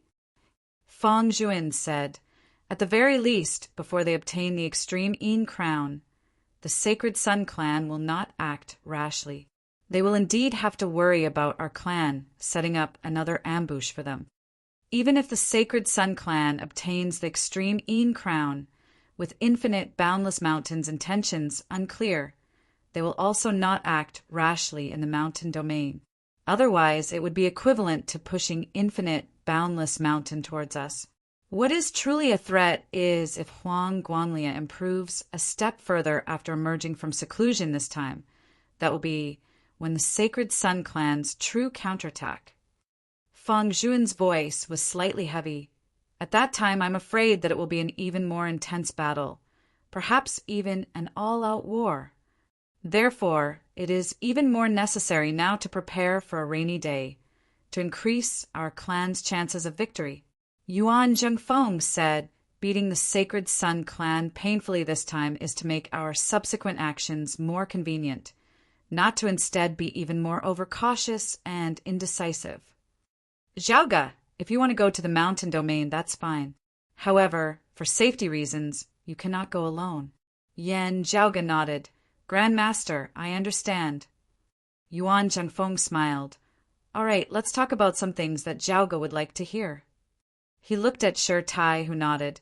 "In the middle and late stages of the War of the Eastern Tang, Zhaoge, you first saw through the Sacred Sun clan's plans, even being willing to take a huge risk, drawing the enemy into a trap." Shi Tai swiveled his head to look at Yan Di. "This time when we attacked the Fire Domain, a portion of the spoils of war was yours. You can go ask Junior Apprentice Brother Yen for it later." Yan Di laughed. "We haven't even reached the Fire Domain yet, and this kid is already thinking about it." Yuan Zhengfeng and the others all laughed, while Yan Zhaoge chuckled, not speaking. Shi Tai continued, "And before this, you successively saved the life of the king of the Eastern Tang Kingdom, Zhao Shiqing, as well as helping him wrest back control over Jingyang City's formation, ensuring that the Eastern Tang did not fall. Thus, you are worthy of the clan's reward. Afterwards, you even trapped the ghost hatchet Elder Han Shang, making an important contribution in dealing with the decimating Abyss organization. These 3 merit points, the clan's original intention was actually to simply reward you with a spirit artifact." Shi Tai looked at Yan Zhaoge. "However, you currently already have at least 2 spirit artifacts, and Yan Su's assets are also up to you to handle. You do not lack spirit artifacts, instead having an excess of them. Martial scholars were unable to unleash the full power of spirit artifacts. Just controlling one was already very impressive, and even if they had more, they would only be used as backup, as it would be very difficult to control them all at once. It was like how back in the Spirit Wind Canyon, Yen Zhaoge had only used the Radiant Sun Wheel, with the Jade Dragon sword actually acting as the core of the formation. Shirtai said, "Therefore, the clan has decided to reward you with a Qilin spring baptism." Chapter 111. However, there weren't many whose external conditions could be satisfied, and Broad Creed Mountain's own Qilin spring baptism, in Yen Zhaoge's eyes, also had its merits. Broad Creed Mountain possessed the heavenly clear spirit spring, and martial practitioners who bathed within it would receive great benefits. This baptism was known as the Heavenly Spring Baptism. As Yen Zhaoge saw it, the Heavenly Spring Baptism could only be considered above average. But if he added in the Qilin stone and turned it into a Qilin Spring Baptism, then it would be a very high-quality baptism ceremony. It was just that the number of Qilin stones was extremely limited. One used meant one less. Up until now, Broad Creed Mountain only had 3 Qilin stones left. Each one was used with the utmost caution. From what Yen Zhaoge knew, after the investigation of Feng Yinsheng had concluded, if she could really regain her extreme Yin physique, the clan had already decided to prepare a Qilin spring baptism for her. Therefore, Broad Creed Mountain actually only had 2 Qilin stones left.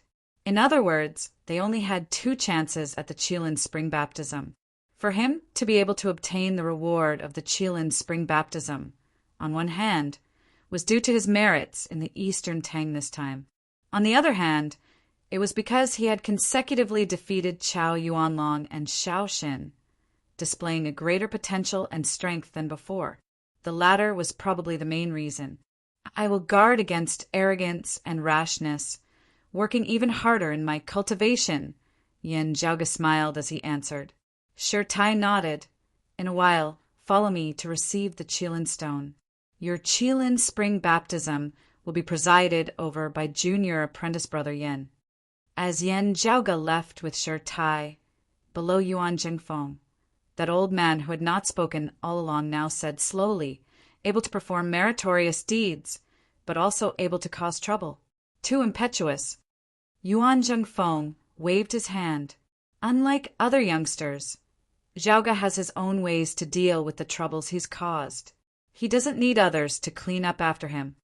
Even if we cause too much trouble, like the Eastern Tang this time, we can still take advantage of the situation, turning disaster into a blessing. That is already very good. The old woman shook her head. It's impossible to be lucky every time. Yuan Zhengfeng smiled. You're lucky every time. That means you're not just relying on luck. Young people should always be more aggressive. Otherwise, at our age, wouldn't they be even more conservative than us? That would really be like stretching out your neck and gasping for air, waiting for your death.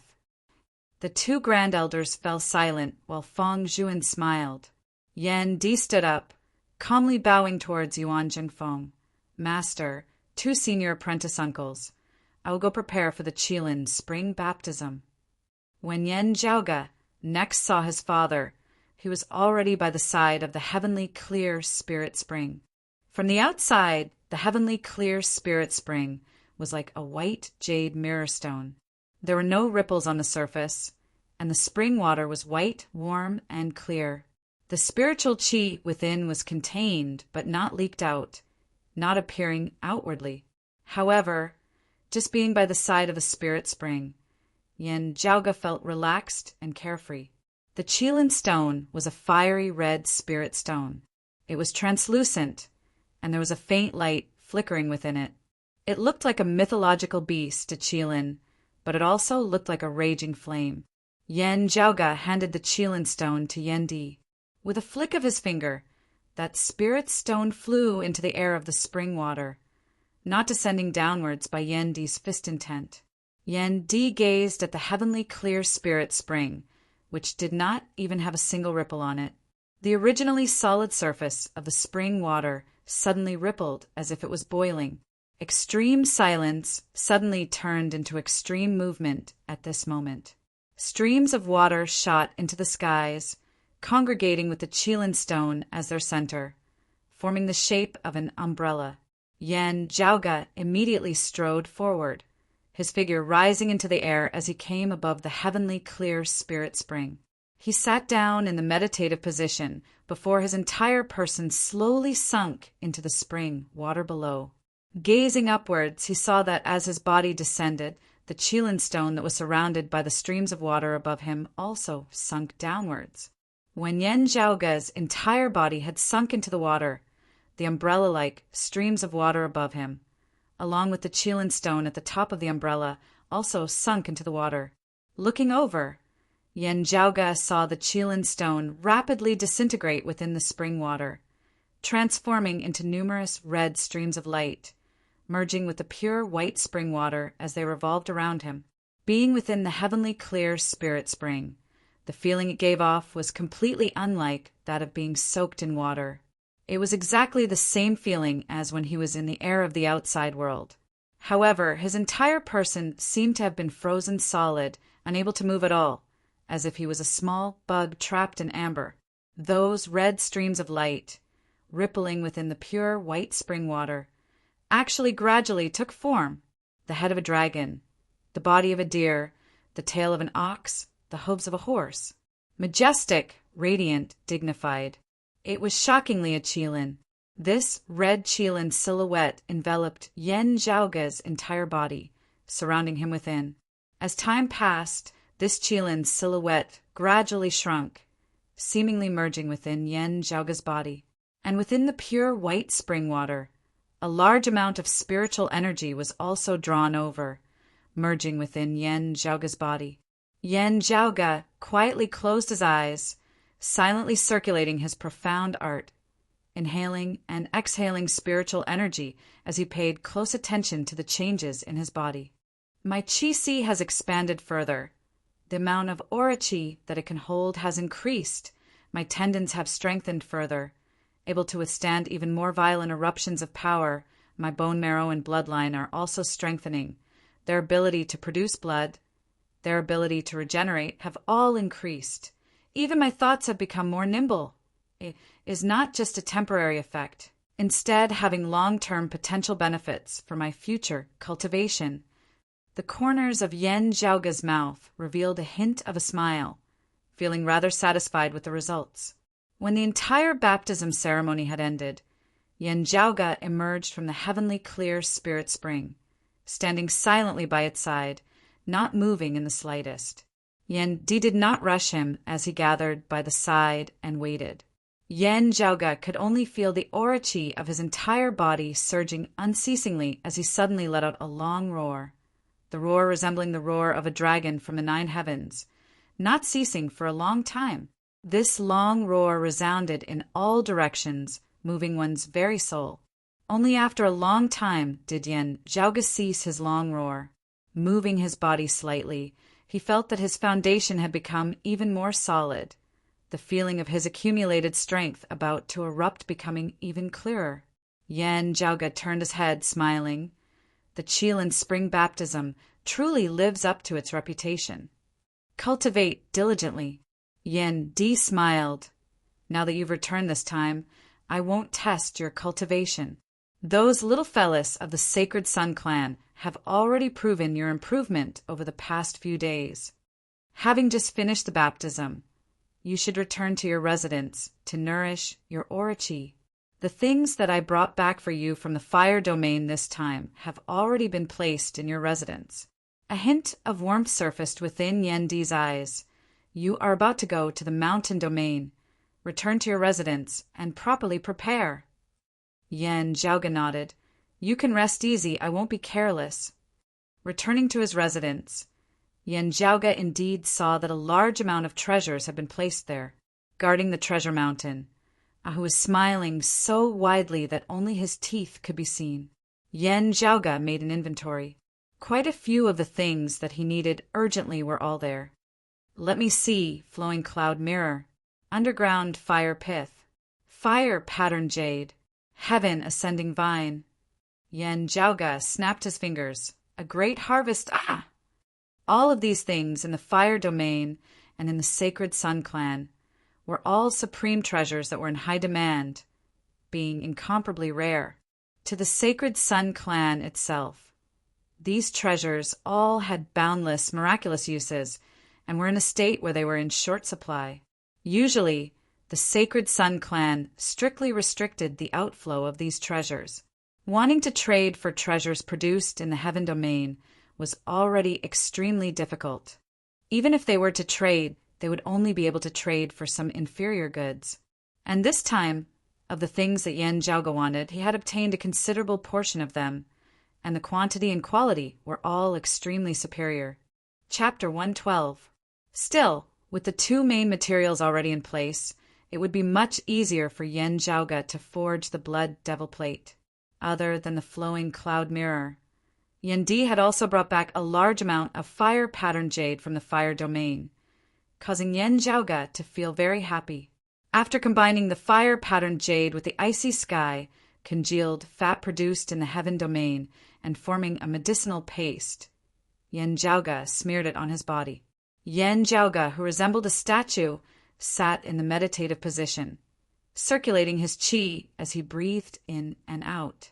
The medicinal paste on his body gradually turned transparent, numerous wisps of smoke clouds being absorbed by the unceasingly opening and closing acupoints of his entire body. Within his dantian's qi, the mass of primal qi concealed by the clear qi constantly fluctuated, gradually separating into two streams of extremely cold qi and extremely hot qi. In that extremely hot air current, a small spark flickered faintly. The spiritual energy in the ointment was divided and absorbed by the hot and cold air currents, and then gradually returned to chaos. Yen Jiaoge opened his eyes, his eyeballs moving. His senses towards the outside world were already much more acute than before. Not only had his stellar energy cultivation improved, but his spiritual perception had also improved. The Grandmaster realm was usually divided into three major realms: internal invulnerability, physical invulnerability, and innate. Above the innate realm was the heavenly connection realm, which was the realm where one was trying to become a great Grandmaster. The greatest difference between a late outer aura martial scholar and an early Xiantian martial scholar was whether or not they could cultivate their own astral energy to the point of spirituality. Astral energy had a spirit of its own, making it even more powerful. When a martial artist used it, they would be even more flexible. With the same amount of stellar energy, the one with spirituality could easily defeat the one without spirituality. If the latter wanted to even up the gap, they would need more stellar energy. This was one of the differences in strength between a Xiantian Grandmaster and a physical invulnerability Grandmaster. Compared to the difference between a physical invulnerability late-stage martial scholar and a physical invulnerability middle-stage martial scholar, the difference between physical invulnerability and innate stage was even greater. It was just like the difference between internal invulnerability and physical invulnerability. In addition to the qualitative change in the quality of their gang qi, the spiritual sense of a Xiantian martial scholar would also experience a significant increase. It would be easier for them to discover hidden opponents, and their reaction speed in battle would also become sharper. Comparatively speaking, to break through from the late stage of outer invulnerability to the early stage of Xiantian, comprehension was more important than the accumulation of gang qi. However, the thickness of a Xiantian Grandmaster's earth energy was usually much thicker than a physical invulnerability Grandmaster's. To Yen Jiaoge, it was actually not hard for him to see through the secrets of the spirituality of his aura qi. On the contrary, having only recently stepped into the late outer aura martial scholar realm in the Eastern Tang, he had been constantly battling in various places afterwards, not having had the time to cultivate in seclusion. As a result, his current accumulation was a little lacking. Now that he was using the ice dome congealed fat and the fire pattern jade to undergo the two extremes body forging baptism ceremony, it made up for his lack of accumulation to a large extent. In this way, he would be one step closer to becoming a Xiantian Grandmaster. You can take the underground fire pith with you first. There's no need to deal with it immediately.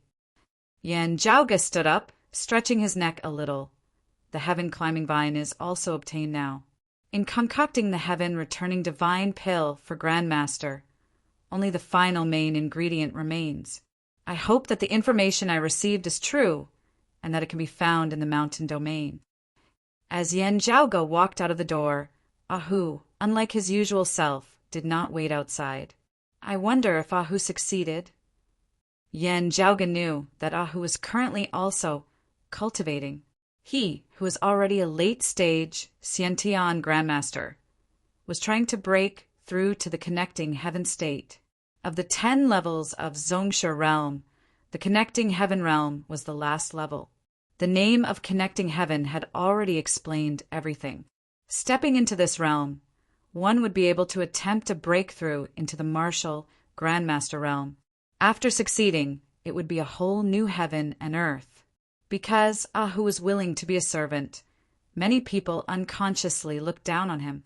Yan Zhaoge, however, clearly knew that this somewhat simple and honest, somewhat slippery big fellow actually possessed a rather shocking talent in the martial Tao. To put it bluntly, he was not inferior to the original owner of Yan Zhaoge's body in the slightest. Yan Di had also never mistreated him, treating him as a disciple, carefully guiding him from young. Therefore, Ahu's strength was completely not inferior to Shaoxin, Chow Yuanlong, and the others at the same cultivation level. Oh, it's still the original bottleneck. Yan Zhaoge came to where Ahu was in secluded cultivation. After entering, quietly observing from the side for a moment, he shook his head slightly. Only that final piece of paper's distance, but I can't break through. The current Ahu did not have his usual playful smile on his face. Instead, he was solemn and serious, fully focused. His entire aura surged, resembling a ferocious tiger choosing its prey to devour. His aura chi manifested an illusory heaven and earth. As light flickered, the all-encompassing black hurricanes shook and distorted. The hurricanes vaguely condensed into the shape of a ferocious tiger. The roar of the tiger and the howl of the wind mixed together, difficult to distinguish from one another. Yan Zhaoge hesitated slightly for a moment. It's fine if it's others, but Ahu is currently just lacking that final step. In this kind of situation, it's not that I don't have a way. It's just that if I mention this technique, it might raise father's suspicions. Wait, I can push it to that dead man Yen Su. With a flash of inspiration, Yan Zhaoge had an idea. Yan Zhaoge skimmed through the falling star blade saber martial art that he had obtained from Yen Su, feeling more and more confident. After temporarily halting his cultivation, Ahu was not surprised to see Yan Zhaoge. Instead, he grinned and said, "The heavenly connection stage is a little hard, Ah." Hearing Ahu's grumbling, Yan Zhaoge threw a scroll over to him, Yen Su's falling star blade. I don't know where he obtained this remnant martial art from, but it does have some unique aspects. You can take a look. Ahu received the scroll, rather curiously. "Young master, I don't train in the saber." Yan Zhaoge said, "Learning by analogy, I had a general look at it earlier. In your current situation, it might be of use. Stepping into the heavenly connection stage is not completely based on accumulation. What is more important is sudden enlightenment. Now that you have everything prepared, you only lack a flash of inspiration, seeing through the final dense fog. The feeling of heavenly connection, learning from the heavens and the earth, heaven and man as one." Towards Yan Zhaoge's guidance, whose cultivation base was still lower than his, Ahu did not feel impatient, instead nodding, "Yes, that's right." Yan Zhaoge said, "You might as well try gazing at the stars at night, sensing the changes in the stars, especially at the instant when a meteor's radiance flickered. It might be effective. The martial principles of this falling star blade also originate from there. You can try to use it as a reference." As he said this, Yan Zhaoge's finger drew an arc in the air, resembling a shooting star descending from the horizon. Ahu looked thoughtful as he also extended his finger, drawing a few lines in the air before taking the scroll and walking out. Yen Zhaoga shrugged his shoulders. Speaking of martial manuals, I still have a chance to enter the martial repository. Broad Creed Mountain's martial repository contained all of Broad Creed Mountain's supreme martial arts, as well as other martial arts that Broad Creed Mountain's martial practitioners had inadvertently obtained while roaming the outside world over the years. In the martial repository, the higher the level, the higher the grade of the martial arts collected. The first floor contained Broad Creed Mountain's own basic martial arts, mainly targeted towards its disciples. The second floor contained the various advanced martial arts of Broad Creed Mountain. Other than that, most of the martial arts collected from the outside world were also gathered here. Some of the lower grade martial arts were also placed here. Broad Creed Mountain did not forbid its disciples from dabbling in the martial arts of the outside world, but they had to first establish a good foundation. Therefore, external martial arts were not collected on the first floor, lest new disciples get greedy for novelty and instead delay their normal cultivation. And Chapter 113. Yen Zhaoga was actually more interested in the legendary fourth floor because the supreme martial arts of Broad Creed Mountain's lineage were stored there. Other than the lower half of the Clear Chi Profound Art, there were also Broad Creed Mountain's 3 supreme martial arts that were renowned throughout the 8 extremities world. However, according to the rules, only the sect leader and the first seat elder of the tower could freely enter and exit the 4th floor of the Arsenal Scripture Tower. Everyone else, including Yen Zhaoga's father Yen Di, Fang Juan, Shi Tai, and even the Grand Elders, were also not allowed to enter as they pleased. They could only do so with Yuan Jingfeng's special permission or together with him. With the potential that Yen Zhaoga had currently displayed, it was only a matter of time before he was allowed to enter the 4th level. According to the usual practice, one had to reach the great Grandmaster realm. Actually, I'm more interested in the 4th level. Yen Zhaoga smacked his lips. Let's see how far the peak martial arts of the 8 extremities world have developed. Although the books of the Divine Palace were all-encompassing and profound, however, Yen Zhaoga had always paid great attention to assimilating into his environment. This way, cultivating in and familiarizing himself with Broad Creed Mountain's direct lineage martial arts had become something that he could not do without. Having obtained permission to enter the 3rd level of the martial repository this time to select a martial art, Yen Zhaoga had long since had a plan in mind. It was one of the 8 extreme arts, the wind-fire calamities. The wind tribulation was a movement technique, while the fire tribulation was an explosive force exertion technique. When both of them were cultivated to a certain level, a martial artist's speed could reach an astonishing level. Basically, every Broad Creed Mountain martial practitioner would choose to cultivate in the wind-fire tribulation sooner or later in their cultivation. Generally speaking, the more powerful a martial artist was, the more ferocious his fighting style would be. His movement technique would not be too bad. If he couldn't beat his opponent, he could escape. If he could beat his opponent, he could chase after his opponent if he wanted to. In actual combat, many martial arts needed to be coordinated with one's movement technique in order to display their greatest might, and one wouldn't be toyed around like a wooden stake. Of course, some martial arts that used stillness to counteract and clumsiness to break technique were not within the scope of this discussion. Yen Zhaoga was proficient in many powerful force exertion techniques as well as movement techniques.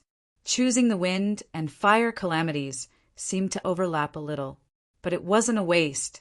It was precisely with the concealment of the wind and fire tribulations that Yen Zhaoga could display so many techniques without any reservations. After all, to Yen Zhaoga, profound martial arts had never been lacking. Moreover, the wind-fire calamities themselves were not bad either. Moreover, the density and flow of the spiritual chi of heaven and earth were different before and after the world's destruction. Cultivating in the scriptures of the divine palace of pre-Great Calamity times, as well as the newly developed martial arts of post-Great Calamity times, would instead be more beneficial to Yen Zhaoga's progress. The quality of the wind and fire calamities is actually quite good. Yan Zhaoge nodded satisfactorily as he pondered. The wind tribulation can be coordinated with the aural wind heaven warping technique of the divine palace, while the fire tribulation can be coordinated with the mighty ape demonic fist of the sixth spirit demonic fists. The howling wind stance of the roaring tiger demonic fist art can also be combined with the wind tribulation movement. Let me think. The combination of these two martial arts seems to be able to produce a completely new transformation. After pondering for a moment, Yan Zhaoge calmed his mind, preparing to leave. Looking at the martial repository before him, Yan Zhaoge's gaze was slightly dazed. While it was incomparable to the Divine Palace's scripture repository, a similar structure would always make Yan Zhaoge recall the scene of him being in the Divine Palace's martial repository the first time he had come to this world.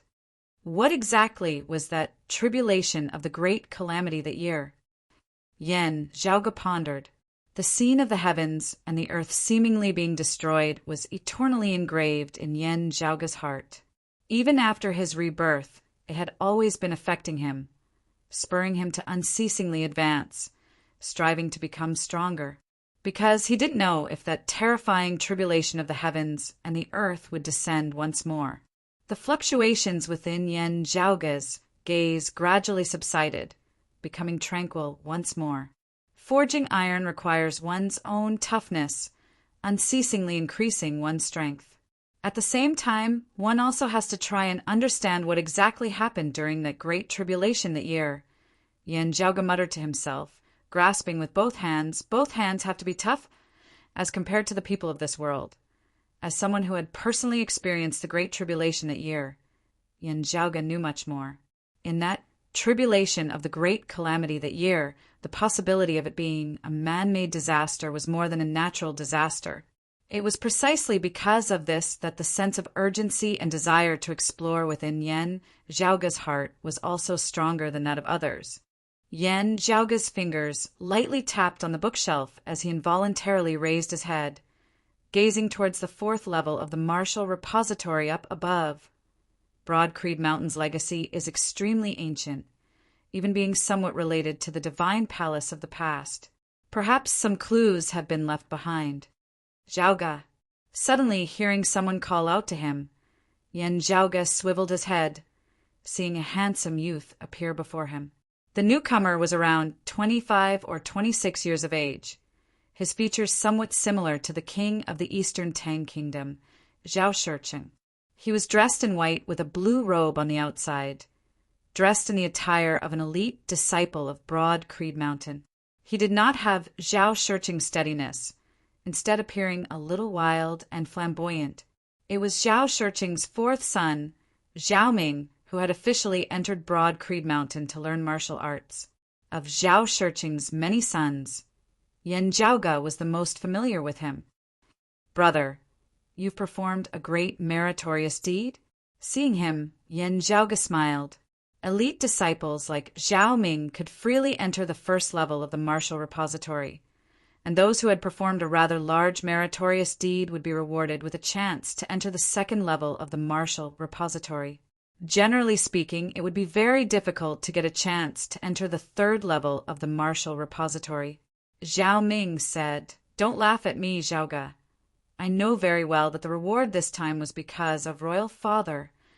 Zhao Shurcheng had strongly supported Broad Creed Mountain in the Eastern Tang, even nearly dying himself. Broad Creed Mountain would naturally not treat the Eastern Tang badly, and making an exception to reward Zhao Ming was one of them. He said solemnly, "Speaking of this, I still have to thank you for saving royal father in the Eastern Tang." Yan Zhaoge smiled slightly. "With the relationship between our two families, is there still a need to say this?" Zhao Ming also smiled and nodded. Just like now, the two of them meeting in private with no one else around, not addressing each other as senior and junior apprentice brother, instead addressing each other in accordance with their familial ties. While he was older, he had entered Broad Creed Mountain rather late, having only entered after becoming a martial scholar. According to the order of entry, He had to address Yen Zhaoga as senior apprentice brother. This time, thanks to the clan making an exception, I also have a chance to enter the third level for the first time. Zhao Ming sighed as he came to Yen Zhaoga's side. Yen Zhaoga asked, "Have you chosen?" Zhao Ming nodded. "I chose the Big Dipper sword." Yen Zhaoga smiled. "Majestic and vast. I guess that you also chose the Big Dipper sword." The sword intent of the Big Dipper sword is complex and profound. Its variations boundless. You'll have to train in it. Before Zhao Ming could say anything, a voice resounded from the stairway leading from the second to the third level of the scripture tower. 1,000 profundities, 10,000 variations. Just remember that the Big Dipper worships the north, the northern star illuminating the heavens, the 7 stars converging. This is the foundation from which all variations are born. Hearing his words, the corners of Yen Zhaoga's mouth arched slightly. A person ascended the stairs. Seeing his appearance, Zhao Ming couldn't help but frown. He also recognized the other party. It was Fang Xuan's direct disciple, a core, direct disciple of Broad Creed Mountain like Yen Zhaoga, a leading figure of the younger generation, Lu Wen. Zhao Ming suddenly recalled that of Broad Creed Mountain's younger generation disciples, Lu Wen was second to none in terms of attainments in the Big Dipper sword. In the past, while similarly cultivating in the Big Dipper sword, the person beside him, because he had always been unable to compare to Lu Wen in the Big Dipper sword, had turned to creating his own sword Dao, producing the Coiling Dragon sword. Chapter 114. In the Eastern Tang, he was one of the top geniuses, possessing outstanding talent. Also wholeheartedly devoted to the martial Dao, his achievements in the martial Dao even surpassed those of his brothers. Being able to enter Broad Creed Mountain, even donning a blue robe and becoming an elite disciple, being heavily groomed by the clan, was in itself an affirmation of his abilities. However, the Lu Wen before him, while being of similar age as Zhao Ming, had a cultivation base that was not just a level higher. At his current age, Zhao Ming had already reached the mid-outer aura martial scholar realm, which was already rather rare. However, Lu Wen had long since reached the late outer aura martial scholar realm. The difference between the two was like wearing a blue robe, with Lu Wen's robe having an additional black border. And the Yen Zhaoga beside him was even more shockingly talented. Before leaving the mountain the last time, he had still been a late inner aura martial scholar. Having returned this time, he had actually already completely surpassed him, Zhao Ming reaching the late outer aura martial scholar realm. This kind of cultivation speed could already no longer be described as shocking, but as horrifying. Towards this, Zhao Ming completely couldn't feel any jealousy, only envy. Looking at the Lu Wen who had just arrived, Zhao Ming said in an indifferent tone, "Thank you for your pointers, senior apprentice brother Lu." Zhao Ming was also clear about the competition between Fang Xuan and Yen Di. That was too high a level, not something he could intervene in. However, to Zhao Ming, which side he should walk closer to, this was completely not an issue of choice at all. Of Broad Creed Mountain's younger generation, Lu Wen and Yen Zhaoga had always been on bad terms. Zhao Ming was well aware of this. Don't cultivate in any other martial arts, focusing solely on the Big Dipper sword for 10 years. Perhaps you will be able to feed me moves. Glancing at Yen Zhaoga, Zhao Ming thought of that year's competition in the Big Dipper sword. After Lu Wen had won, he had left behind these words, ultimately provoking this old friend of his to forsake the Big Dipper sword, instead creating his own coiling dragon sleeve. Yen Zhaoga looked calmly at Lu Wen.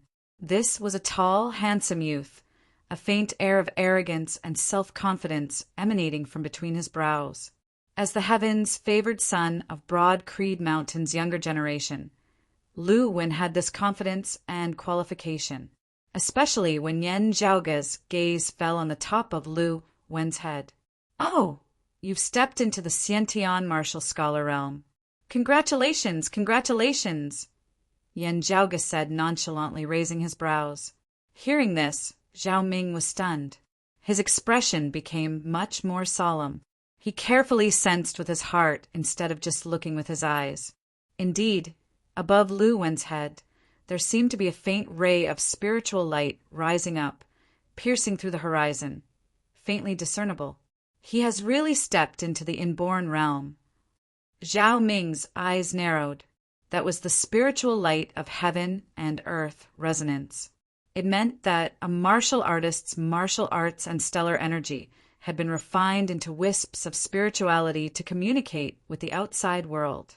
When the spiritual light was completely condensed and visible to the naked eye, it meant that the martial artist had stepped into the heavenly connection realm and was one with nature.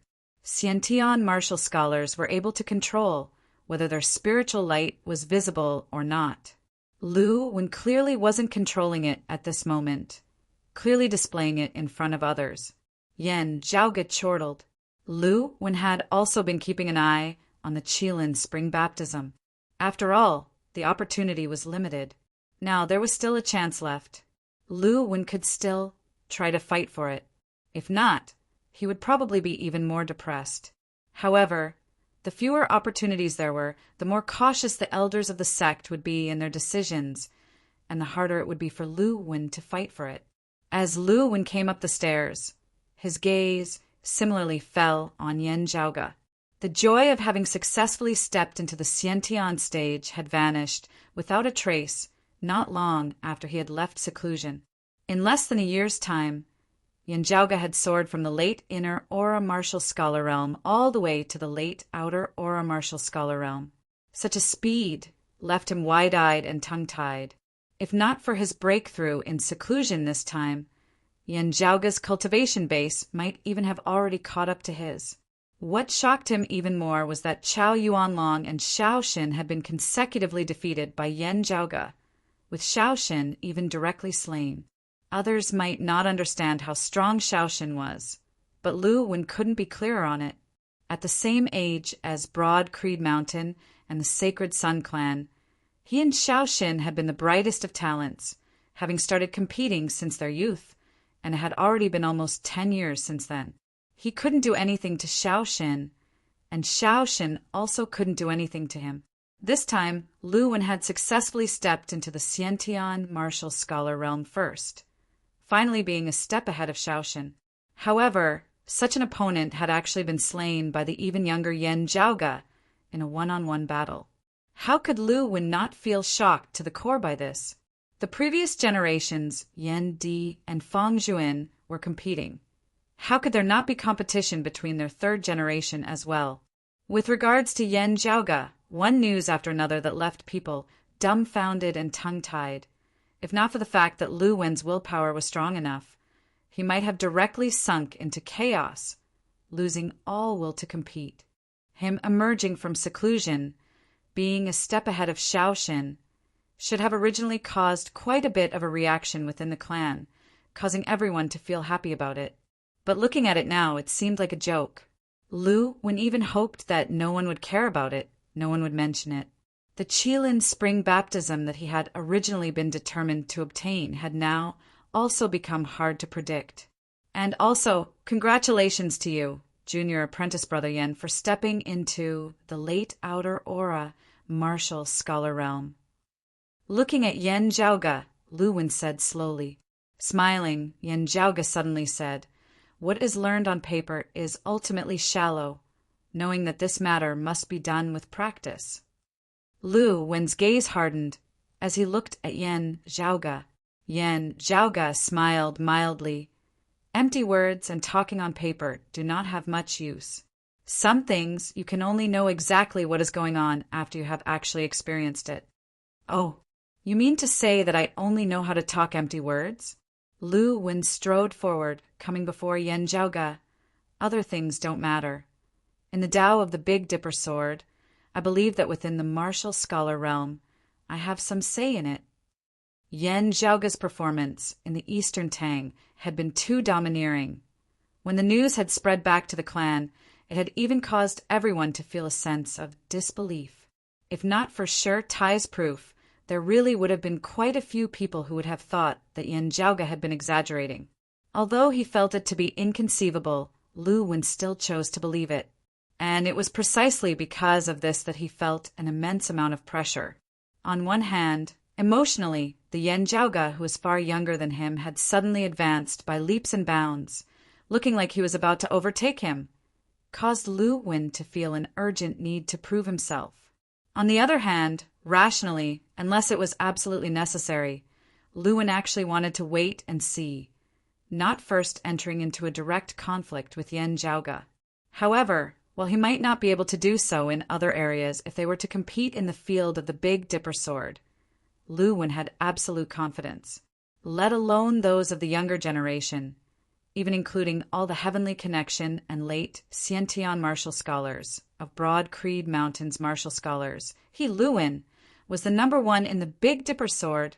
It was even to the extent that some martial grandmaster experts, even if their Big Dipper sword were stronger, it was still due to their cultivation bases suppressing others. In terms of attainments in the Big Dipper sword alone, they were also inferior to him, Lu Wen. That year, it was precisely him who had suppressed the youth before him to the point that, in a fit of anger, he had abandoned the Big Dipper sword, switching to creating his own sword arts. In this domain, he had the confidence to suppress the sharpness of Yen Jiaoge, who was currently in the limelight. Since you say so, actions speak louder than words. It just so happens that the two of us both cultivate in the Big Dipper sword. I'll demonstrate it for junior apprentice brother Zhao. Yen Jiaoge smiled, not saying anything more as he directly raised his hand, his index and middle fingers forming a sword, piercing towards Lu Wen's face. Lu Wen raised his brows, slightly, good move, immediately substituting a sword with his fingers, similarly forming a Big Dipper sword. He met Yen Jiaoge's fingers. The two did not utilize their aura qi, competing purely with the variations of their sword arts. Even so, Zhao Ming by the side could only feel that on the third floor of the martial repository before him, flowing light shone, the 7 stars converging. 7 stars worshipping the north is indeed the foundation of the Big Dipper sword, with its myriad variations never departing from its core, Yen Jiaoge said casually to Zhao Ming. Occupying the position of the North Star is the main point of the Big Dipper sword. However, how to occupy it? Enemies are not puppets, sitting and watching you execute it, especially opponents who are familiar with our clan's Big Dipper sword. They'll even try to snatch the position of the North Star from you, or force you to deviate from it. As Yen Jiaoge spoke, he strode forward, his sword shadows intersecting, directly forcing Lu Wen back a step. Zhao Ming's eyes lit up, knowing that this was precisely because Yen Jiaoge had seized the position of the North Star, thus gaining the upper hand. Lu Wen gave a low snort, similarly changing his sword arts, his figure moving as he forced Yen Jiaoge back once more. Chapter 115. The changes of the Big Dipper sword are mysterious and complicated. It is a path of the sword Dao from complexity to simplicity, Yen Jiaoge said as he clashed with Lu Wen. In the blink of an eye, the battle for the position of the North Star had changed hands several times. The one who occupied the position of the North Star would be able to force his opponent to retreat. If the position of the North Star was seized by his opponent, he would lose the initiative. There's nothing wrong with highlighting the main points, but if you really want to do this and turn the main points in the book into something that you can actually do, you can't do this without accumulation. As Yen Jiaoge said this, his figure spun, substituting swords with his fingers as sword shadows flew. With a point of his finger, 7 sword shadows flashed in the void like the Big Dipper. The accumulation of live combat experience and the accumulation of your understanding of the sword Dao will allow you to be at your fingertips at any time. Yen Jiaoge smiled at Zhao Ming, 7 stars converging, the North Star hanging high in the sky. It's easy to say, but how do you achieve it? That's why I said before that you have a lot of training to do. Saying thus, Yen Jiaoge strode out, occupying the North Star position. Then 7 sword shadows flickered simultaneously, pointing towards Lu Wen. Lu Wen's expression was calm. At this moment, his actions were exactly the same, similarly stepping out, his 7 swords flying out simultaneously. The tips of their right feet directly touched each other.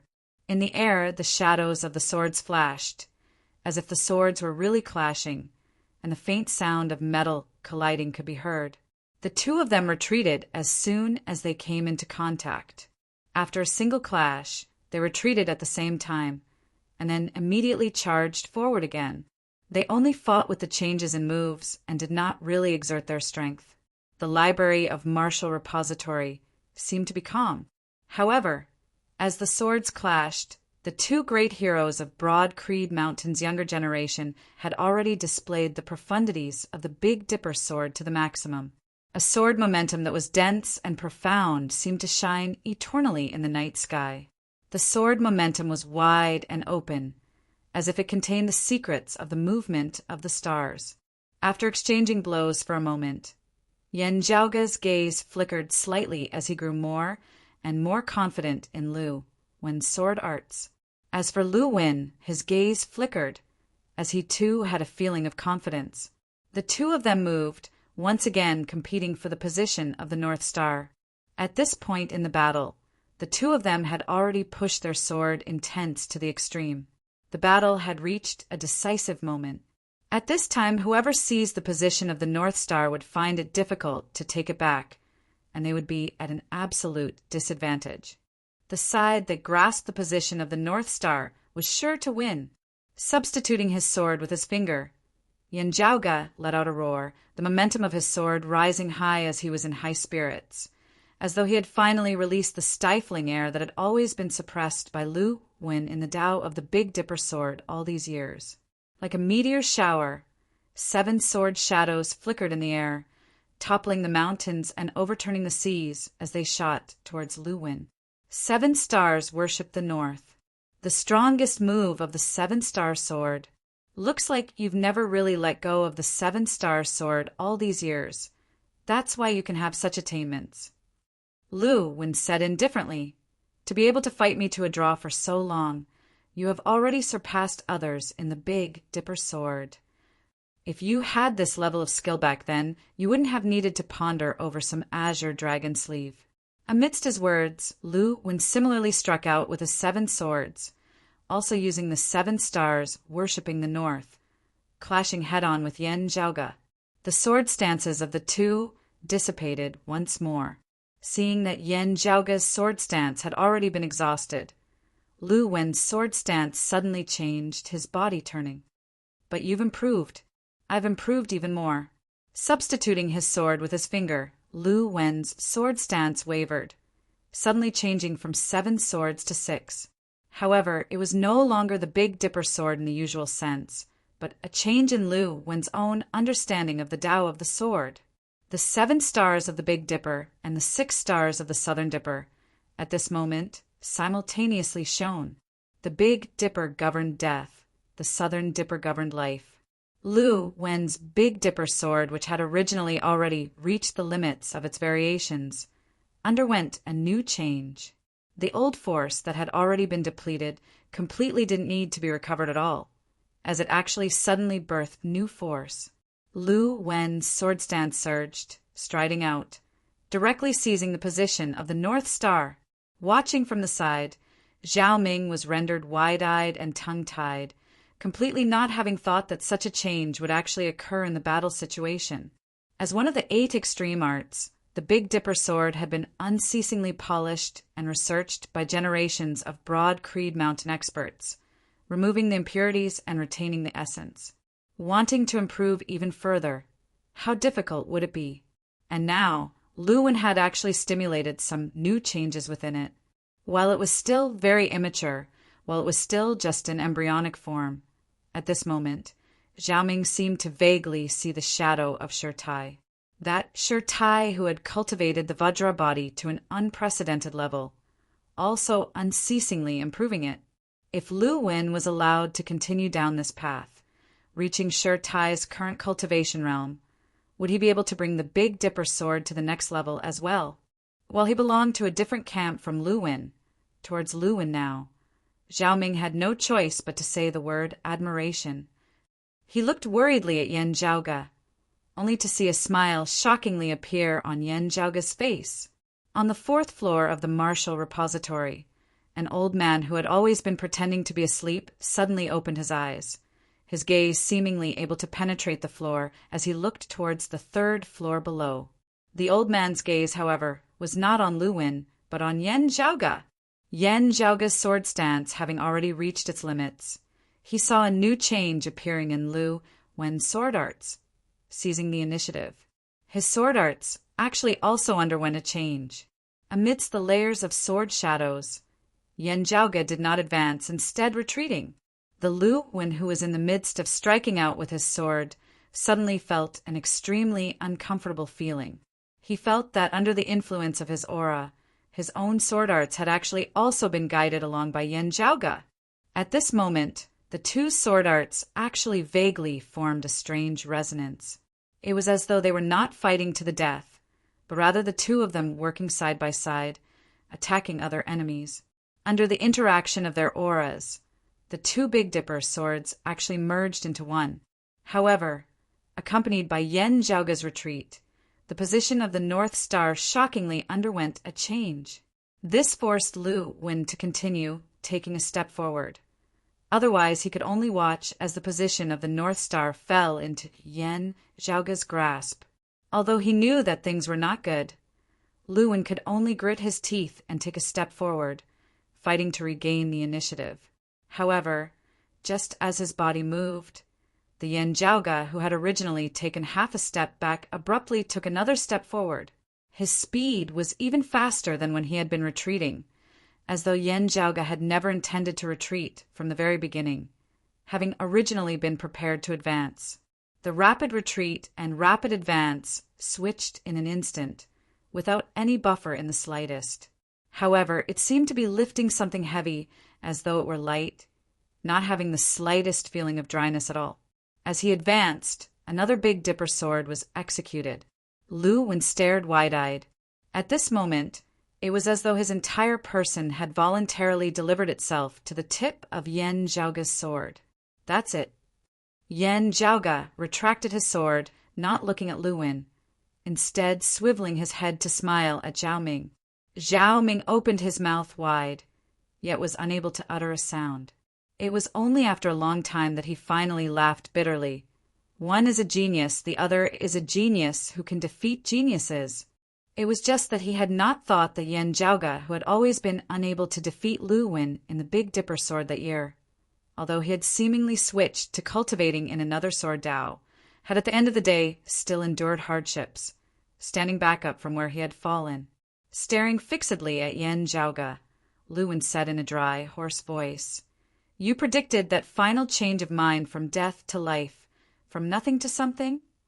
Glancing at him, Yen Zhaoge casually waved his hand, substituting a sword with his finger, executing another Big Dipper, worshipping the north towards the air.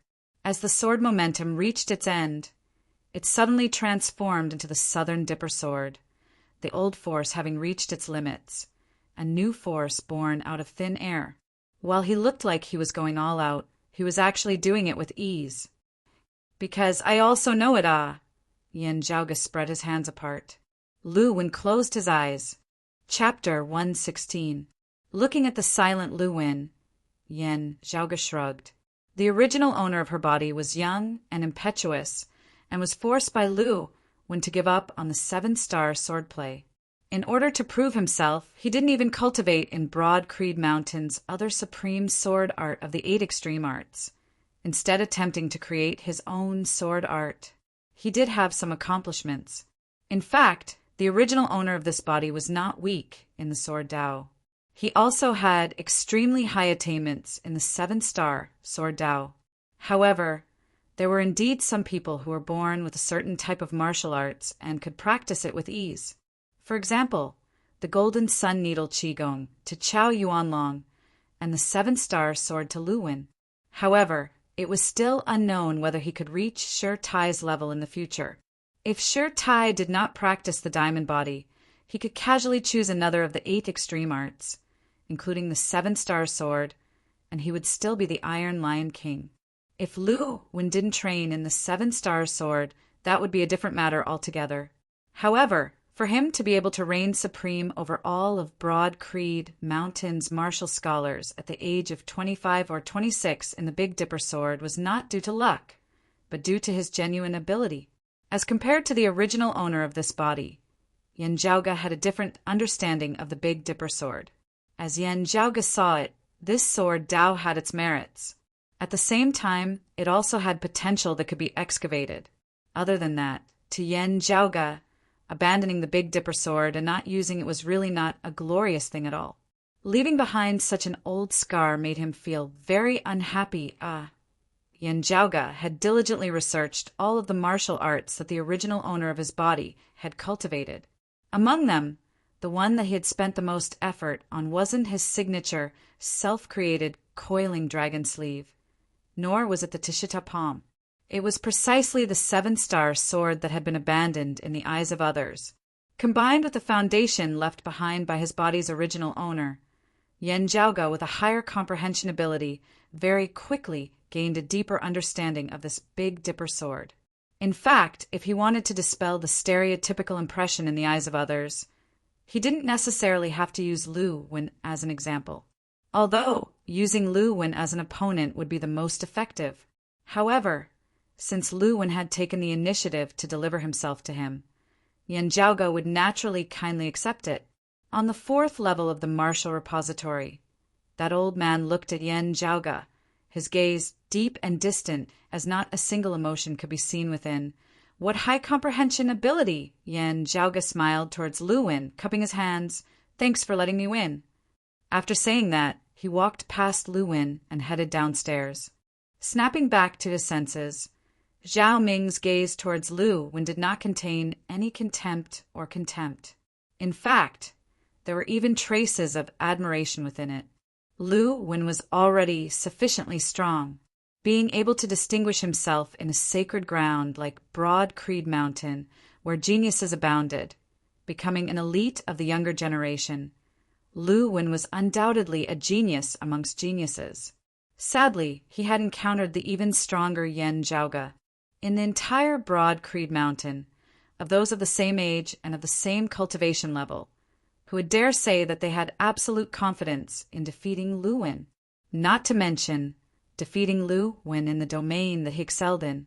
Before today, amongst those beneath the martial Grandmaster realm, Lu Wen was Broad Creed Mountain's #1 in the Big Dipper sword. Even after today, Lu Wen's Big Dipper sword would still be able to show disdain for all of Broad Creed Mountain's martial scholars. But above him, an even stronger expert had appeared. The young man who had been forced by him to abandon the Big Dipper sword in the past had defeated him with the Big Dipper sword. Looking at Lu Wen, Zhao Ming sighed, following Yen Zhaoge downstairs. Those who surpass geniuses are geniuses amongst geniuses. Being able to surpass geniuses amongst geniuses, what kind of people are they? Turning back, Yen Zhaoge saw Zhao Ming following behind him with a thoughtful expression on his face. He couldn't help but smile. A martial art like the Big Dipper sword is not something that can be mastered in a single go. Go back and slowly work on it. Zhao Ming came to his senses, nodding. I naturally understand this principle. However, entering secluded cultivation is definitely not possible. A little later, I will be heading to the North Heaven region's Scarlet Rainbow sect. Yen Zhaoge chuckled. Son-in-law coming to visit? The Scarlet Rainbow sect was a major sect in the North Heaven region, a power similar to the Eastern Tang Kingdom, occupying a region, with Broad Creed Mountain as its master. While the Eastern Tang Kingdom and the Scarlet Rainbow sect were in the North Heaven region, one in the East Heaven region, the other in the North Heaven region, they would often have dealings with each other. Within the territory governed by the Scarlet Rainbow sect, a large amount of spirit flowers and spirit grasses were cultivated. A considerable portion of the raw materials for the Eastern Tang Kingdom's pill concoction originated from the Scarlet Rainbow sect. As a clan, the Scarlet Rainbow sect naturally thirsted for the geniuses within its territory. However, as a power of the Heaven Domain, it would definitely be affected by Broad Creed Mountain. The most elite young geniuses would naturally wish to enter Broad Creed Mountain. Since ancient times, the Scarlet Rainbow sect had long since gotten over this. In order to strengthen their relationship with Broad Creed Mountain, the Scarlet Rainbow sect would also send some outstanding geniuses to enter Broad Creed Mountain. The daughter of the current chief of the Scarlet Rainbow sect had entered Broad Creed Mountain due to their long time together and also some desire for marriage. Zhao Ming and the other party gradually came to be together. Towards Yan Zhaoga's teasing, Zhao Ming was very calm. I still haven't paid a visit to the Scarlet Rainbow sect's old chief, so I'll be making a trip there this time. Yan Zhaoga nodded. I wish you success. If our times coincide, we might even be traveling together. While Zhao Ming was curious as to why Yan Zhaoga would be heading to the North Heaven region, he didn't ask about it, just directly nodding. That couldn't be better. On the way there, I can also ask you for guidance on the Big Dipper sword. At this point, Zhao Ming couldn't help but sigh inwardly. Just over half a year ago, due to his age, his cultivation base had still been higher than Yan Zhaoga's. Now, the other party had already surpassed him. They really couldn't be compared. After bidding farewell to Zhao Ming, Yan Zhaoga returned to his lodgings. Having roughly packed up, Yan Zhaoga called Feng Yunxing to prepare to set off for the mountain domain together. This time it was not just the matter of the mountain domain's cloud portent mountain. There was also the problem of Feng Yunxing's extreme Yin physique that had to be resolved. And Hu, after this period of analysis, had successfully broken through that final bottleneck, stepping into the 10th level of the martial scholar realm, the heavenly connection stage. While he looked like a big simpleton, his comprehension ability in the martial Tao was actually rather good. With just a few reminders from Yan Zhaoga, just that final step away, he had found the knack to it, successfully breaking through. Luckily, I made it in time. Luckily. Ahu grinned in a silly manner. Yan Zhaoga patted his shoulder. Come, follow me to the clan's assignment hall. Arriving at the assignment hall, Yan Zhaoga saw his second apprentice uncle once more, the first seat of the assignment hall, Fang Zhuin. Fang Zhuin first said, regarding the legacy of the glacial dragon martial saint, because it involves the changes in hell, the clan will first investigate and deal with it. However, anything unrelated to hell will still belong to you. Yan Zhaoga smiled. It can also be counted as a legacy that the clan and I have jointly excavated. What should be yours, the clan will definitely not take advantage of you, Fang Zhuin said. As for the specifics, we can talk about it after eldest apprentice brother returns. Yan Zhaoga nodded, knowing that this matter was of great importance. Shi Tai set out once more, taking the small metal plate and heading far away to the North Sea. Fang Zhuin continued. As for that ring of Yi Jing's, after investigation, it can be confirmed that it is related to the Flame Devil Emperor of before the Great Calamity. However, it is only a weak remnant aura and should be a simple ancient artifact, not having much relation to the current Flame Devil world. Yan Zhaoga's expression was calm. This is actually good news. That's right. It is indeed good news. Fang Zhuin's gaze shifted between Yan Zhaoga and Feng Yunxing. Right, in around half a year's time, it will be the next Heavenly Connection meet. If you are to participate, Zhaoga, make your preparations. The Heavenly Connection meet was not a meeting of Heavenly Connection martial practitioners, but a meeting of the peak martial practitioners of the 8 Extremities world's younger generation. Held once every 3 years, the main thing was to look at one's potential, and not the level of one's current cultivation base. This was where the meaning of Heavenly Connection lay. The name of the current era's 4 young masters had been spread after the previous meet. Other than that, there were also other heavens, favored sons of the younger generation, whose names had spread far and wide in this meet. There were also some clans or individuals who chose to conceal their abilities, developing in secret. However, the clashes and interactions between geniuses could often produce shocking sparks, allowing the participants to benefit greatly, gaining unexpected rewards. The cultivation of martial practitioners had never been purely about sitting around and working hard, working behind closed doors to build a cart. Therefore, whether to participate or conceal was a matter of opinion. Yan Zhaoga nodded. I understand. Feng Zhuin continued. As for your trip to the mountain domain this time, the clan will have experts accompanying you.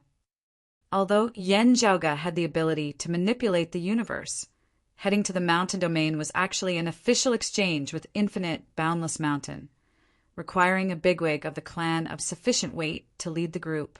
Yan Zhaoga had long since been prepared for this. Second apprentice uncle, I wonder which elder will be leading the group.